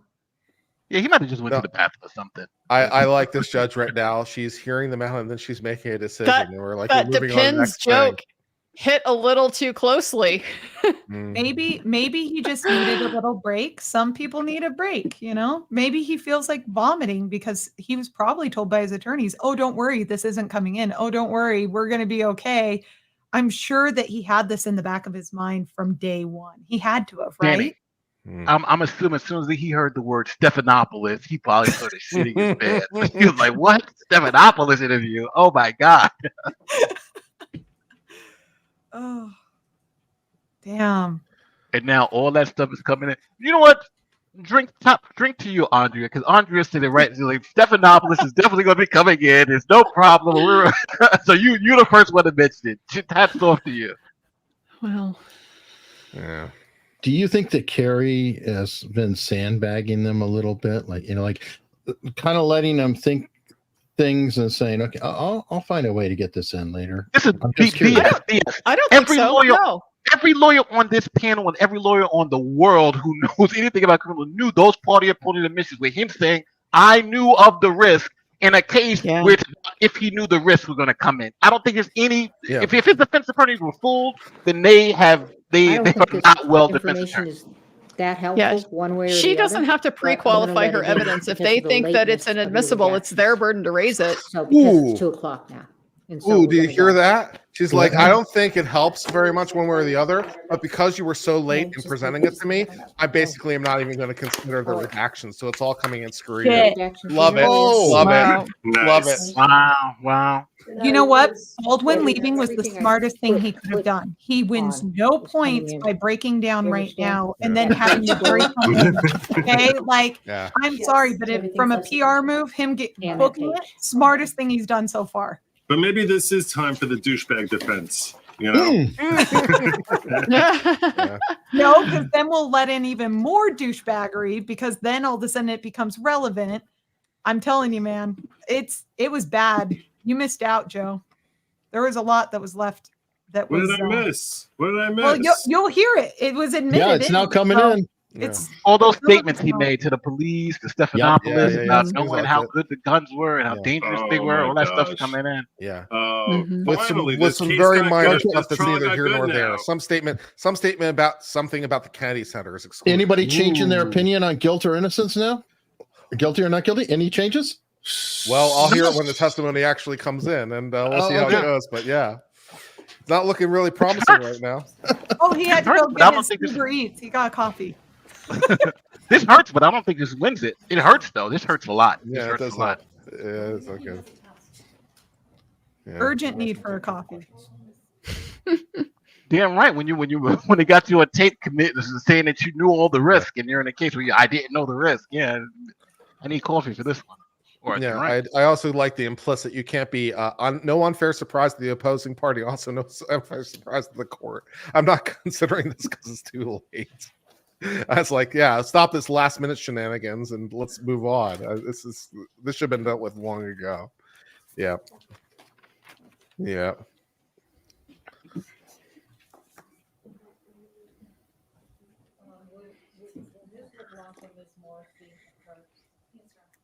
I do wonder if we're going to get a statement from somebody after the end of court today explaining to us what exactly just happened with Mr. Baldwin. Like, I'm sure we're not the only people that have noticed, that was weird. What was that about? They're not going to give a statement. They'll ignore it and hope it goes away. I think that's the smartest thing they can do. Just like the smartest thing he could Unless do was they run can- out of there and grab a coffee. Try to spin it to make him look even more victimized. Yep. $20 from Michael Mud Dragon, who's said on my channel, Baldwin gets to eat his words. Love it. Yep, this is why we tell you the right to remain silent is your friend. This just is don't why talk to every lawyer police told him, ever. shut up, shut up, shut up. I'm of the general opinion. Forget your right to a lawyer. Just your right to remain silent. Don't talk to the police even with a lawyer. Just keep your mouth shut. That's the right to go. Yeah. That's what Sean says, right? You have the right to remain silent. Always invoke that right. I'm loving Morrissey today. This is the most I've loved her since I've learned of her. She is killing it. So far, so Yeah, but good. This was an easy win, though. I don't see. Yeah. You know, No. It was, I but don't she think didn't over egg it. She has this tendency to just lean too far into it with her outrage and stuff. This time she kept it clean. I like how Danny characterized it. Cold assassin. That's the good approach. I Well, like my it from her. super chatter characterized Cleaner, it that way, better. but thank you, Andrea. Yeah, she If wasn't a if there's going to be a stipulation that they're not going to use the client's words against them, I want that in writing and triplicate. Mhm. I don't want there being Good afternoon. Comes now, Duncan, Idaho. You Thank had you. seen Yes. when He's you were got a testifying tough now when for the Mr. Baldwin in redirect. court today, correct? Oh my God. Okay. And this is the first time that you've seen him since, I believe, since the day that the incident occurred. Correct. And of course, you she's see him still on? here as a defendant in a Yep. courtroom wearing a suit jacket. Oh, He wasn't dressed like that Correct. on the scene, right? Right. He was Harlan Rust, and he had his actor. He was costume on, Harlan right? Rust. Yes. And you actually took those clothes and tested them for blood, like you said before, right? I did. And he was shaking as you did that, was he not? He seemed upset as I did that. And of course, you remember that, right? Yes. And the lapel that you've reviewed has refreshed your memory. Correct. And you know that he received a phone call from his friend Joel, the director who had been shot, and you used that information to then send officers to the hospital to retrieve the bullet, correct? I believe we already had deputies at the hospital at that time. But he told you that and told you that would be something that he wanted you to do, right? He indicated it was something he wanted law enforcement to do, but we were already making the necessary, we were already sending a deputy to the hospital to retrieve that. And he told you that he pulled the gun out, he turned, and he just cocked the gun. Who did you tell about that? During that conversation, my Lieutenant Brian Brandel, was with me, and Detective Hancock was aware of that individual. that he had come to the sheriff's office. And you never vouchered that and turned it over to the defense, did you? It was a doc information situation, I don't know what that means. Can you just explain it to me? meaning that I was instructed by my lieutenant to create a doc info report on it. And I mean, what does that mean? Means we're documenting information that this individual came and gave this ammunition to us. Okay, but you didn't, I mean, he told you it had to do with the Rust shooting, correct?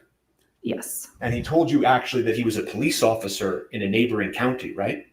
I believe he said he was a retired police officer. Yes. And he told you you all had been duped by Seth Kenny, didn't he? No, In words and substance, didn't he? I don't recall that. No. Okay. And he said to you, I'm willing to fill out a witness statement, right? No, I don't recall that. He told you that the rounds came from a green ammo can, didn't he? I have to object to your saying. Is he talking about Tony Tesco? Sustained. Did you take the rounds that were provided to you? By the way, they were Starline brass, nickel primer, live, weren't they? I don't recall. You don't recall? Really? That is what I said. Nice. But really, True. really though, pinky promise.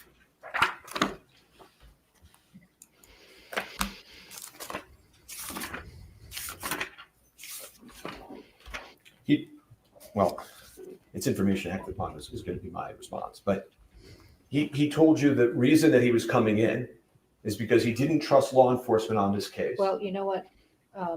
She's going to object to hearsay, and you're going to say effect on listener. Yeah. Well, you're going to have to lay your foundation better. I was like, I know the objection and the response, so I'm just going to You skip are. that. So Love it. let me ask this question. How come law enforcement didn't voucher this with the rest of the evidence in the Rust case? I'm not sure what you mean by the word voucher. How come you didn't inventory it and put it with all the rest of the evidence in the Rust case? I was instructed to put this in as a doc information case, which I did, and it is under that case number. You buried it. No, Your lieutenant? there is a supplemental report on it, and that was placed into evidence. Did you ever turn that over to the defense? Is that up to her? Is that my department? I have not turned over anything to the defense. My information goes through the sheriff's office. Are you aware of whether the sheriff's office ever informed the defense that a good Samaritan came in and turned in this ammunition? I do not know. There you go. When the defense came to view the Starline brass, nickel primer, live ammunition with you, you didn't show them this, did you? I did not have an evidence viewing with the defense. That was my coworker. Your coworker didn't show this to the defense, correct?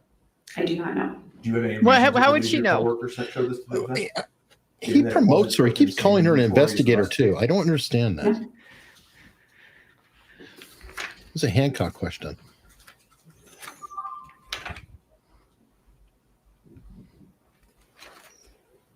Did you or anyone from the sheriff's office ever tell the armorer or her lawyers that a good Samaritan came in after the verdict and gave you this information?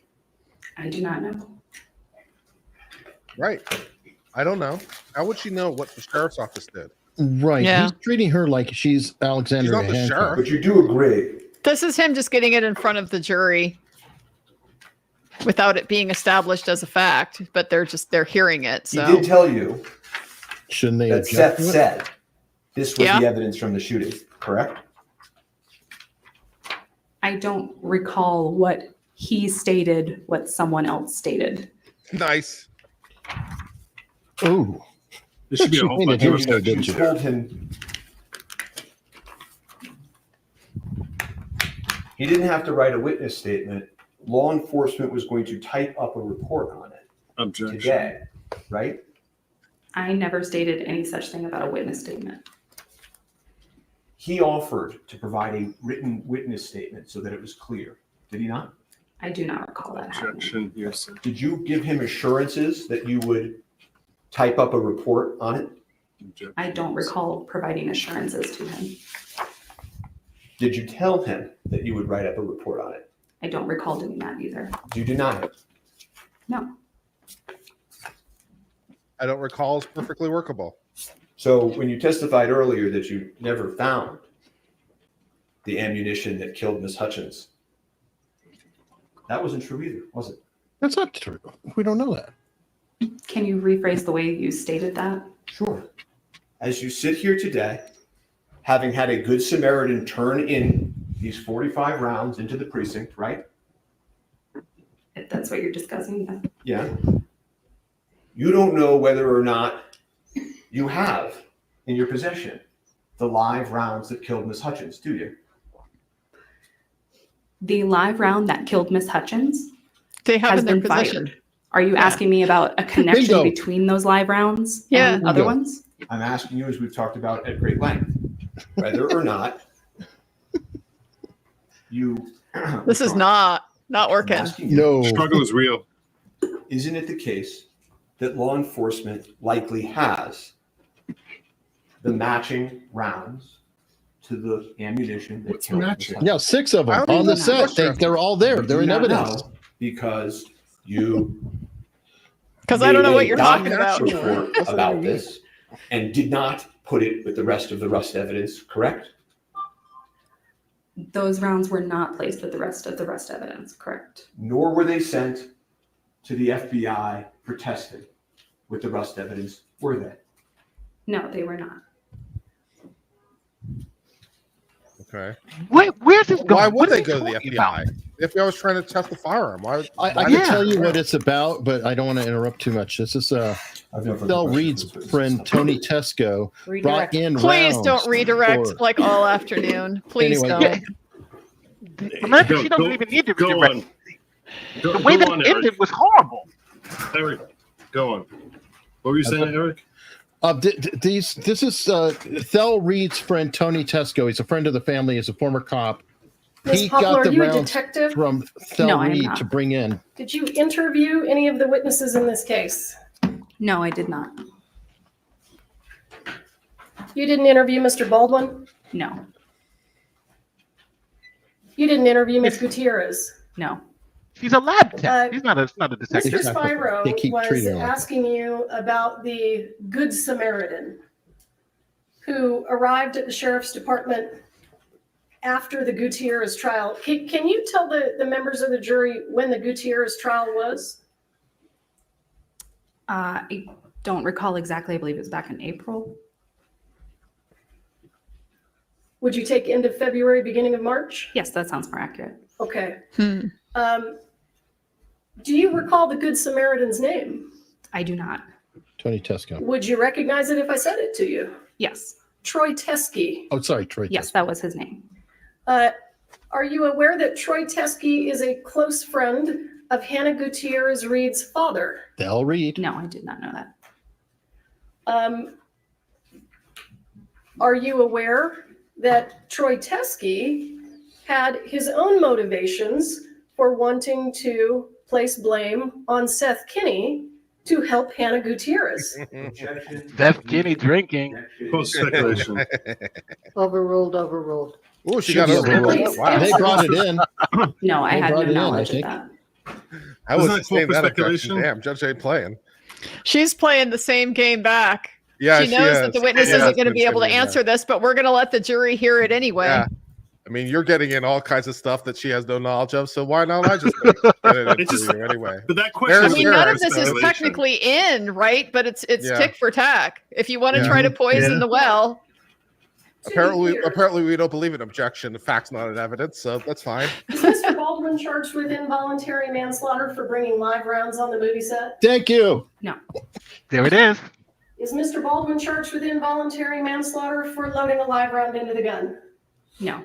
Has a person already been tried and convicted for those things? Yes. Mm. To try to clarify some points, Starline Brass, is that a brand of ammunition? Yes, it is. Is it a brand of ammunition or a casing? Casing, It is a casing. not ammunition. They're not ammunition. And the live rounds from the set of Rust had nickel primers, right? Yes. Objection leading every question. Overruled. Yeah. She is leading though like crazy So- though. But She's doing good though. Let me ask you this. Well, because she's When you leading. went to PDQ to conduct your search, because you're not the detective, do you remember whether he had any surveillance video or not? I don't remember. So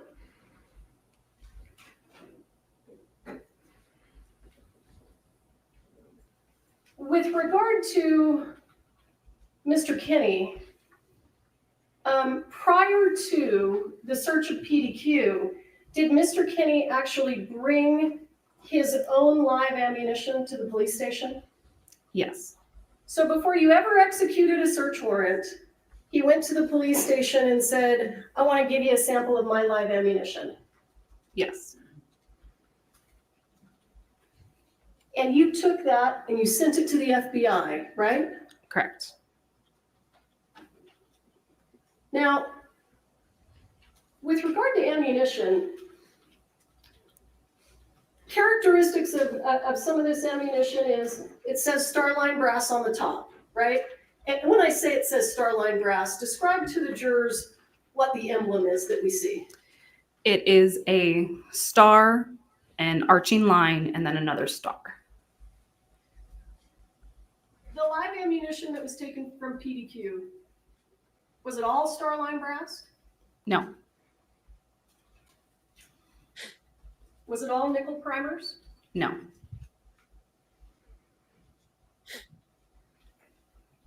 Now, in addition to the stamp on the top of the casing and the color of the primer, does ammunition have different shaped projectiles? Yes. And when we're talking about the projectile, we're talking about, what are we talking about? We're talking about the nose of the bullet, so what actually gets projected out the barrel of the gun. yeah, I would be having a crisis with this, all these leading questions. I'd be like, come on, Judge, at what point are we going to give her some leeway here? Every question is like she's on cross-examination. Come on, be great. So it's not different on redirect than it is on, because she's addressing the points that were covered It in shouldn't cross. be. I'm just asking. Yeah. I'm showing you it's redirect is previously correct, admitted so at she's not allowed to leave. Exhibit 26. Remind us, which are the live rounds? The suspected live rounds, sorry, we'll get there. The ones to the right, And what are the ones on the left? they are dummy rounds.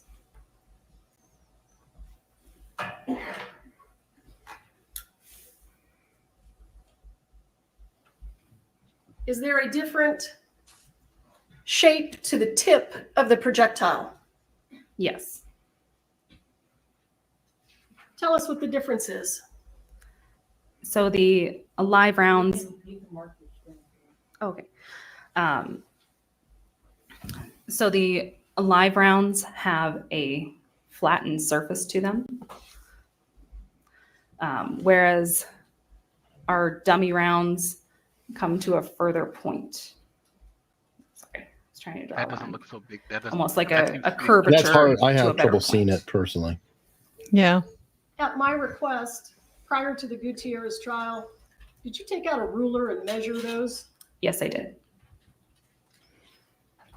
Do you recall the size of what we call the meplet, which is that very top of the projectile? Do you recall the size of the live rounds?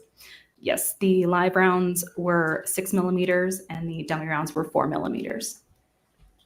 Every single live round, well, suspected live round taken from the set of Rust, was it a 6 millimeter meplet? Yes. all of the live ammunition that was taken from PDQ, to include the live ammunition that Seth Kenny brought into the sheriff's station, did any of those have 6mm mechlets? No.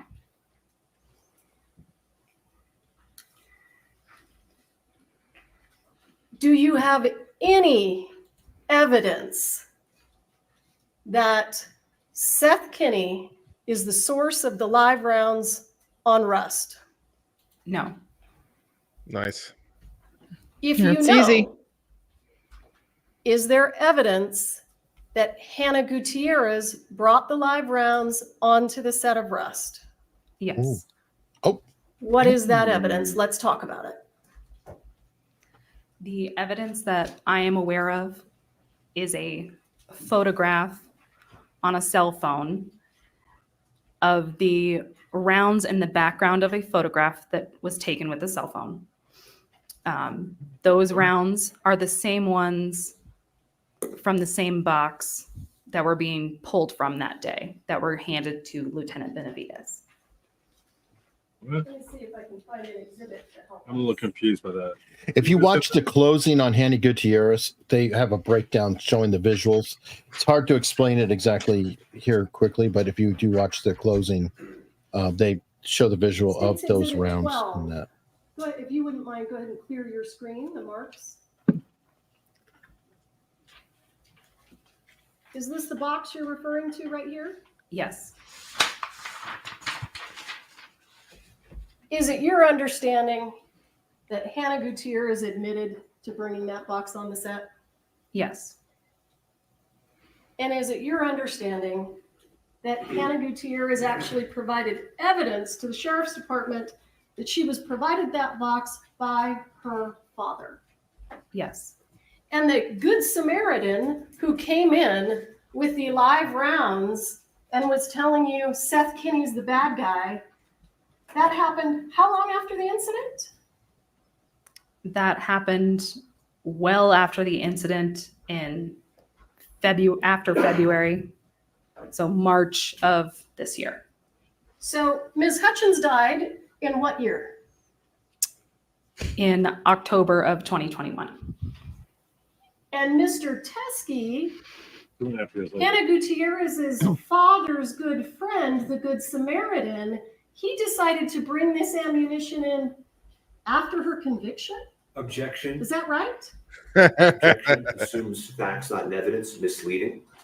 Oh, Sure, you just heard all of it. Unless you want to. Hard to ignore that. Yes, I do. All right, come on up. Man. Overruled. It's thrown away. It's just like, just ask whatever questions you want. There's no leading. There's no nothing here. Just let's give a speech. who brought Troy in, though? Who brought Troy into the conversation?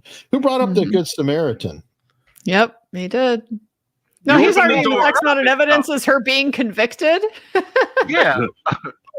But this is all. But But what no, does this have to it do is with an what you know? evidence because it is an evidence because she already testified that somebody else has already been convicted for those specific acts, namely the bringing the live rounds onto the set and loading it into the gun. Oh yeah, she did bring it up. Would you read back the last question? Is this a please? bullet? Yeah. Is this type of bullet? Yeah.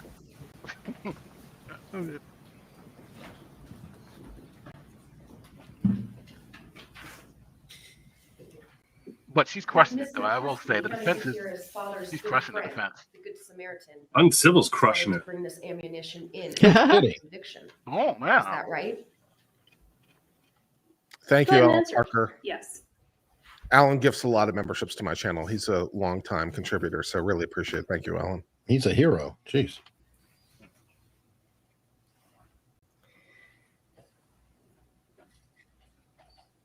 In your experience,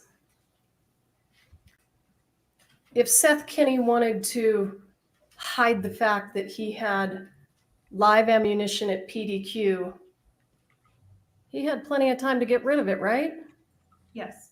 And you Leading. found some there, right? Yes. And the photograph, well, was all of the live ammunition in the same place? Yes. Where was it found?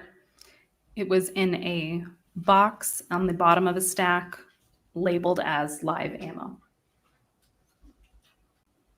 That's a clue. Wait, what about the? Oh, okay, And for completeness, hold on. was there live ammunition found in another room away from this box? I don't believe so, no. Okay. Did you find any ammunition that was not .45 caliber anywhere else at PDQ? Why is he shaking his head? I believe there were 2 boxes of Watching his defense. marked die. 38 caliber ammunition that were in another room. If I didn't know better, I think Seth Kenny was on Did trial. He Mr. got Kenny some tell you that definition. his personal firearm's a .38? Has been. No, I did not know that. Okay. I'm going to show you what has been previously admitted as defendants A23. Is this, so when we're talking about .45 caliber ammunition, well, let's back up. Is that the only caliber of live ammunition or suspected live ammunition found on the set of Rust? Yes. 21, you said? 23, A23. Seth Kenny's So tomorrow. if you find 38 live ammunition, is that important to you?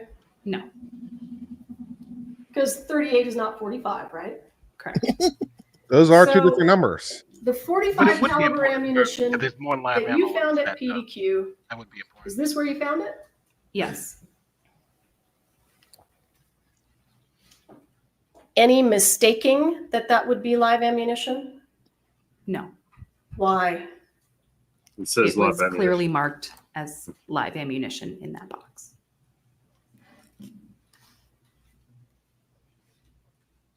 That was to shut down his claim before about like how easy. Yeah, but yeah. that's what's in, but that's what's in the And box. let me ask you, Ms. Popple, the ammunition that the Good Samaritan, Mr. Teskey, the close friend of Hannah Gutierrez's dad, when that ammunition that he brought to you after her conviction, you still have it?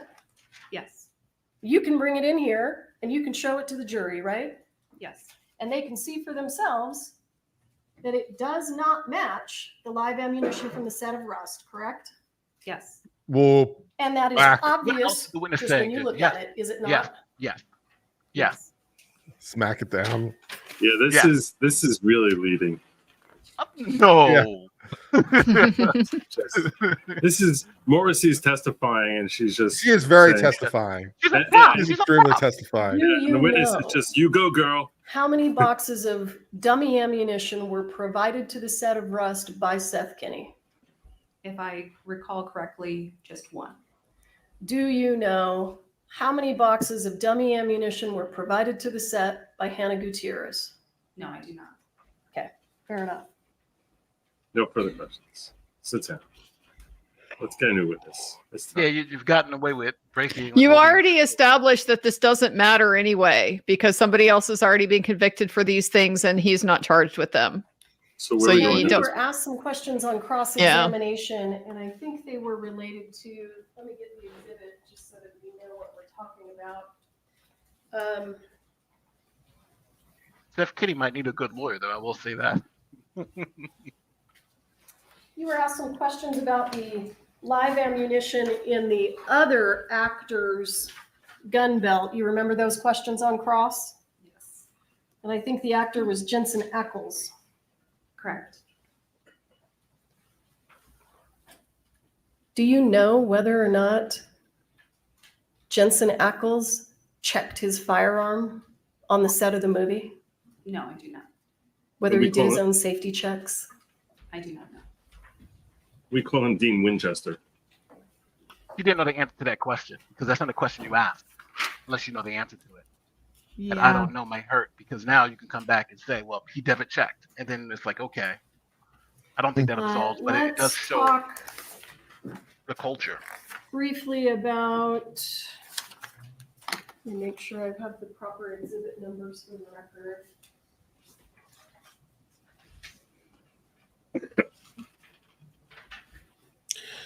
Leading or not, this is far more interesting than that cross was. Yeah.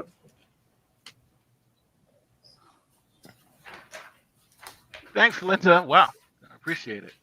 They have to come back with a civil. Thank you, Jules What? Buddha. What in the world? Are you having a gift Jesus. membership war here between channels? I'm here for it. I'm here for it. Come on by. By the way, to answer your question before, Kathy, that was what everyone was talking about at that point, was that there are various interviews and statements that I wanna be clear, Bowen made, if which you are now recall- deemed admissible. They're going to be coming in. That are very incriminating. Yes. I'm showing you defendants A27. Where did those dummy rounds come from? These were the dummy rounds removed from the box with blue writing that stated dummy rounds. Thank you, Chuck and And who Tennessee, do you for know want to gift memberships. supplied those rounds? Seth Kenny. Thank you, Sinbad. Blessings And to come. I think I made a mistake on direct examination. This is State's Exhibit 30. Is that what I showed you?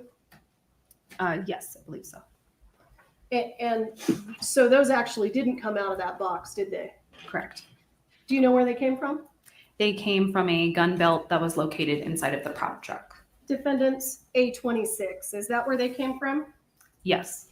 Based on the dummy rounds in both of these pictures, from the box and from the gun belt, do they have distinctive characteristics?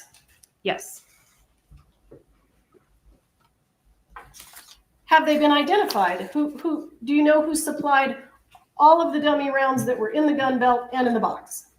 Yes, that was Seth Kenny. All right.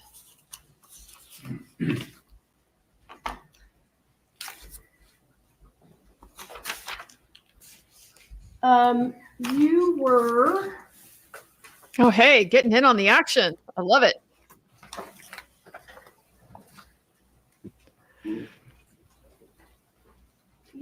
asked some questions about some documents that you photographed. Do you recall those questions? Yes. I like how she moved on from the bad info because that whole I'm someone trying else to had live find network them. as an actor was bad info. So. Are council, are all of the exhibits still up here?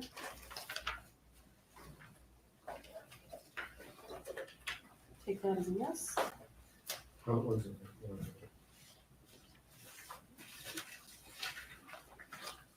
No, I have these, I have the script and shells.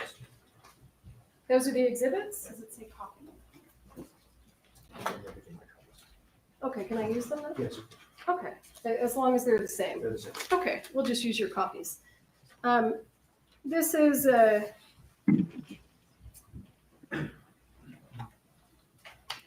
Defendant's Exhibit A10. You remember being shown this? Yes.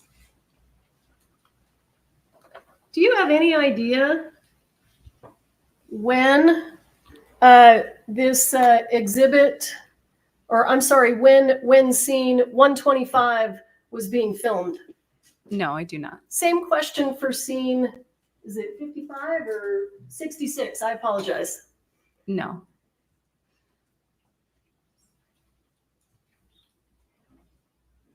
'68, No.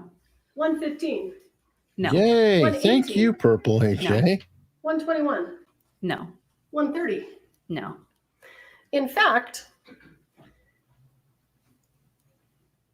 if you know, was Ms. Hutchins killed during the filming of an actual scene? No, she was not. She was not. Is that right? Correct.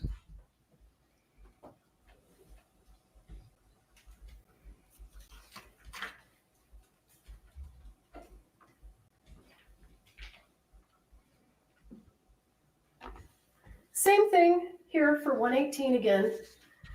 Ms. Hutchins wasn't killed during the filming of a scene, was she? No, she was not. Thank you, Tammy, for the extra $50. I do appreciate it.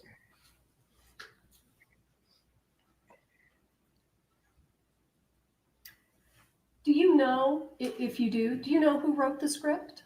No, I do not. Do you know who And the this got pulled director of down the really movie was? quickly, so I I wanted believe to that have it was back Joel up there. Souza. Jeez, guys, come on. Do you know whether or not my he's going to come gifted in and membership testify? came down very No, fast I do not. also. Did he testify in the Thank you, Gutierrez Prof. trial? This I is the believe he did, strangest yes. redirect I've ever seen. Yeah. This is a, We this is just- a just- It's a cross-examination. Offering Did you cross-correct. interview the person who wrote the script? No, Did you interview any of the witnesses in the room at the time of the shooting? no, I did not. That's funny. So you haven't talked to a single person who could tell you whether these defense A3 and A10 are relevant at all. Is that right? Correct. Is this at all in the scope at all? Well, he went all over the place. So what's the scope? I mean, he kind of asked like everything in the world. Maybe that's why they're not objecting, is because they're not entirely sure themselves. You were asked by Mr. Spyro whether or not it was true that live ammunition should never be on a movie set, and you said that was correct. Do you recall that? Yes. You've never worked on a movie set before, have you? No, I've not. How do you know that? Makes sense to me.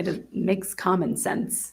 I made do it you up. know? That's what she No, said. I do not know the rules of movie sets. You're not aware that there are safety bulletins for the use of live ammunition on movie sets? Yes, No, I there do not are. know that.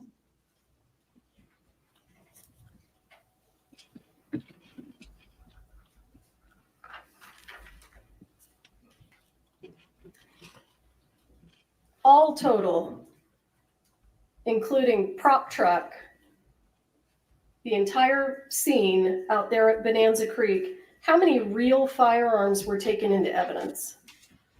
If I can look at my report. Sure. Refresh my recollection.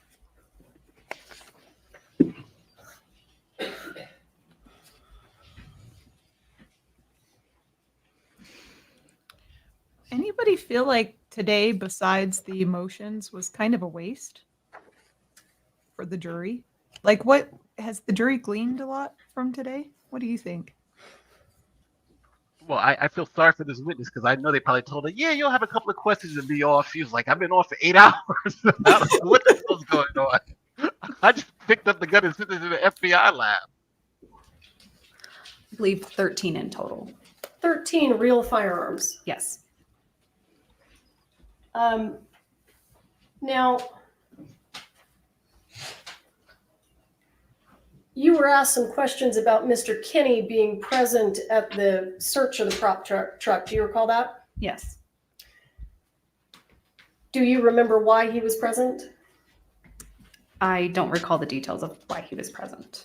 Do you recall how the sheriff's department got access to the safe? Yes, Seth Kenny provided us with the combination. And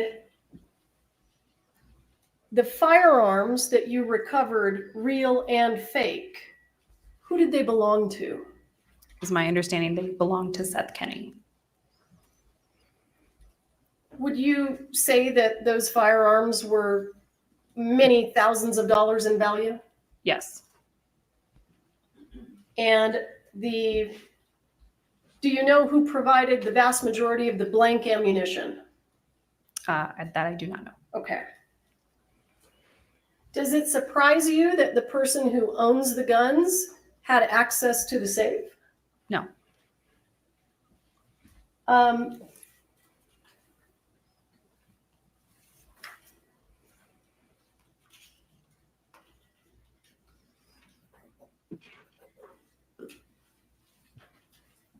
Have you ever discovered any evidence that Seth Kenny was ever physically present on the set of Rust other than the day that he helped unlock the safe for your search?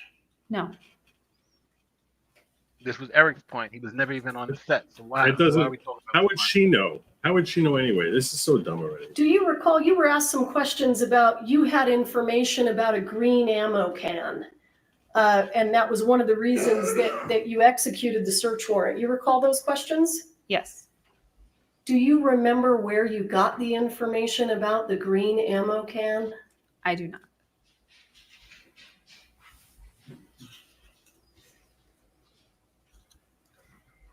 Did you review any of the photographs from any of the cell phone extractions that were done in this case? No. Did time to pass. you Recross? Do you recross here? look at any of the text messages Oh, no. between the different witnesses in this case? No.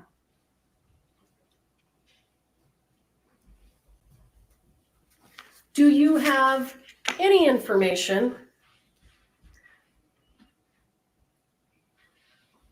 that Hannah Gutierrez previously asked if she could have live ammunition on the movie set she was working on with Nicolas Cage? I do not have that information. How the hell would she know that? Well, I think she's kind of doing the opposite of Spiro, who was asking her yeah. all I these understand questions we've that got were some photographs of PDQ That she looked clearly it was wouldn't know. really, right. So it's kind of a counter. This is, packed it's full so of stupid already. It's childish. stuff. Is that right? Yes. Now, you called it a warehouse. Can you explain to the ladies and gentlemen of the jury about how big that facility is? It's a very small facility. It has an upfront office, a hallway that leads to a bathroom, and one small workshop room, and then a room towards the back. Is it possible for you to estimate the square footage? No, I wouldn't be able to do that. Okay. It's a small building. Yes. Now, as a crime scene technician, are you trained to find pieces of evidence in difficult areas? Yes. Have you ever been in a person's home or apartment that kind of looked like a hoarder place? Yes. How many times do you think that's happened to you? Several dozen, Several dozen. at least. Yes. And you're trained to look for evidence in that kind of an environment. Yes.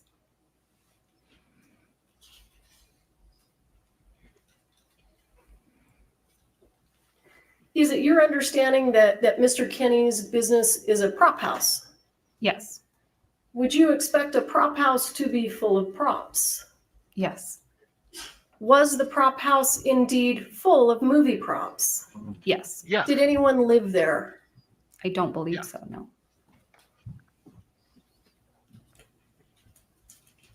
Other than 3 homeless people we found. Who's living in the prop house? It's great being a witness when all you have to do is say yes or no. Do you have any idea, based on the investigation that you did, whether or not Mr. Baldwin cocked the gun when he wasn't supposed to? I do not have any information based on what I conducted. No. Because Why you didn't would you interview any know? of those witnesses, right? That's a You can lot say of that about all material. these questions. It's a counter Why would to she that. know? Yeah. But it's like the judge should call an end to this already and see what's happening and just be like, okay, let's move along here. Let's get It's the information. already Yeah, she this knows. has become a battle of attrition. Yeah. Yeah, Come on. she came in great and now she's lost me. I'm like, oh, she's doing so well. You were asked some questions, or at least one or two questions, about your pretrial interview with the defense attorneys. Do you recall that? Yes. Was Mr. Spiro even present at your pretrial interview? I don't believe so. No.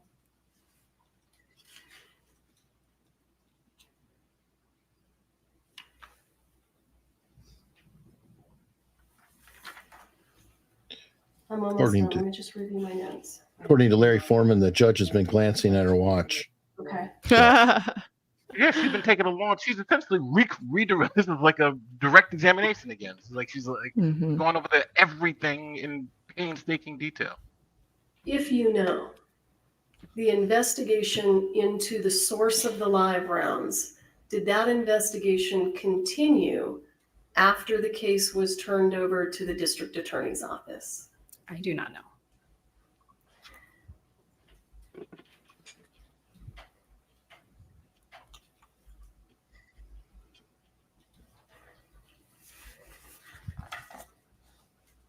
Let her go. As a crime scene technician, Ooh. in your experience, do revolvers go off by themselves? Objection. What is her It was a crime scene tech. as a crime scene tech? What's your experience? You need some foundation for that. Sustained. Yeah, sustain every objection, Judge, wanna please. Just back up real quick. No, We were no, asked back a up. question on Don't back up. cross-examination about This dead horse, she's specifically backing up over it, onto it, over it, onto it. prior mad. to putting in the request for the accidental discharge crazy. testing. You recall that question? Yes. And I think you testified that you didn't recall what information you received. Is that right? Yes. And then you were provided a document to refresh your memory. Do you recall that? Yes. May I approach? No, you may not.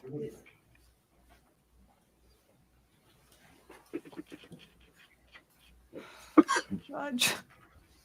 She has to take tighter reign of this. Are you finished with that, Prof? Yeah. I need sugar. I need something to get me through this. The judge is kind of letting a lot go right now, so we're enjoying the ride now.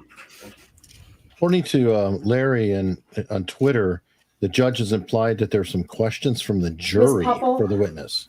You had an opportunity to review that? Yes. What? How many pages is it? Huh. Some states It allow is juries to ask questions. 3 pages.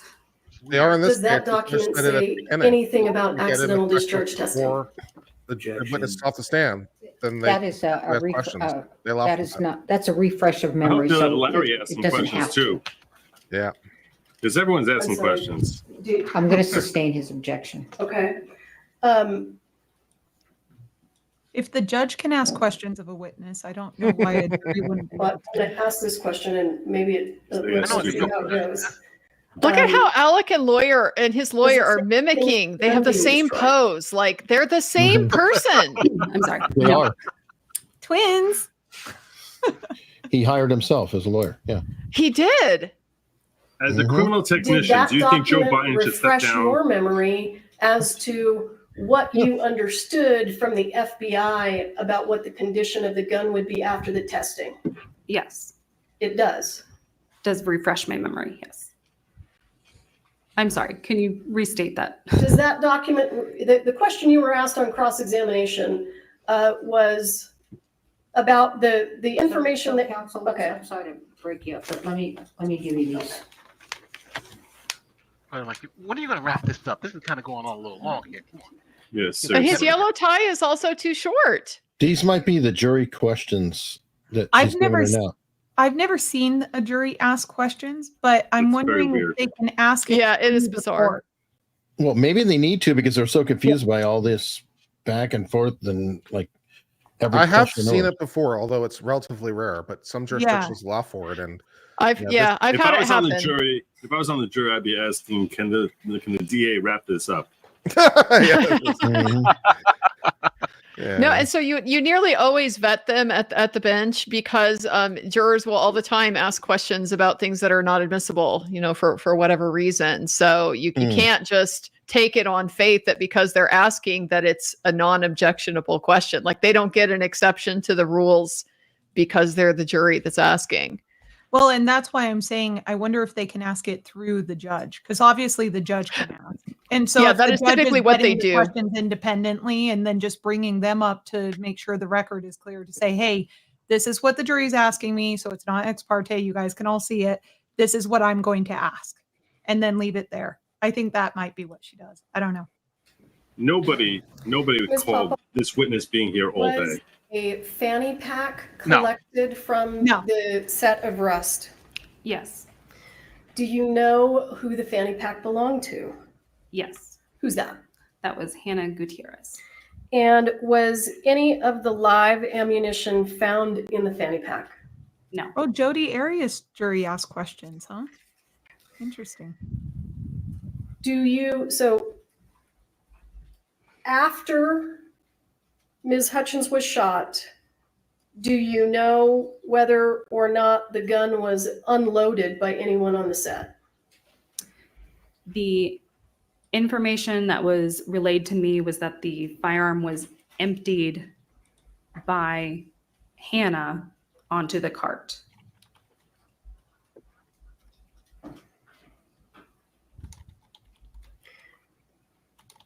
Does that include the spent casing?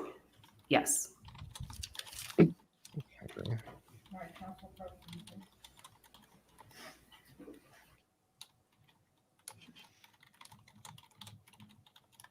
This has been a hell of a day. This has literally been one full day of her on the stand. I know she's Yeah. like, they didn't tell me this. There's no way you would have thought that she would have been on the stand for That's 8 right. hours. This is I don't think crazy. she was on this long for Hannah Gutierrez.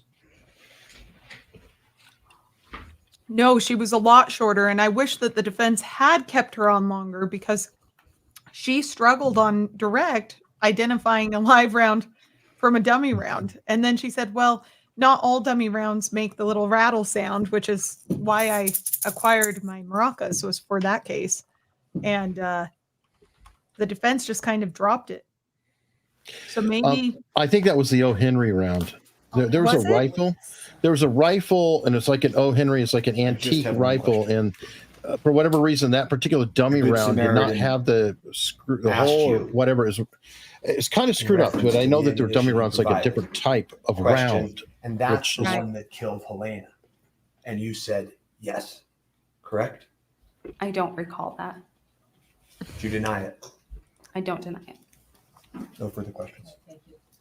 Oh, All right, we're going to take Yay. a bathroom break. Oh, Please wow. don't talk One among question. yourselves or anyone else about the evidence received here in court, and let's try to get back in around 3:20.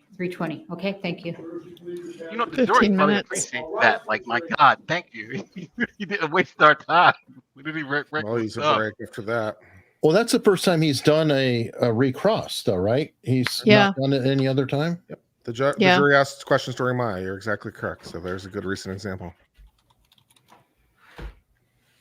Well, that started off great, but then kind of ended like, what the hell was all that about? Like, what was that Conference, but we're in recess for direct all about? intents and purposes for bathroom break for the rest of you. Wow. I don't get the point of cross. I don't get the point of redirect. I don't know. Maybe I'm just losing. I think that that was Carrie going too far. I think she was fine if she just stopped, but it was like she wanted to redress every irrelevant thing that she thought Spiro was saying, or whatever she considered to be irrelevant. So it was like, did she do Yeah. that? No, she wouldn't know. And Spiro did a ton of that, and that's what was making me go crazy. So I guess Carrie had to punish us twice. You know, just Spiro wanna punished us, acknowledge- but she's got to do it. I just want to say thank you, and Doug, for a very generous rant that you dropped on me over here. Maybe we should clear off some of the stuff that we have here with some of the things that we need to address. Yeah, let's do it. We got 15 minutes here, so I don't know whose is whose or what was pulled up while I was taking lunch. So you guys want to run through these? I'll go ahead and I'll go. Oops, that wasn't mine. Sorry. I'll go ahead and start with this one just because I checked it out from Shy Gal. So remember Midnight Rider, that was clear negligence. How does this compare? I don't know if everybody remembers Midnight Rider, but this was a situation where there was a scene that was set up on some train tracks, and they are live train tracks. And so the producers had told everybody, oh, it's going to be fine. You'll be perfectly safe. Well, then the train comes. It's like that scene from Stand By Me, where it's just the timing is exactly wrong. And so anyway, they're all set up. And as soon as the crew realizes the train is coming, they can't tell, like they don't know how long they have to get out of the way. It's chaos. Anyway, one of the crew members on set ends up getting struck by, I think, Sarah some Jones. debris. Yeah.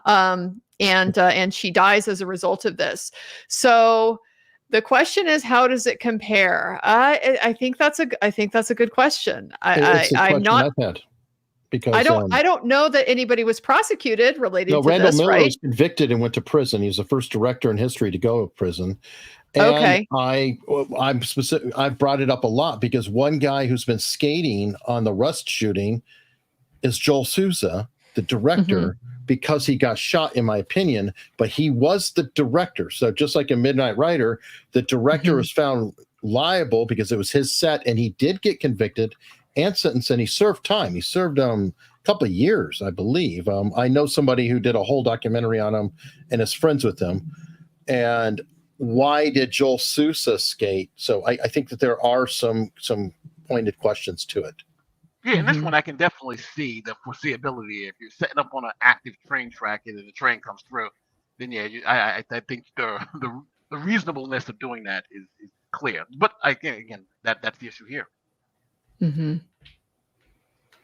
And then, yeah, this one, there was video from the HG trial showing him on the ground giving direction, pointing with the gun. If he is a firearms expert, as he claims to be, then he really is that negligent. Yeah, I mean, that's the incongruity of this is where I think that the state has a lot of room to play. Now that appears it's going to be able to come in what he admitted to in that interview is in terms of his knowledge. And so given that he knew that, nevertheless, here he is still out here negligently handling the firearms. Very, very bad fact for the defense to try to overcome. But I want to be very clear, though. Negligence doesn't get you a conviction here. You have to get to that criminal negligence, which is that element of recklessness. You know, I think it's clear he's negligent. He's going to pay out his behind in civil, but Mhm. was it foreseeable? And I think that's Well, I agree with that, Nate. Definitely on the technical side. It's just, is the jury going to grasp or even care about that nuance? You know, it in so many ways, the outcome of the trial always just comes down to what does the jury want to do? And these are facts that are not going to lead them to want to find him not guilty. Yeah. Well, Andrea, you're a defense attorney, right? Yes. How would you be trying this? I mean, do you agree with Spiro's technique, or would you do something different? I definitely don't agree with this shotgun technique. It comes off to me as it's too blame shifting, right? It's too much like I'm looking for any excuse that will get you to the end result that I want you to land at. And so I don't think that resonates nearly as much as trying to find one good one that you can really sink your teeth into and just highlight throughout the whole presentation of the case. Here we're just all over the place with the investigation was bad and somebody else brought the live rounds and somebody yelled cold gun and it's not clear to me how all of this fits together, other than it's just there's a million excuses for why Alec Baldwin shouldn't be held responsible, even though he's the one that held the gun and pulled the trigger. So I think you have to really address that bad fact head on. He was holding the gun. He did point it at her. He did pull the trigger. And you have to try to find a way to establish that is not reckless under the circumstances that are present here. You have the whole universe of just what's normal in movies, what has been done in movies before, what has been done safely in movies before, that you can work in to try to build that. How do you address his claim that he didn't pull the trigger, though? I mean, all the rest I agree, but because he went out there, national TV, blah, blah, blah, I didn't pull the trigger. Do you just ignore him and say, yeah, he did, he forgot, or he's under stress or something? Or what do you do on that one? I think absent good forensic evidence that's possible, no, you abandon that. You just you write that off as memory is a funny thing kind of situation. Maybe he doesn't think he did. But that's just because of how people's minds work under stress and stuff like that. Maybe he did, but clearly maybe you can even flip that to your advantage that he clearly wasn't intending to. These are hard facts to work with. At the opening, they abandoned that a little bit too, because remember he was like, it doesn't matter if he pulled it or he didn't. So they kind of addressed that in his opening a little bit. What does it matter if he thought the gun was cold? So. I was going to say, too, a lot of people like to bring up fanning, by the way, as it's possible because of fanning. In fanning, there's two things that it can be. One, a gun is modified that the trigger is irrelevant, and it is quite literally structured for that. Or the trigger is being held down, and then the hammer is moved back and forth. So one argument could be, well, he didn't pull the trigger. It was being held down already.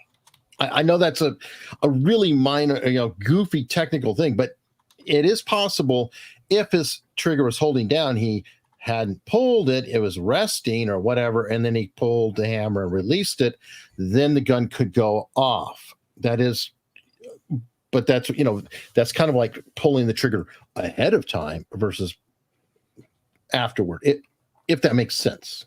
Mm-hmm.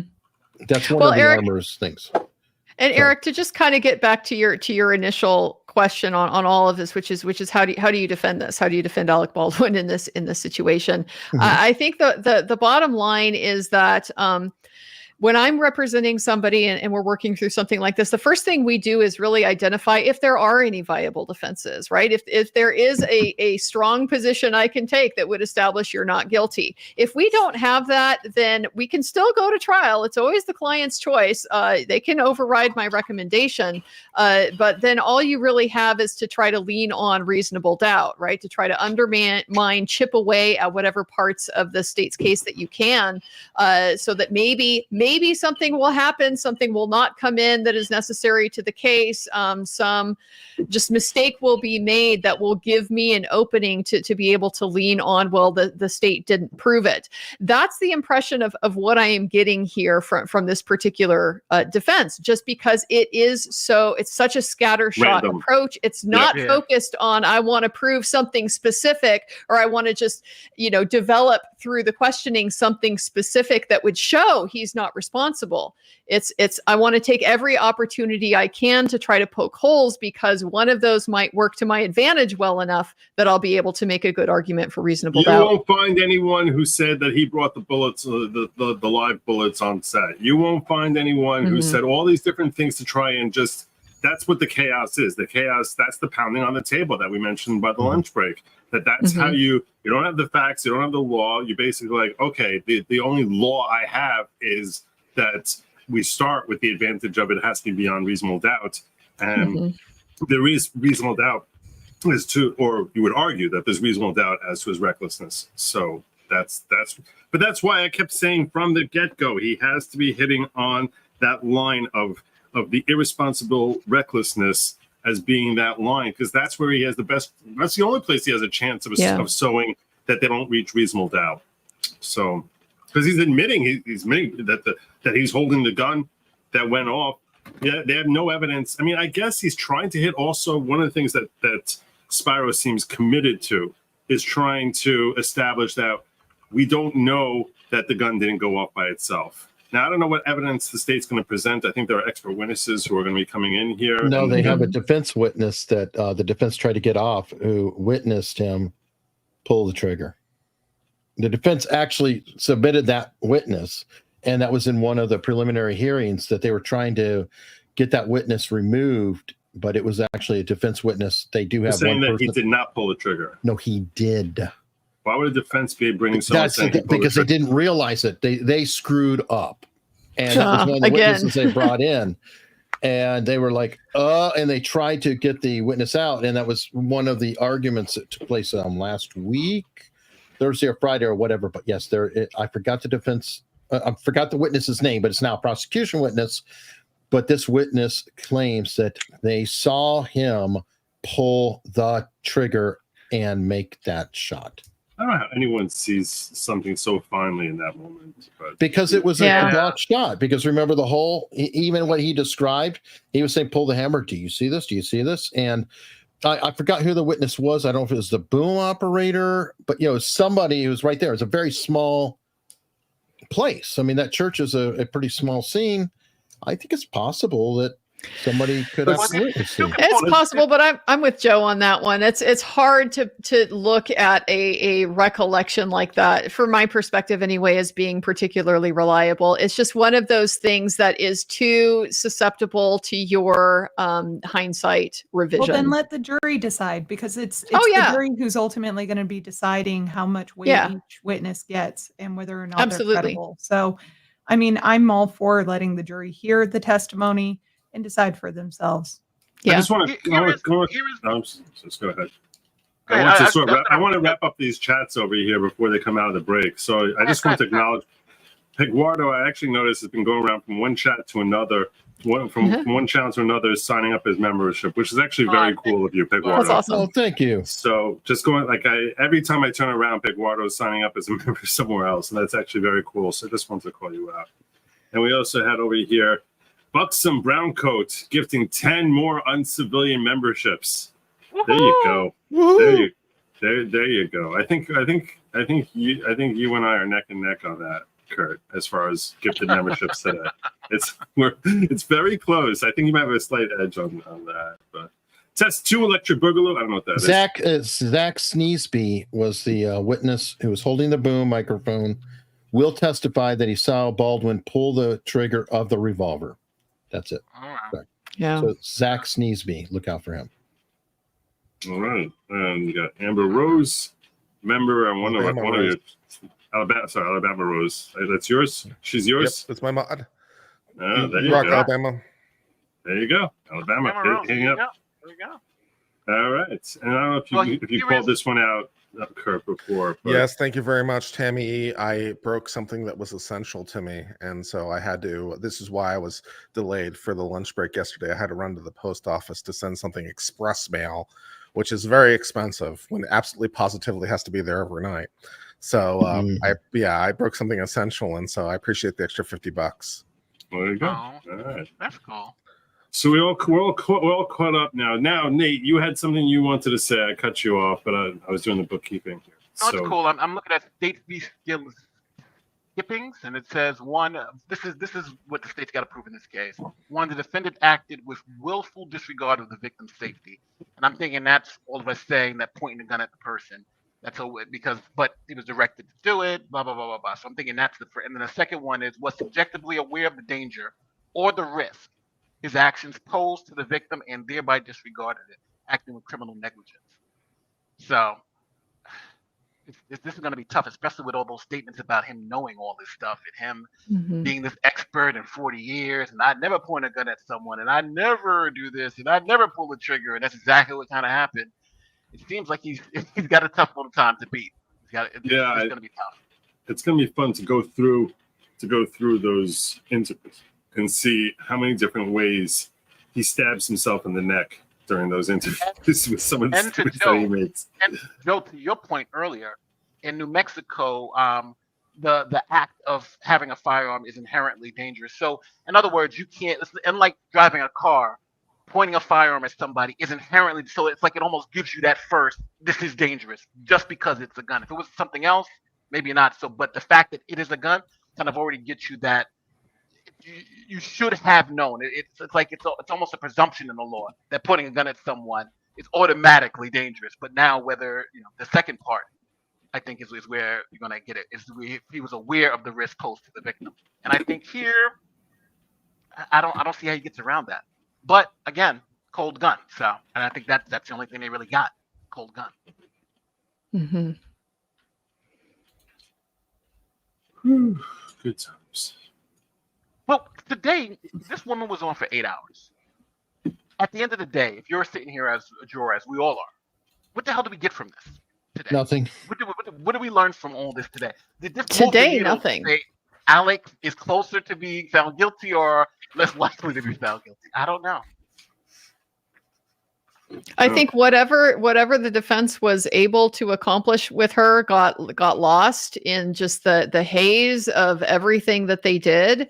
And I mean, right off the bat, the state's redirect seemed to pretty much neutralize what the overall point was, which was to try to shift the blame onto Seth Kenny. And unless the cloud itself that he's creating, the obfuscation cloud that he's creating, is let's just get the jury as confused as possible and then claim reasonable doubt. You know what I'm saying? Like, which it seems like there's we're talking about pounding the table, creating smoke screens. Perhaps that is what Spiro's game plan is here, that we shouldn't learn anything. You see what I'm saying? In other words, just let's make it like, let's try and just dismiss everything you got from this witness and just say, I don't know I can't take anything from her. But from this witness and from the other witnesses from yesterday, it's all the same thing, right? I show it up. Here was the gun. Here's what happened. Here's what happened. This is what we did with the evidence. Like, that could essentially be the first 2 days, right? These are the people. This is what we did with the evidence, and we sent to the FBI lab, and we shot, and blah blah blah blah blah blah. Like we've learned nothing more, and what the defense was trying to do doesn't really seem to have nudged any of that, right? What happened is what happened, and there's a smoking gun in his case. Alec Baldwin literally was holding the smoking gun, so I think the fight with the evidence is one thing, and the way the investigation went. But I think it's kind of like you're arguing to what end, right? Because literally, this is a smoking gun case. He had the gun in his hand when he shot the person. I don't see it. Yeah. And Help over here was saying, if watchers will share good logic with friends, ask them to subscribe and get Joe 100K. I shared Yes, yesterday. definitely. Thank Yo, you. how close Thank are you now? Help. How close am I now? Lord only knows. I don't know. I don't even know. It's somewhere like 99,578. You better be there by the end of the trial. Yeah, you better. should be here by the end of the trial. This is One would hope so. One would certainly. I think people are punishing you for some reason just to punish you. Like, this is kind of crazy now. Yeah, well, it is what it is. And all right, let's pulling up the next one. I told Joe this story earlier because it's pretty funny. So I have a Google Ads account, which I don't really use very much because I don't find it to be particularly productive. But I was asking Joe, what can I do to help your channel? And so I was like, okay, what I'm going to do is I'll spend $100 of my own money to run ads for your channel against other channels. So it's like, I'll just create an ads account and I'm going to select some of your videos as the promotion, and I'll select it and I'll run it against, like, basically LawTube related channels, because those would be the channels that we're interested in. And I'll promote your videos and hopefully that'll get you some subs. I actually think I got like 300 subs out of that, at least. What was interesting about it is I selected something like 7 videos, of which only 1 was approved by Google. The other 6 were flat. The other 6 I selected were flagged as election related content. Oh my God. They were flagged as election related, and that requires a separate certification and all kinds of stuff. So the YouTube hated you. Wow. I didn't even know there was an election related issue ever. I didn't know that that was a category or something that they they flagged. So what, like, do for I example, like one of your Fonnie Willis videos I'm was not being flagged as paid? election related content. Do I have to swear that I'm not being paid by the RNC or something like that? Like, what do I need to do to basically say, look, I'm just an independent dude? I guess that's your rate. That's the rate that you pay for ad. Like, mine went, as soon as I start talking about elections, it goes from like $5 to like $1.50 per 1,000 views. So they kill you with the election stuff. But we were able to get 1 video through the filter, which helped Joe get about 300 subs. So hey, there was something there. There you go. There you go. Wait, That's so wait, cool. did they charge you less than $100, or they spent the whole $100 on that one? No, yeah, it was designed for $100 total, so it would split relatively evenly between all the videos. So it was going to be $100 no matter what. So that one video got $100 worth of promotion. Nice. Well, thank you, brother. I appreciate it. No worries. You know what I hate that YouTube does? Like, when sometimes I'll pull a video from the Young Turks and they'll demonetize that part of the video. And like, the Young Turks is all monetized. They're speaking about this. They're YouTube, and that happened to us yesterday, right? Some of our channels were demonetized for the video. Some of them weren't. We went yellow. Danny and I went yellow crazy. for the exact same content that the other 4 of them had. Yeah, the 2 of us went yellow. The 4 of them didn't go yellow. I reached out to multiple streamers and I said, hey, everything that I have that goes over 1,000, I am having turned yellow. Is that YouTube's automatic sorter? Or has my channel been labeled? Or is there like a troll after me? Like, what am I doing wrong? It could be. There's no rhyme or reason to it. It could be a person, a motivated person. You're good. You're right, Danny. I didn't even think about that, but unfortunately, you could have some. I just wish there was a way. Literally, to this is the best proof, though, Danny. This is the best proof because we're literally putting out the exact same content at the same time as 4 other people. Ours go yellow and theirs stay green. How is that possible unless there's some type of targeting? I mean, it's unbelievable. And my chat is one of the most well-behaved because I need to make money. Like, I've always told my chat, just, you can say what you want, just don't get me kicked off YouTube. That's kind of the general rule. So, like, I don't know. It's not our chats. But they do say it's not about what's being said, it's about who is saying it. For instance, we can all say the same thing, but if ABC says it, they won't get demonetized. But if we say the exact same thing, we will get demonetized. So and here's the proof. Here's the proof right here. Well, keep in mind the ABC is not only a creator, but they are also a customer, because ABC pays for advertising and a lot of it on YouTube. No, it's very relevant though. On crime and everyone else, because like I got my Karen verdict demonetized, and I didn't do anything crazy. Yeah, and I make YouTube some serious money every year too. They take a serious chunk of the cash that I make for them. So, but that's probably why mine stayed green yesterday, while everybody else's went yellow. But I've But had even large channels sometimes get problems. Like I've heard creators with 1 million, 2 million, 3 million subs who will sometimes get this arbitrary thing. So, and they presumably are making lots of money for YouTube too, but they seem to just do their arbitrary thing. So Like Lewis Rossman. YouTube just likes to mess with people. I'm just like saying 2 they weeks ago, I have had the more same thing happen to bandwidth. me. Oh, sorry. Hmm? Nate? Oh no, I said 2 weeks. I had the same thing happen to me. So yeah. Kurt is definitely right. I was screaming, "Oh my god, all my videos are yellow." So yeah, It's just weird because I have such a small reach. Like it's not like I'm reaching, hundreds of thousands of viewers. That's what I'm saying. Is it doesn't make sense to me. Brent Mack says, as an old wheel guy, it's awkward to pull hammer back without trigger, finger in the guard. Harder to let hammer down with one hand safely without finger in the guard. Broke all 3 rules. Yeah, it's true. I think we should go to other. So this has no cover face. So I should let that other. She should have said, "That's not my job." No, you're saying the witness. Yeah, she could have said that a million times. Yeah, no, but it was the prosecutor was just basically testifying. And so here's a whole bunch of information. It's like, I don't know why this witness is even here at this point. I understand why we're giving some leeway to some of the rules. Yeah, All right, yeah. It got a little ridiculous there. This was ridiculous. Yeah. At a point, it's like, come on. The witness is like, yeah, no, yes, no. I'm like, this is just direct.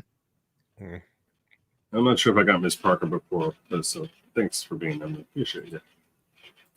And thanks everybody for sharing this content with us. We really appreciate you being here and watching us go crazy over this.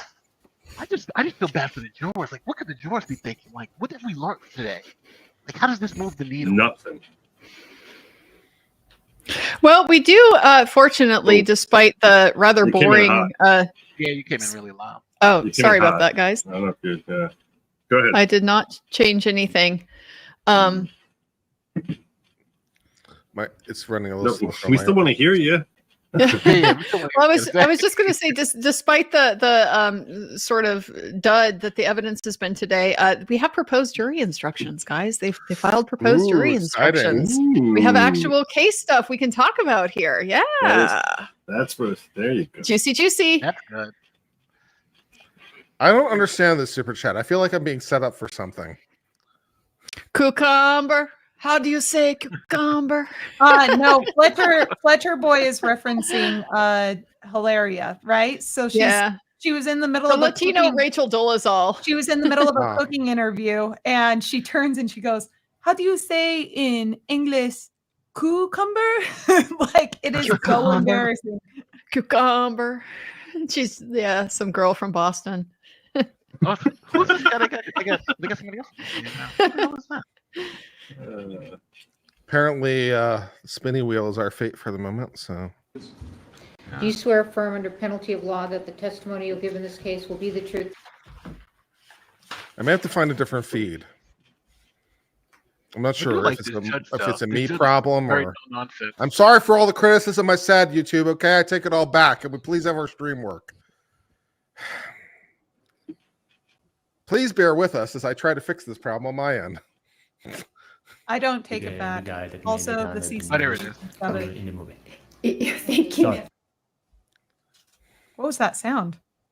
It was the you can hear it. They can't hear it. Okay, sorry. No worries, it's fine. I was like, I'm gonna try a different feed. And how long does this guy have? He had about 2 hours before. Well, about an hour before this guy has to get off the range. So.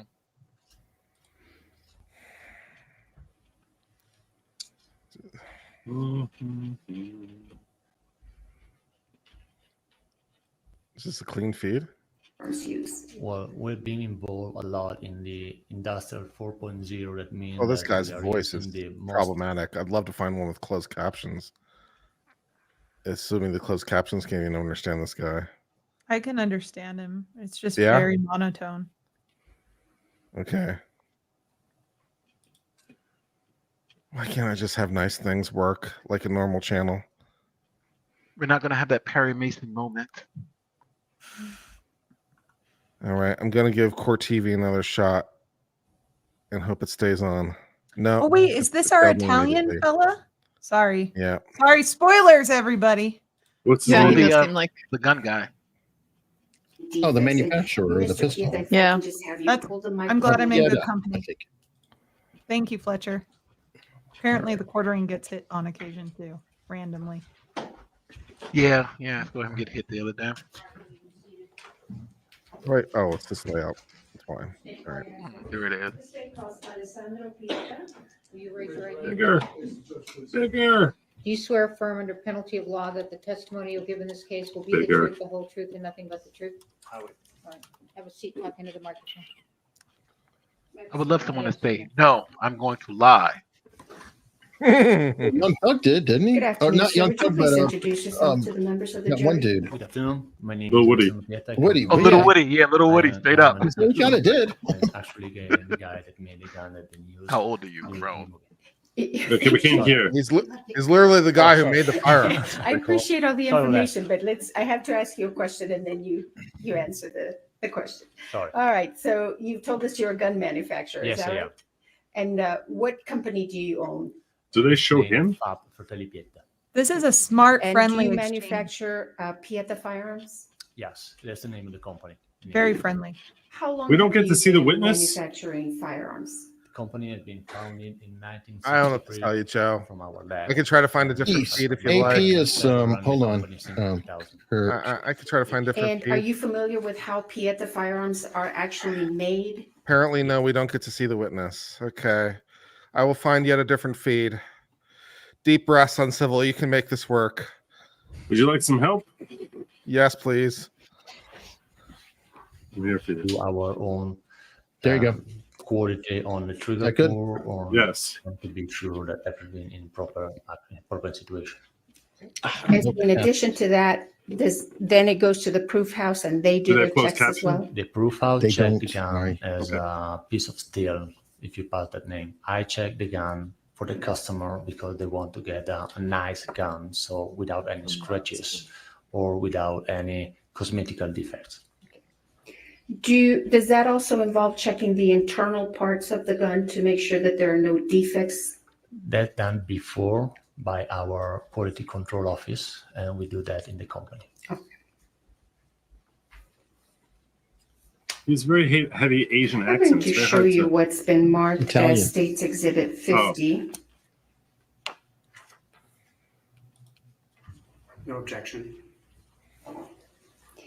Your Honor, being that there is no objection, I would move into evidence States Exhibit 50 and ask to have it published.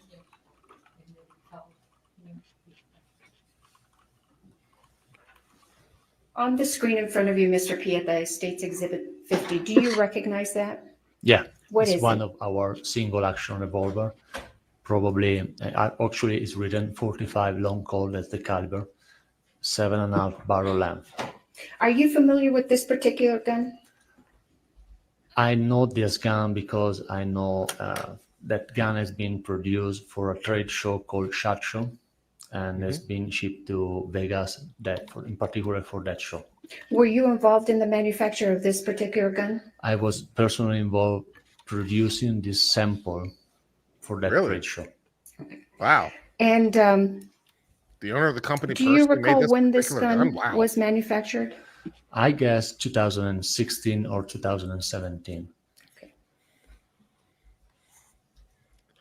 How do you manufacture this particular firearm? Well, I would not say manufacturer. I could say I prepare this gun because being a replica, we need to make our customer happy. And of course, our main customers are collectors. So when we prepare a new sample or a new model, we study the books. So we study the American history and we look for details just to make a new model. That's why I've been involved to introduce this gun during this trade show. So you said this was a single action revolver. This is a single action type revolver. It means that every time you want to shoot, you need to pull the hammer, cock the hammer, and pull the trigger. Is that what a single action means? Yes. So you have to cocked the hammer before you pulled the trigger? Yes. Okay. Is this different from other Pieta single action revolvers? It's different on outside because the details are different. We are not used to make any marks on the grip, or we are not used to write the caliber on the trigger guard. But this is basically is the same gun with a different configuration. So are the internal components of this gun the same as for others, Yes, correct. Pieta? Correct. Are the internal components of this particular gun, are they interchangeable with other Pieta single action revolvers? Yes, they do. Now, is the hammer to this Exhibit 50 that we see in front of us, is that different from other Pieta revolver hammers? As the sides of the hammer and being polished just to create a different color. Okay. But is it similar in as far as specifications? It's the same.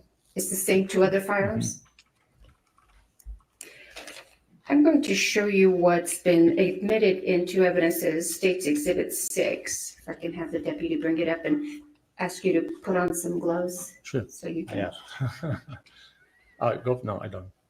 I'd say he qualifies as an expert on the Oh, gun. good. Thank you. Yeah, I mean, I own the company, I made it. Well, that'll get you there.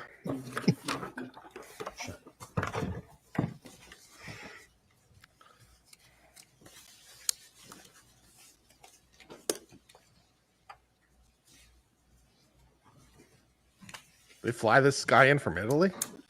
They did, I think. Yeah. Wow. If you can Okay. open the box, Mr. Pieta. Well, probably because of the claims about the gun being broken and irreparable. And Do you recognize what's in there? Yeah, it seems to be the same gun that's on the screen. Can I And hear what the trigger- I'm going to show you what's been marked as State's Exhibit 51. No objection. I move into evidence 51, Your Honor, with no objection. Now, if you can take a look at that firearm Exhibit 6 that's in front of you, does it have a serial number? Yes, it is. And I'm going to put on the screen State's Exhibit 51. Do you recognize that? Yeah, that's our invoice that probably has been used to ship the gun to EMF. Does this invoice contain or list this particular gun that's in front of you, Exhibit 6? Can I check the serial number? Yes, please. Can I touch the gun? Yes, with your gloves. Yeah, it's the same serial number. Okay. So did Pieta Firearms then ship this gun, Exhibit 6, per this invoice? Yes, we did. And when and to whom was it shipped? It's been shipped to EMF company. That is one of our customer that show with us during SHOT Show. So to get the gun inside United States, we need to get someone to get all the license to import the gun for us. That's why this sample has been shipped to EMF. Okay.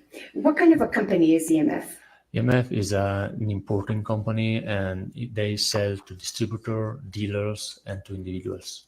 Is EMF associated with Pieta Firearms? Yes, it is. How? We, Alberto and myself, own EMF. So you own EMF? Yes, we do. Okay.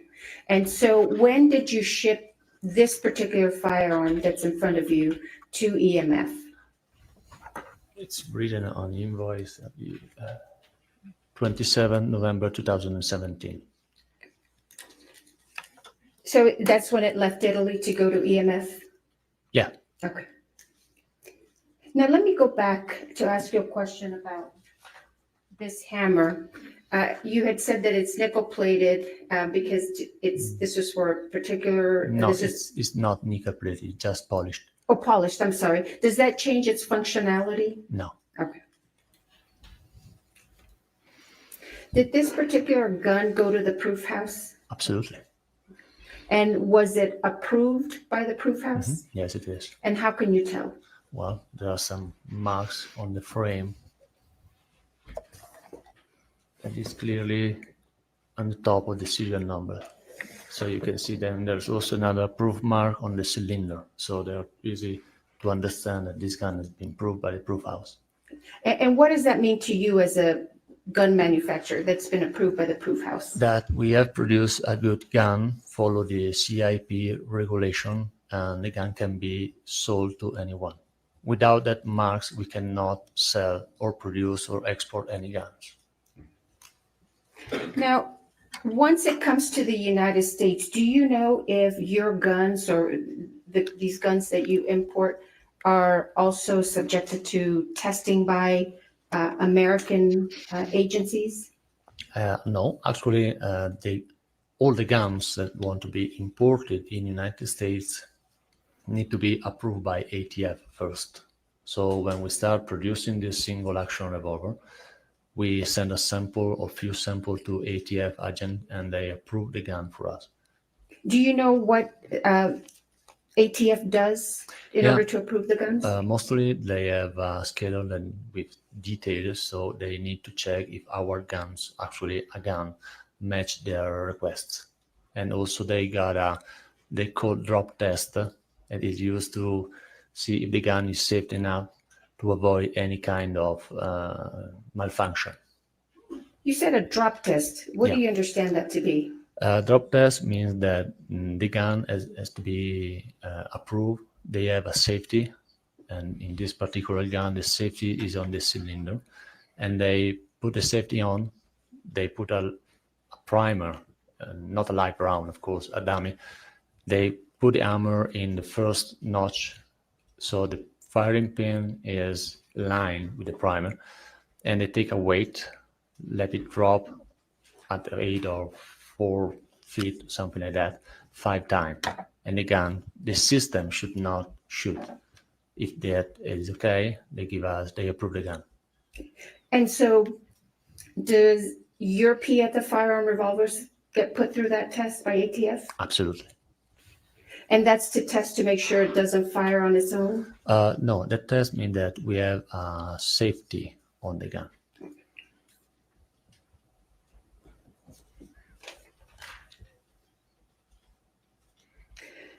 Are you familiar with how this particular gun fires?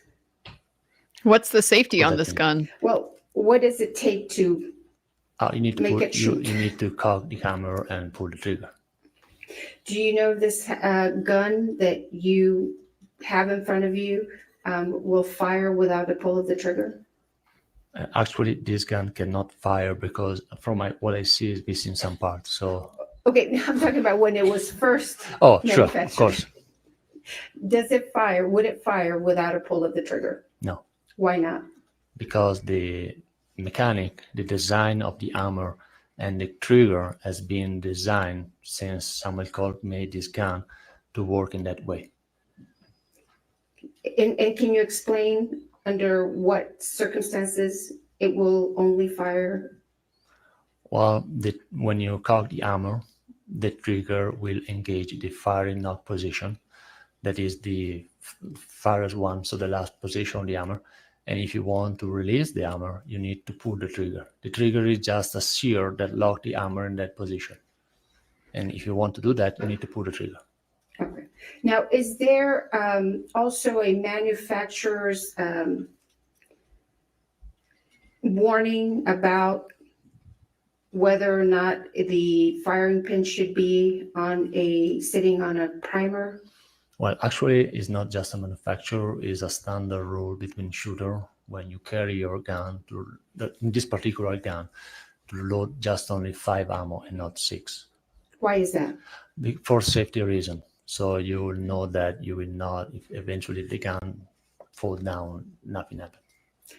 What could happen if the gun falls down and the primer's... Most of the time, nothing, because the hammer is against the frame. And so if you hit the round, the primer will not shoot the primer. So it's just a safety rule that has been taught to every kind of shooter. So I've been a shooter for myself, and that's what they told me to do. So load 5 rounds on the cylinder instead of 6. And will it fire? Let's say you load 6. And what could happen if you load 6? Nothing really, just need to know that you load 6 rounds instead of 5. Okay, but if you have the firing pin on the 6th round? If the firing pin is in the rest position, when the hammer is down the frame, So the firing pin is not against the primer. Nothing happened, because if you want to shoot a primer, you need to apply a certain quantity of force to shoot it. So you can get a thick touch on the primer, but the gun will not shoot. If the firing pin is actually on the primer? Close to. Okay, but you had said that if the firing pin is on the primer and you drop the gun, what could happen? Usually, it's based on the primer technology. The powder in the primer is not at the top of the primer, it's just a little in the middle. So you need to press it a little more. And when you reach that point, you can shoot the load under the firing pin. His English is pretty So good, but what it I'm seems like he hearing you doesn't say, quite it understand sounds some like the only questions. way I you wonder if can fire this a gun is by translator would be pulling more the trigger? appropriate. That's the way that should be done. Is there another way It to should be. fire this gun? No. I think he's understanding. 90%, but every once in a while he's May I have a it's a moment? slight now? miss. Yeah, but the other lady spoke fluent English and she missed a lot. Let me so- ask you, what condition was this gun in when Fair, you shipped it fair. and Pieta shipped it to EMF? As I said before, this gun is being produced for a trade show. So we ship the gun without the firing pin. That is mandatory for this trade show, that all the guns are safe. And doing that, there are inspectors that check all the guns for us and put a tag. So the consumer, the customers, will know that they cannot use the gun to shoot to anybody. So not having a firing pin in that gun while it was used in trade shows, does that alter it or change it in any way? Well, you are missing one part. That's it. But does it change any internal components of it? No.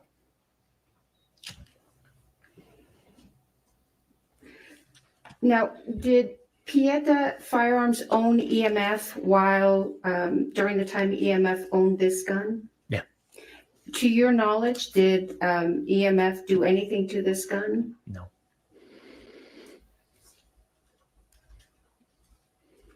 May I have a moment, Your Honor? I understand the words he's saying. I feel like the overall effect is confusing. It came out suggesting the gun has a safety on it. I don't believe that it does. The whole safety mechanism on a revolver like this is the action you have to put it through to make it fire. Yeah. I respectfully think that's on the prosecutor and the way that the prosecutor is Yeah. phrasing the question. Yeah.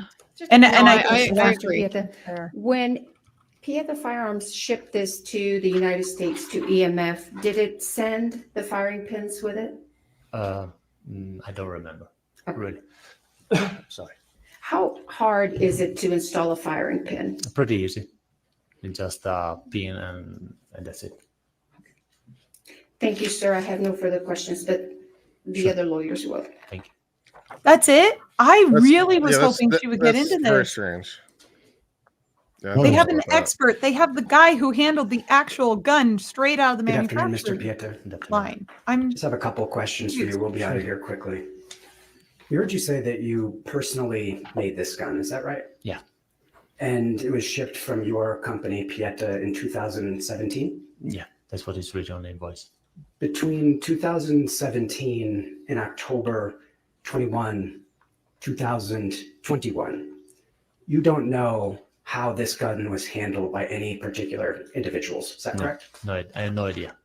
Your knowledge of the gun's functionality was limited to November of 2017 when it was shipped from your company. Is that fair? That's not correct, because my knowledge about this gun was also during this trade show that's been held in January. So probably the last time I saw the gun was in January. So roughly beginning of 2018. Is that right? Yes, correct.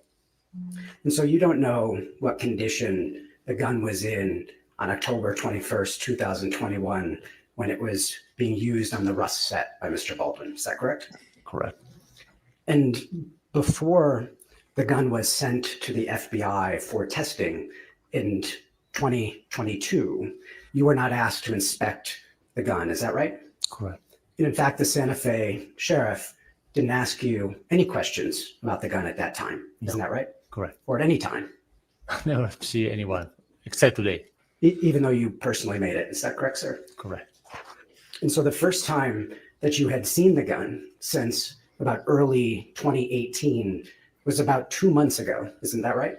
I saw the picture of the gun during a preview interview that we got on Zoom in a Zoom meeting. Someone held up a picture of the gun on a Zoom meeting. Yeah, this picture probably. And that was the first time since 2017 you had seen the gun. Yes. Well, of course, I got this picture on my computer, but I never recorded that was the one that was sent to everybody else. And at that point, the gun was already broken. Correct, sir? It's the first time I see the gun, I may say yes. Great. Thank you. No further questions. Okay. No, Your Honor, thank you. All Most right. That effective, seems like a bit of a waste of a witness, but all right. What a waste. Are you kidding me? He's the guy who made the gun. He just said that. I made this gun. Whatever. If Well, he anyone said it ever- wouldn't fire without pulling the trigger. Who's your I mean, next that was the witness? whole point of the testimony. What would you Yeah. have wanted from him that you didn't get? What do you feel cheated at?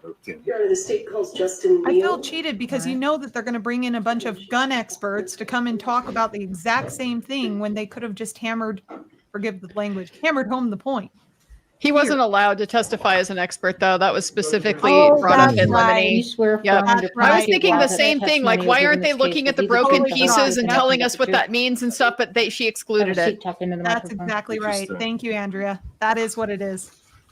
It's pretty I weird. found that frustrating too. It's pretty Oh. weird that he made the gun. He's not the expert.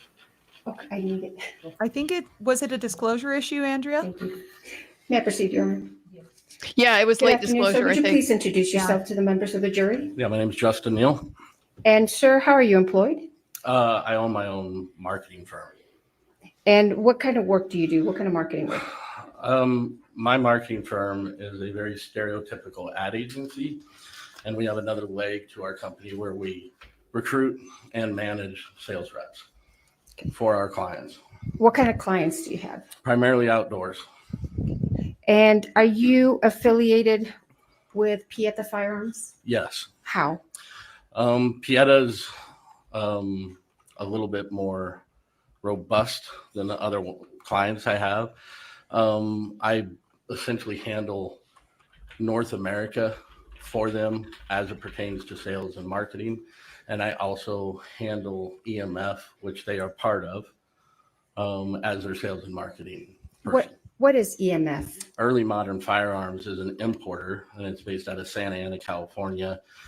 They have been in business for 65 plus years, and very much back in the day, they used to supply a lot of firearms, Pieta and otherwise, to Hollywood. Who owns EMF at this time? Alessandro and Alberto Pieta.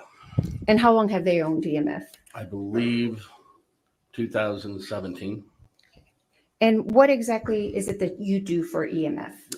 I handle, again, the sales of the guns that they have of Pieta's. EMF only imports and distributes meaning sells to retailers, Pieta Firearms. So I handle the sales of Pieta Firearms through EMF through distribution. Are you required to have a federal firearms license? I am. And why is that?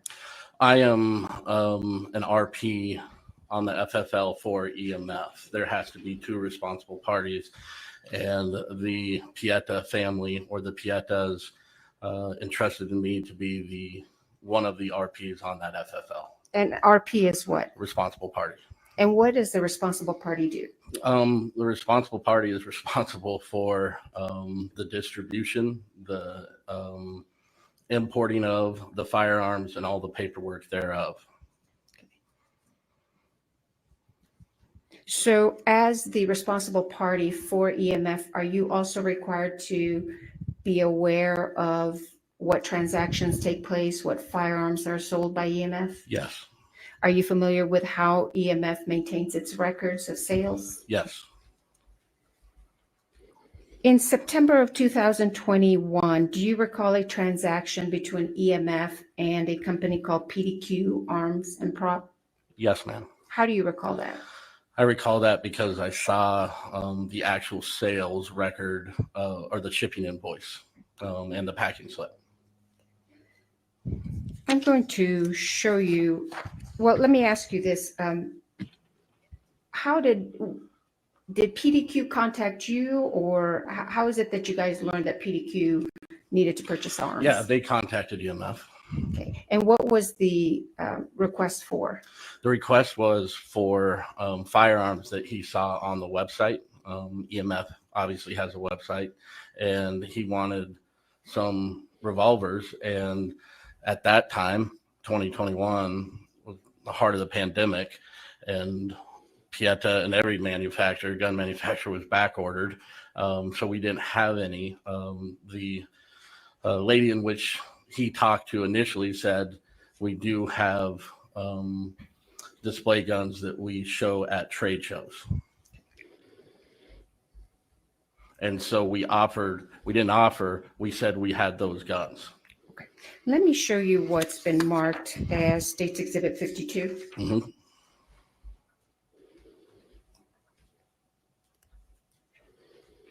No objection. Your Honor, the state would move into evidence 52.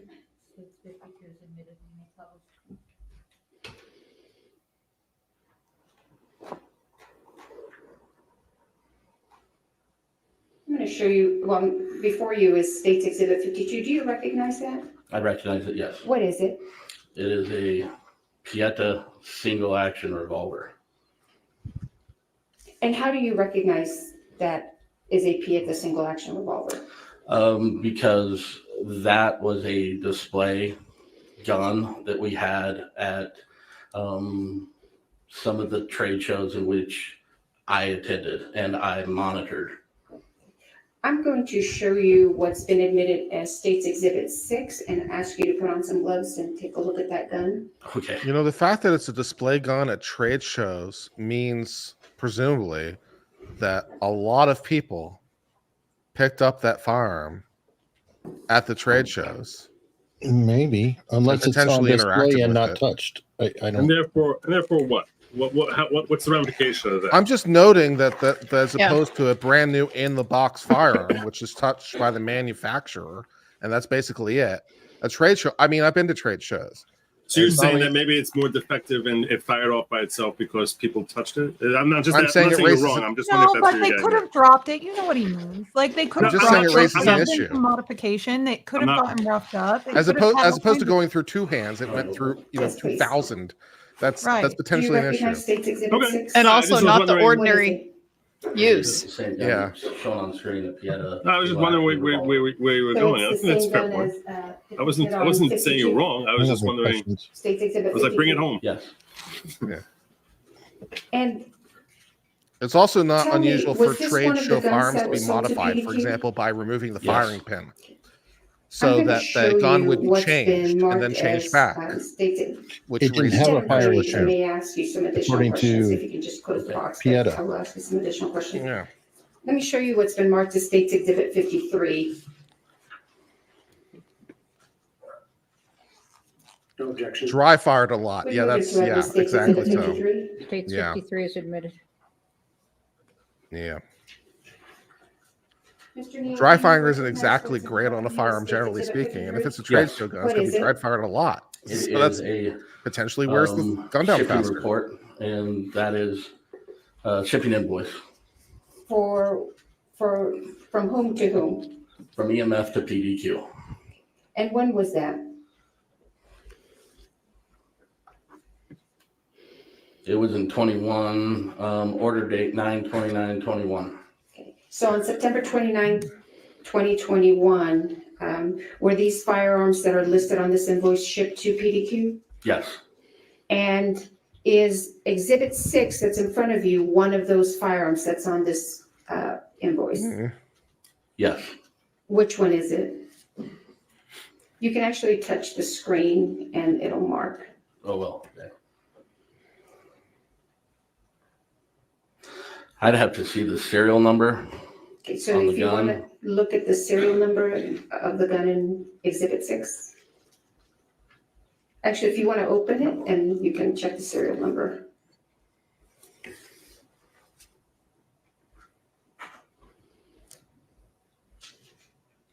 Yeah, it's right here. Is it not making a mark? It might be your It's gloves. the third one. I've got gloves on. It's the third one. So E52277. This one right here? Yes. So the number 3, the third gun on the invoice is Exhibit 6. Yes. Now, let me ask you, when did you become affiliated with EMF? 2018. And do you recall approximately, was it beginning, mid, end of 2018? And And when you became affiliated with EMF, did EMF already have Exhibit 6 in its inventory? yes.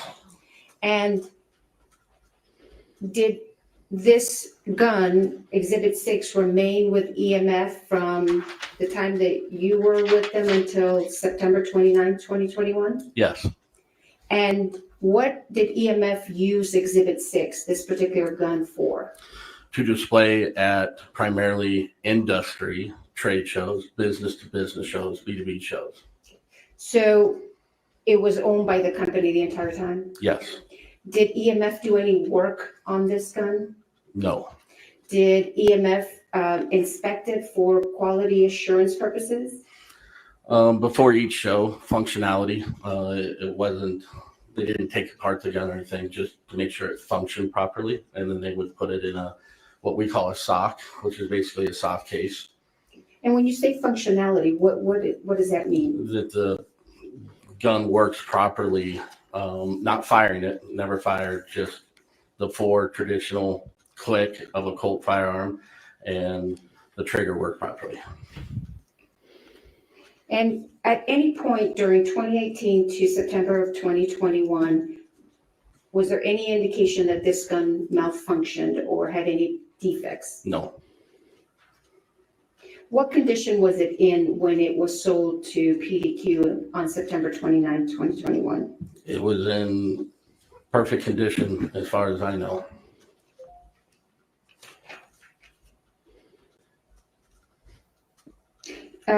You said that how often was this gun checked for functionality while it was owned by EMF? We do approximately 5 shows a year, and so at least 5 times. And you say 5 shows, does that mean, is it in a display case? Or? It is in a locked glass display case. So people can't just come and grab it? They can't grab it, no. Okay, I guess that solves that Do problem. you also, well, let me ask you this before we move on to the next topic. When this gun was shipped to PDQ, do you know what it was shipped in? Yeah, EMF follows standard operating procedures, which they do for any gun shipped, whether it's to a dealer, a big box store, distributor, influencer. It is in Influencer makes and supplies EMF with a very hard styrofoam box that's molded for a single action, and it's placed in there, then a cover over the top of it that's fit to it, and then another cardboard box sleeve that slides over the top of that, sealed, and then it is put into another shipping box with whatever other guns or accessories the attended person or store requests. Would that have been the manner in which it would have been shipped to PDQ? Yes. Do you also handle customer service calls for Pieta guns in the United States? I handle quite a bit of the customer service calls, yes. Not all, but a lot. Approximately how many would you say? Over the years, since 2018, I probably on average handle 5 or 6 a month. Okay. Have you ever received a complaint or a call about a Pieta revolver going off by itself? Never. Are you familiar with how this particular gun fires? Am I familiar with how it fires? Yes, sir. Yes. Does it fire without a pull of the trigger? No. May I have a moment here? Yes, I'm here, Councilor French. I hope you're going to go through a little bit more detail about that idea. But I think they're just going to have to get into that with the FBI, right? The people that did the testing. Mr. Neal, if this particular gun, Exhibit 6, if it had displayed any defects in functionality, would it have still been shown at trade shows? No. Why not? The We don't purpose show of crap here. PIETA or EMF going to a trade show is to sell firearms to FFL dealers, holders, not the public, but sporting goods stores, if you will.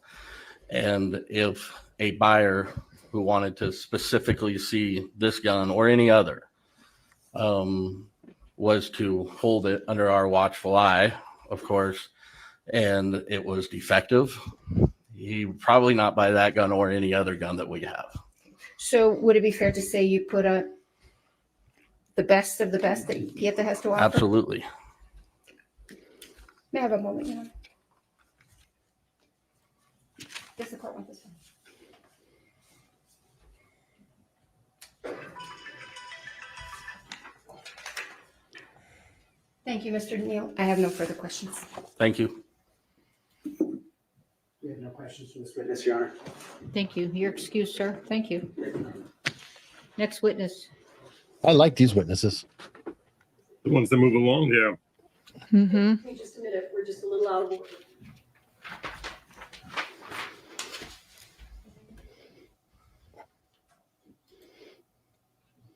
Finally, a no questions. Hallelujah.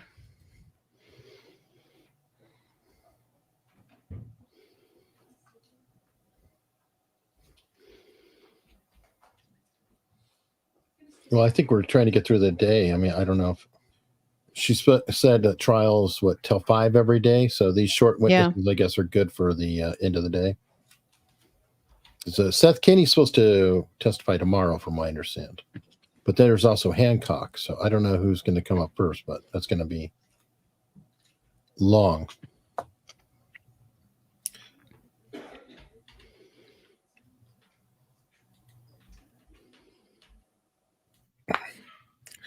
Steven's back. I see Hilaria's not there. She might be home with the tribe.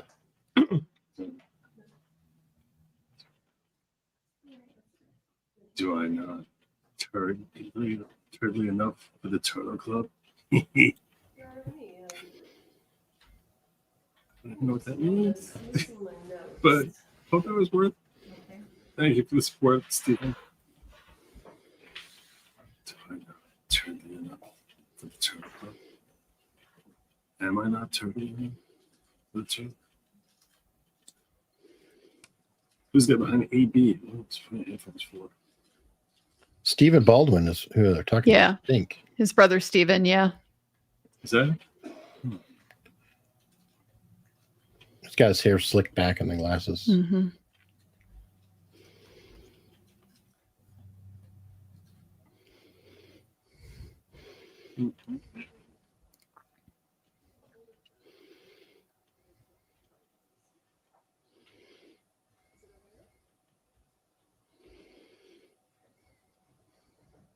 Now you think tracking the Alec Baldwin movies is hard. Stephen Baldwin. Name a movie Stephen Baldwin has been in.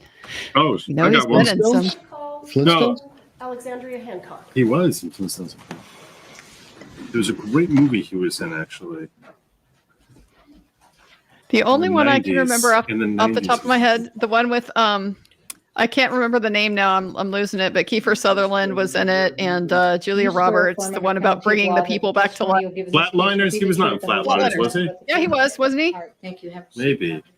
I think he was. Hancock. Okay, this is going to be interesting because she's going to be a long one. Who's this? Just state your Detective name for the Hancock. record, even though I know Alexander it's recorded. Hancock, lead detective. Alexandria Hancock. And how are you currently employed? Oh, I backdraft. am a corporal with the Oh, yeah, Santa Fe good County call. Sheriff's Office. And how long have you been with the Santa Fe County Sheriff's Department? It will be. Oh, that was 7 Billy. The years chat's in correcting me. That November. was Billy. And how did you become involved? Hard to track with all the this Baldwins. case? Where they? Well, we took the In stream down. 2021, I was a detective with the sheriff's office. I was assigned to the violent crimes division. On that day, we had received a call for a shooting at a movie set on the Bonanza Creek Ranch. And you said you were on duty, and I'm sorry if I didn't hear you. What were you at the time? Were you a corporal? No, I was a detective. And did you show up to the scene there at Bonanza Creek Ranch? Yes. Do you know approximately what time? I believe it was between 2:30 and 3 p.m. And so can you kind of give the ladies and gentlemen of the jury an idea of what was going on? Were you the only detective on scene? Were there other detectives? What was happening? Yeah, so when we had originally, it's called a briefing, essentially, back at our office, at the sheriff's office, we had a short briefing with all the detectives that were there that day about what had been learned thus far as to what occurred on the ranch. And so during, or I should say after that briefing, the detectives were assigned at that point on who would be handling and who would be assisting. And then from there, the entire team of us went out to the ranch. So approximately how many people were in the team? I want to say maybe 5 or 6 of us. And how does the sheriff's department traditionally is one detective named primary, or are there more than one? How does that work? Just one is primary, and then typically they will have a secondary just depending on the case. And how did it work out with this case? Originally with this case, a different detective, his name's Joel Cano, was assigned the primary detective, and then I was assigned secondary. And just so that we're clear, at some point, did you become primary? Yes. And at what point was that? Probably at least a couple weeks later. Okay. Now, in that interim, in those 2 weeks, were you actively working on the case? Yeah, I was assisting with it.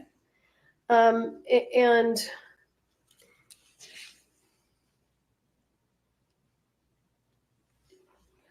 as the assisting detective, did you conduct interviews with witnesses on October 21st? Yes, I did. Who did you interview on that day? And then we'll back up. Okay. On that day, I interviewed Hannah Gutierrez-Reed, David Halls, and Alec Baldwin.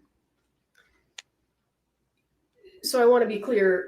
You, as the assisting detective, interviewed all 3 of the people that were ultimately criminally charged. Yes.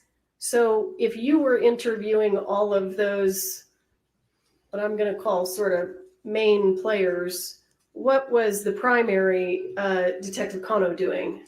He was, on the day of the incident, he was interviewing the numerous people that needed to be interviewed back at the ranch. And give us an idea of who those folks were. That Detective Cano interviewed? Mm-hmm. They were people that were said to be inside the church at the time of the incident, or members that assisted with the armor. Why was it necessary to have 2 detectives doing interviews at the same time? Because of how many people were involved. Okay. And have you continued to be the primary investigator with the Sheriff's Department on this case since 2 weeks after the incident? Yes.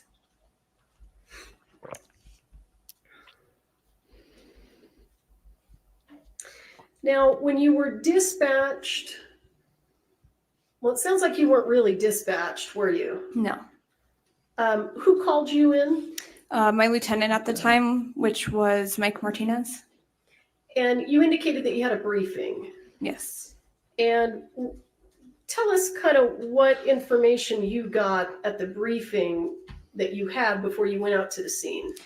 Yeah, so during our briefing there at the office, we were told that there was a movie being filmed at Bonanza Creek Ranch, and then sometime during that day, shortly after we were called in or shortly before we were called in for that briefing, that 2 people had been shot on the set. Did you receive information that the shooting had been characterized as an accident? I do recall reading that on our CAD. And as a detective with the sheriff's department, when you get called to a shooting that's being characterized as an accident, does that mean to you that there will be no criminal charges? No. Have you been dispatched or involved in accident investigations in the past that turned into criminal cases? Yes.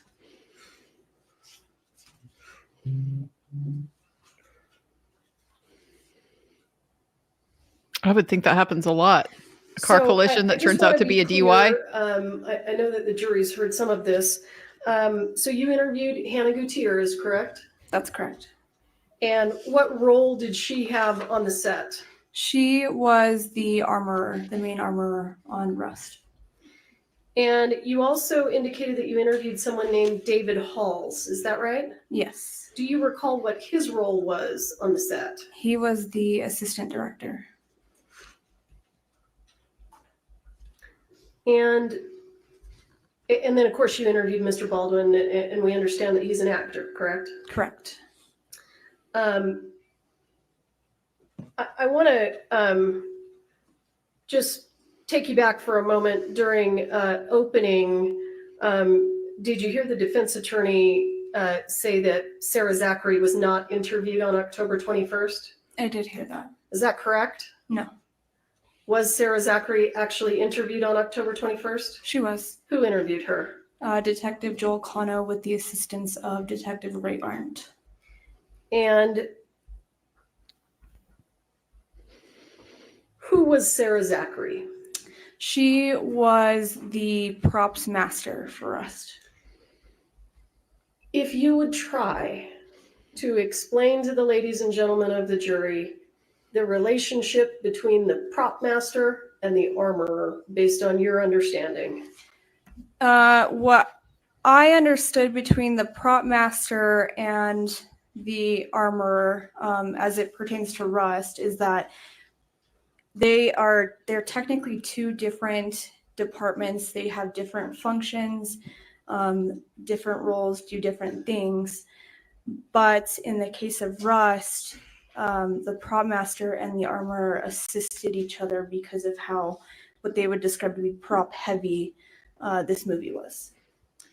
And did you get an understanding of when we say prop, exactly what we're talking about?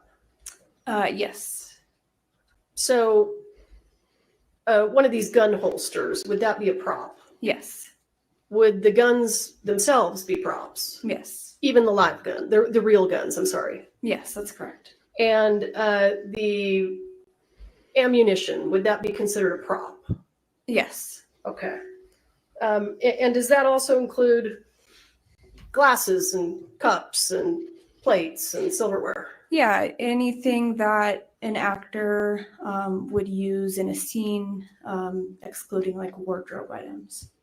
Or set decorations. And I understand that you indicated that Ms. Zachary was interviewed on the 21st of October by Detective Cano. Did you also conduct a follow-up interview with Sarah Zachary at a later date? Yes, I did. Do you recall approximately when that was? I believe it was sometime in November. So just the following month? Yes. And you testified that you conducted an interview with Hannah Gutierrez on October 21st. Did you also conduct a follow-up interview with her at a later date? Yes, I did. And approximately when was that, if you recall? I want to say that was in November as well. And you interviewed Mr. Baldwin on the 21st, correct? Yes. And did you have subsequent contact with Mr. Baldwin after the interview that you did on October 21st? Yes, I did. And how were you having contact with him? Was he in New Mexico, or how was that happening? No, he wasn't in New Mexico at that point, but I would receive phone calls and sometimes text messages. From Mr. Baldwin? Yes. Generally speaking, was it Mr. Baldwin reaching out to you or you reaching out to him? It was him reaching out to me. So he had your cell phone number? Yes, my department cell. And just to be clear, do the defense attorneys also have your contact information? They do. Have they sent you text messages? I don't know exactly her title, but members from their team, yes. Okay, so they actually have your cell phone number? Yes. And you've made yourself available to them? That's correct. And you do that whether I'm there or not, right? Yes.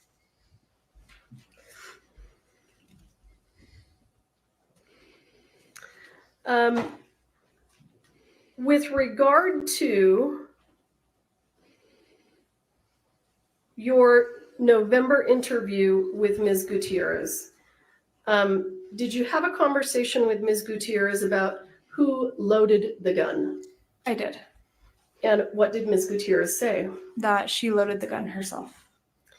And did you have a conversation with Ms. Gutierrez concerning the box of ammunition that was holding that one suspected live round? I did. And what did Ms. Gutierrez say? That it would be a box that she would have provided. Objection, hearsay, unless this is information accurate. It's kind of late. So my response, unless you want us to approach, is that these are statements against interest and they come in under that exception. I don't believe that they are, but like I said, if it's information acted upon and we can cross on it, it's fine. All right, go ahead.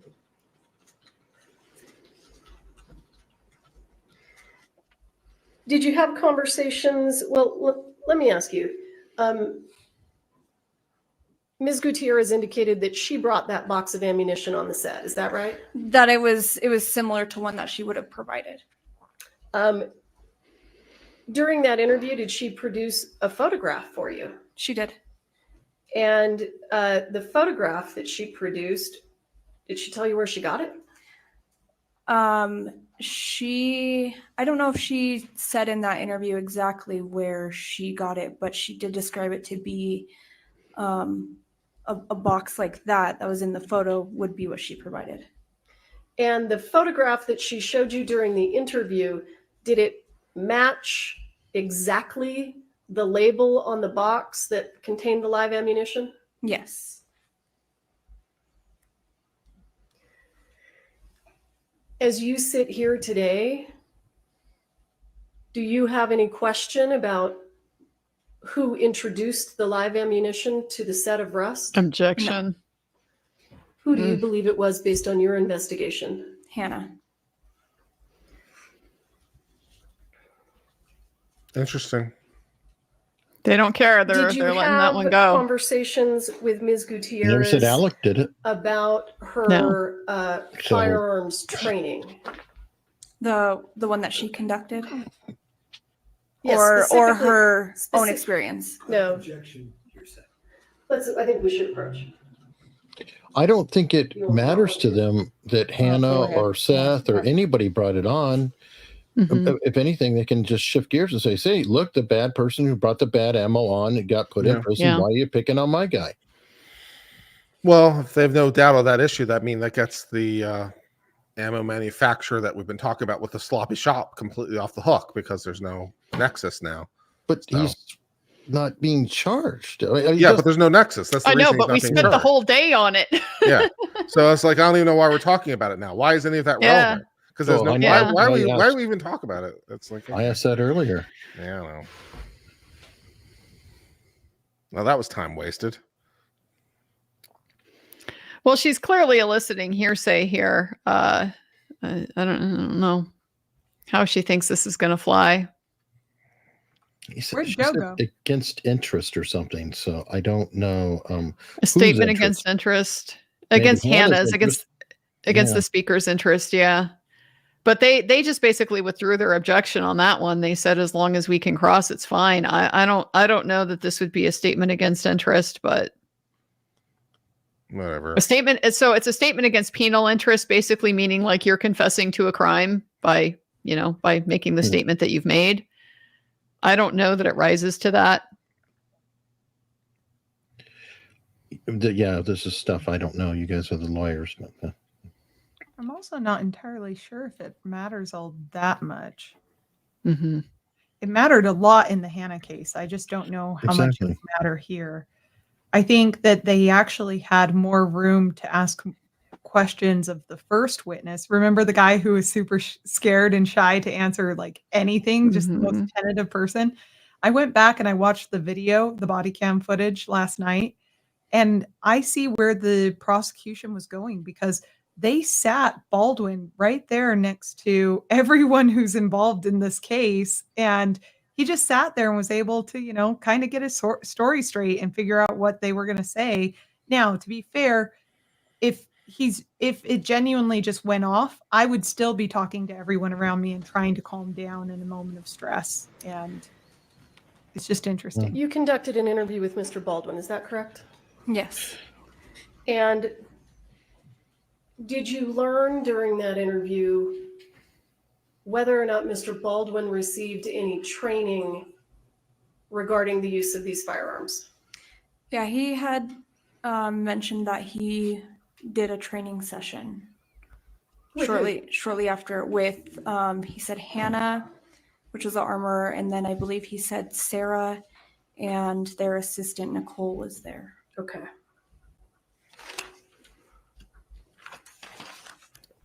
So didn't get it in through Hannah, but allowed to get it in through Alec's own statement.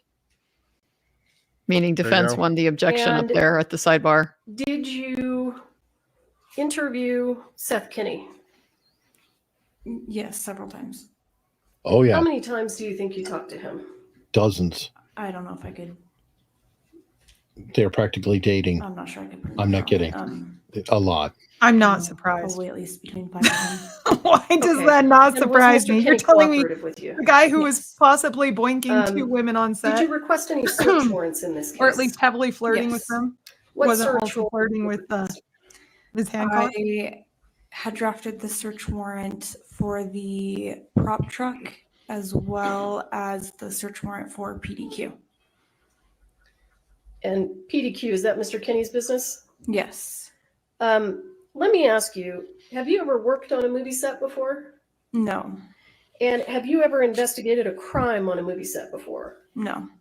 On October 21st, 2021, did you know what a prop truck was? No. At some point through your investigation, did you learn what a prop truck was? Yes. Prop truck. And I like how she pronounced it. What's a prop truck? It was an area that was used for storage.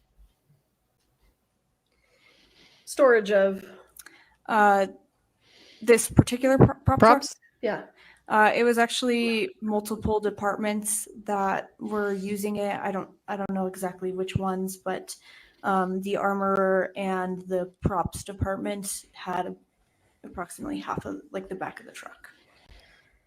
And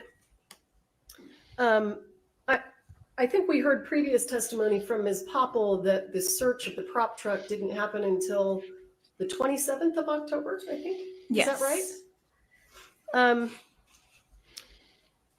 What was the delay?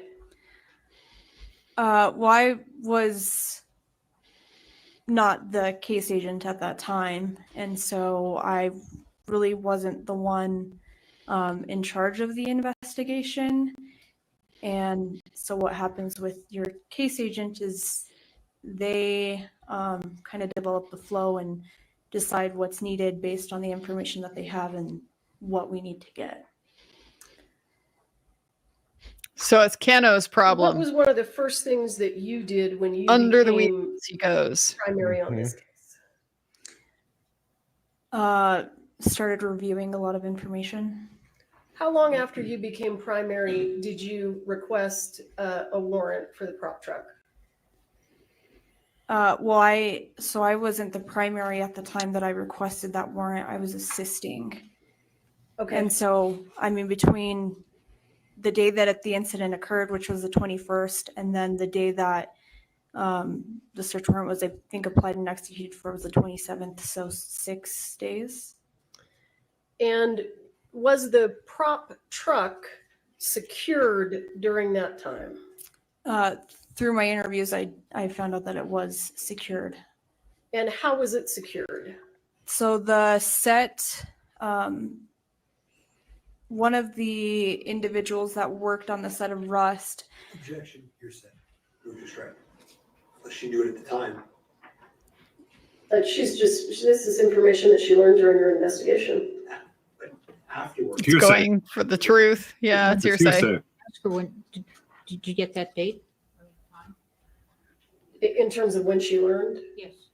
When did you learn? Let me ask you this. When you showed up on the 27th of October, did anyone meet you at the prop truck?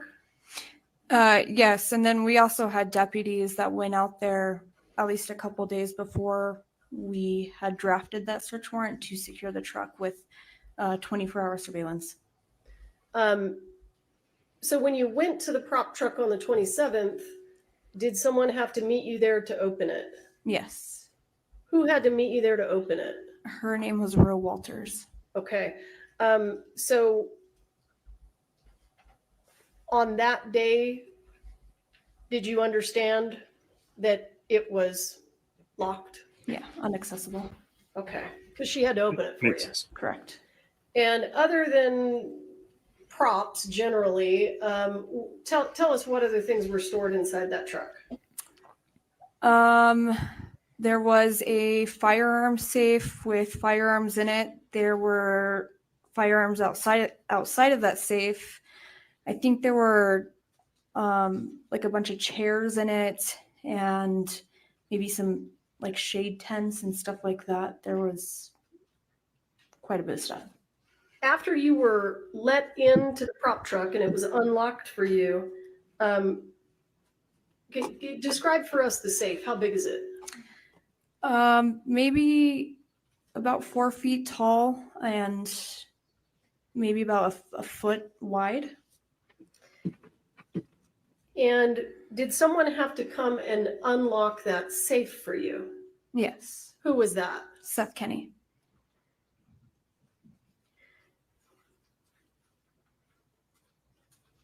And when you executed the warrant on the prop truck, as it relates to this case, just summarize for us what you found. I mean, we don't care about tables and chairs and stuff. Additional firearms, more ammunition. I think that was kind of the major things that we got off of it. And are you familiar with the ammunition that was provided to the set of Rust by Seth Kenny? Yes.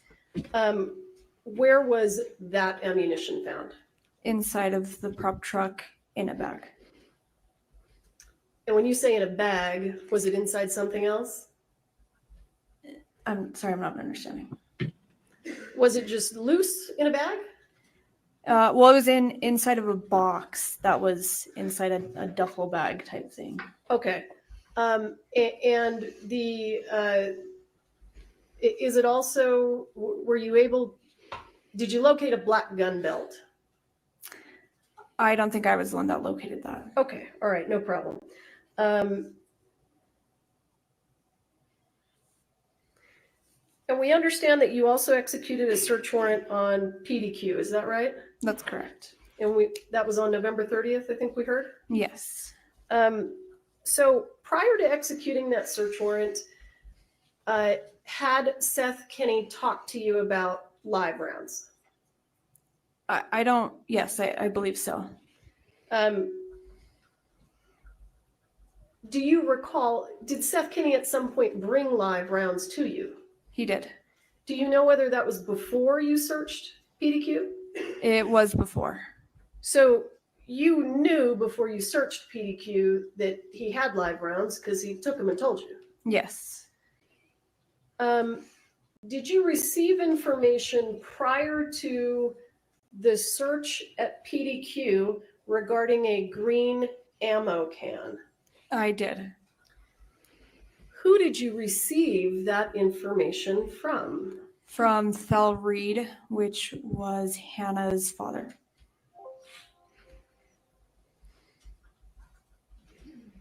In part, was it based on the information from Hannah's father that you executed the search warrant on PDQ? Yeah, the information I learned from him was some of what I used. And just to be clear, I want to be clear, the reason that you went and searched PDQ, one of the reasons is because Mr. Reed said Seth Kenny's got live ammunition, right? Yeah, he did say that. He actually said that he was the one that picked up that live ammunition. Who was? Thel. Thel picked it up. Yes. Okay. Now, Corporal, did it occur to you that Thel Reed may be giving you inaccurate information to protect his daughter? What? I mean, unless we're going to be able to ask witnesses. Never. Well, continue. I'm just asking you. God, the twins there. I'm not asking about anybody else. Did it occur to you when you took the information from Mr. Reed and got the search warrant? Did you know Looks who to like they're believe at spooning. that point in time? No. Okay. And I want to be clear, did Mr. Reed, and this is just because of, this is just why you did what you did Mr. Reed indicate to you that the ammunition at PDQ he thought was the same ammunition on the set of Rust? Yes. Did that turn out to be true? No.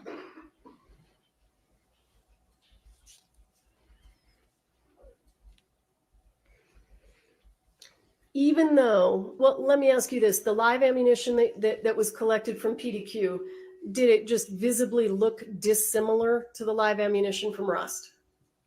Yes. Even though it looked dissimilar, did you send it to the FBI for testing anyway? We did.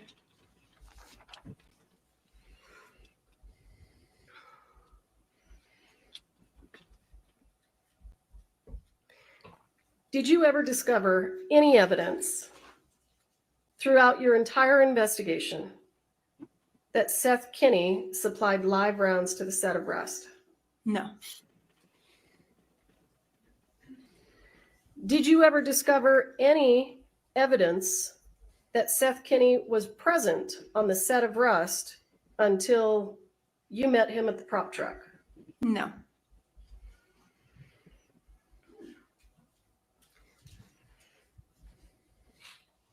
During your investigation, did you ever discover any evidence that Mr. Kenny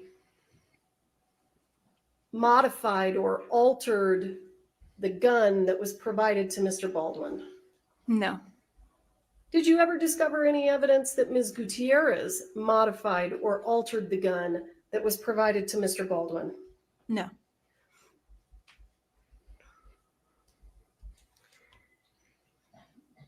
Did you ever formally arrest Ms. Gutierrez? No. Does that have anything to do with whether or not she was ultimately convicted of a crime? No. Did you ever arrest Dave Halls? No. This is very Do you know leading. whether or not he was convicted of a crime at some point? Yes, he was. And the fact that you arrested him or didn't arrest him, did that have There anything is to do no with it? objection. There No. is no leading. It's the Does lawyer's the- just testifying. As a law But yes, enforcement no. officer, do you always arrest people who then later are criminally charged? Sorry, you mean like arrest them right away? And Do then... they have to be arrested in order to be criminally charged? No. Why would you not arrest someone? To develop the investigation, if we're still waiting or investigating facts, trying to find information, and to get potential suspects or witnesses, whoever is involved, to cooperate with law enforcement. Who makes the final charging decision in a criminal case? The district attorney's office, essentially. The prosecutor does, right? Yes. You guys don't. The law enforcement officers don't, correct? Right. Now, in addition to searching the prop truck and searching PDQ, did you also ask to search cell phones? I did. And whose cell phones did you search or ask to be searched? I requested searches of Alec Baldwin's cell phone, Hannah Gutierrez's, David Hall's, and Sarah Zachary. Did you review all of those cell phone extractions? I did. And when you review the cell phone extraction, what do you get to see? Do you get to see text messages? I do. Do you get to see photographs? Yes. When you reviewed the photographs from Ms. Gutierrez's cell phone, did you notice anything that stood out to you? I did. What was that? There was a photograph taken, I believe it was maybe end of November, that she was there was two bullets, 2 rounds, and I believe her hand, and it caused a little bit of concern. And then I think I actually had found a couple photos of it, and one of the bullets in that photograph was circled, kind of how you can edit a picture, and it said, I believe it was dud on top of it. That bullet that was circled that said dud on it,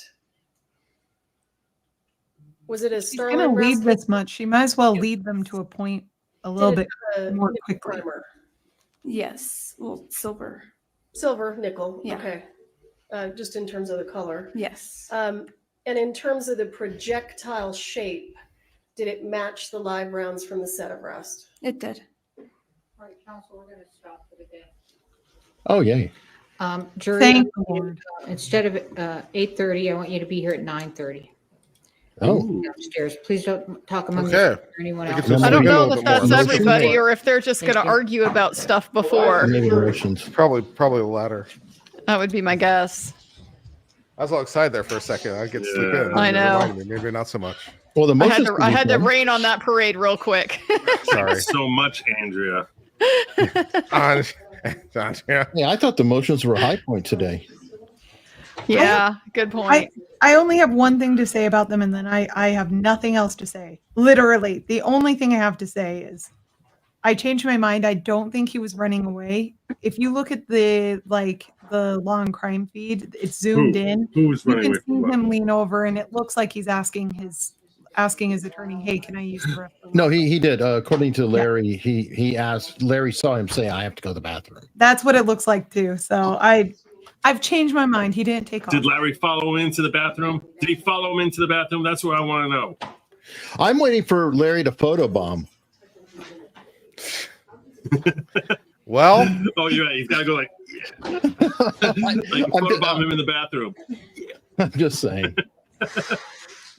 oh man, I was about to make a joke. I'm glad I didn't. All right, moving on. There you go. All right. So You were talking about today's highlights. Maybe we should just go over the highlights and or lowlights. Get on out of here. Yeah, I mean, we should probably just go over everything. Perhaps there's going to be some stuff.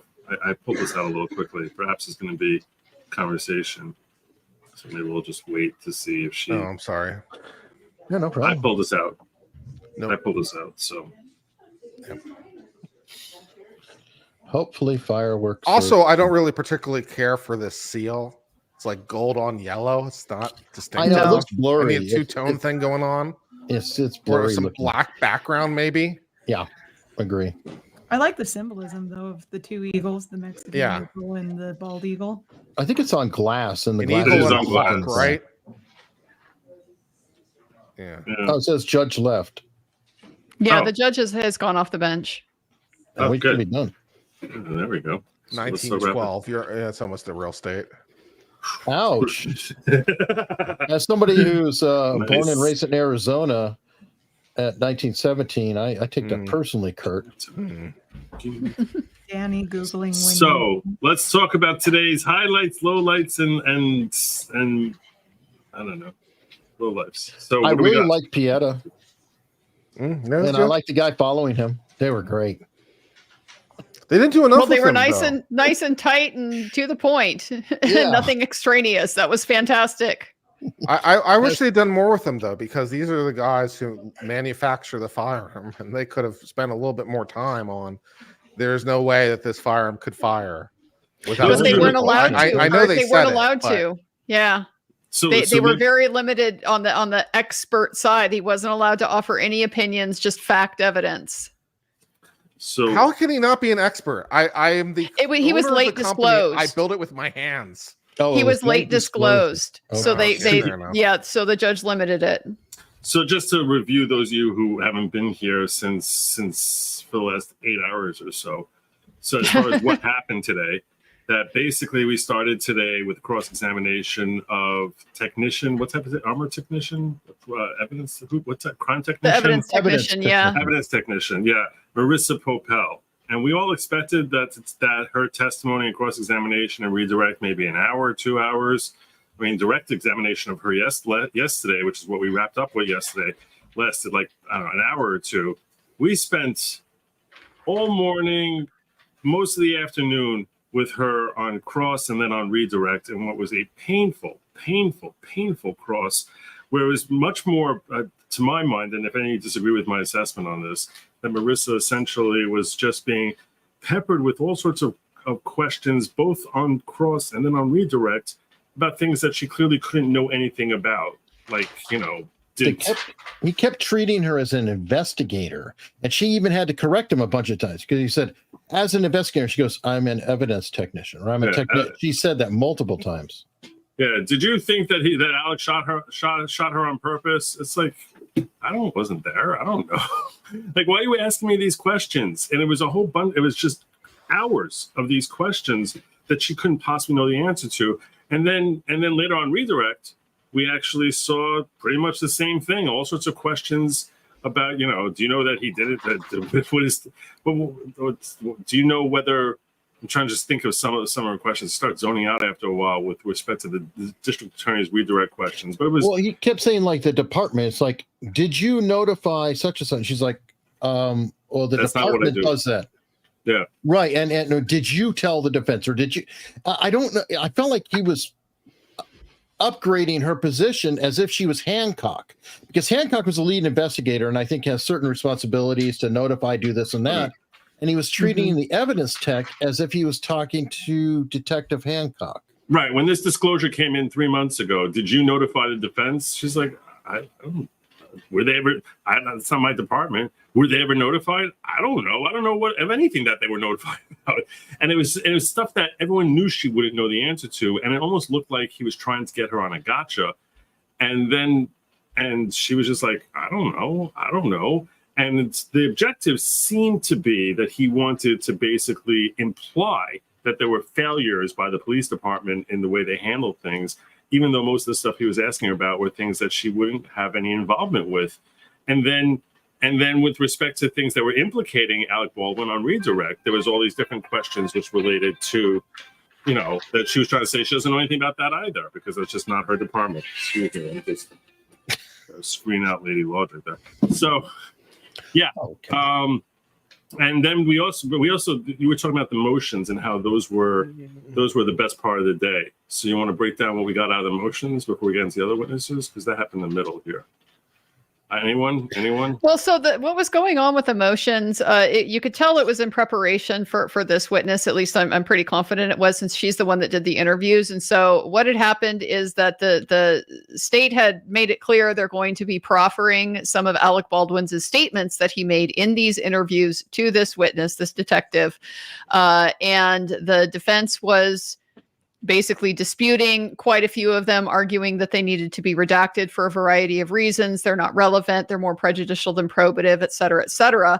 And so we kind of worked through those with mixed results to both sides until the judge ultimately decided, this is taking too long. Defense, you waited too long to propose these redactions, so I'm just not going to even consider anymore. And pretty much everything else in the interview after that point is going to be fair game. Which there's a lot of add on damning to that. admissions. Yeah, there were a lot of damning admissions that he's made in the Stephanopoulos interview and his other interviews that he's appeared in. And when we say damning, the point is that he admits to having knowledge or having certain habits or things that he would normally do, which he clearly did not do here, and that only adds fuel to the district attorney's fire. That he was, in this particular case, he was recklessly negligent, not simply negligent. So those are potentially, case altering decisions by the judge. Those are highly significant decisions by the judge. But they all seem fair and they all seem correct. And it also, based on the thing you just said about the late disclosure with the Pieta and why they couldn't go into more detail with him, the judge seems very consistent as it relates to disclosures at time, because she wouldn't let Pieta in as an expert because of disclosure on time. She wouldn't grant immunity to read because of time. She wouldn't allow the redactions because they were too late in time. So I appreciate this judge has a schedule, and she's like, these are when things are due, and and you didn't come in time. And how about no? And I appreciate that she sticks to the rules. Yeah. We learned other important things like we were wrong. William Baldwin was in backdraft, not Steve. Yes. And also Flatliners was a different Baldwin, I believe. I think that's what I was saying. No, but Steven was in that movie, not Dazed and Confused. There was another one of those 90 types of movies where it's like, oh God. I remember him singing My Sharona in a restaurant. I'm trying to remember. The chat's coming in. The chat always knows. But he was the only one. I got the Flintstones right. I'm pretty sure. Yeah, you got that right. The only other one I saw coming up in the chat from everybody was The Usual Suspects. Oh yeah, which I did not remember he was in. Yeah, no, yeah, he was the one singing Old MacDonald when he was picking there's people up. Biodome, people are saying. He's in Biodome? What role? Did you watch that? Yes, I did not of watch course. that. Very long ago. Sure. Making a filter. I love Biodome. Well, really? Sure is trying to do Richard Simmons soon. Rock? I am God. This is such a great film. It's not. It's not. How do you Nobody guys go know watch Steven it. from David anyway? How does anyone know from Adam? How do you guys tell these people? You know what Well, I I ever agree. remember is Adam is the only good Baldwin. He's not related. Well, there you go. Anyway, and tomorrow it seems like we might be starting tomorrow at an hour late. I mean, she didn't tell them to come early. Well, that's when she told the jury to come. I suspect they're going to be doing more of these motions just before the jury gets there. That would be my guess.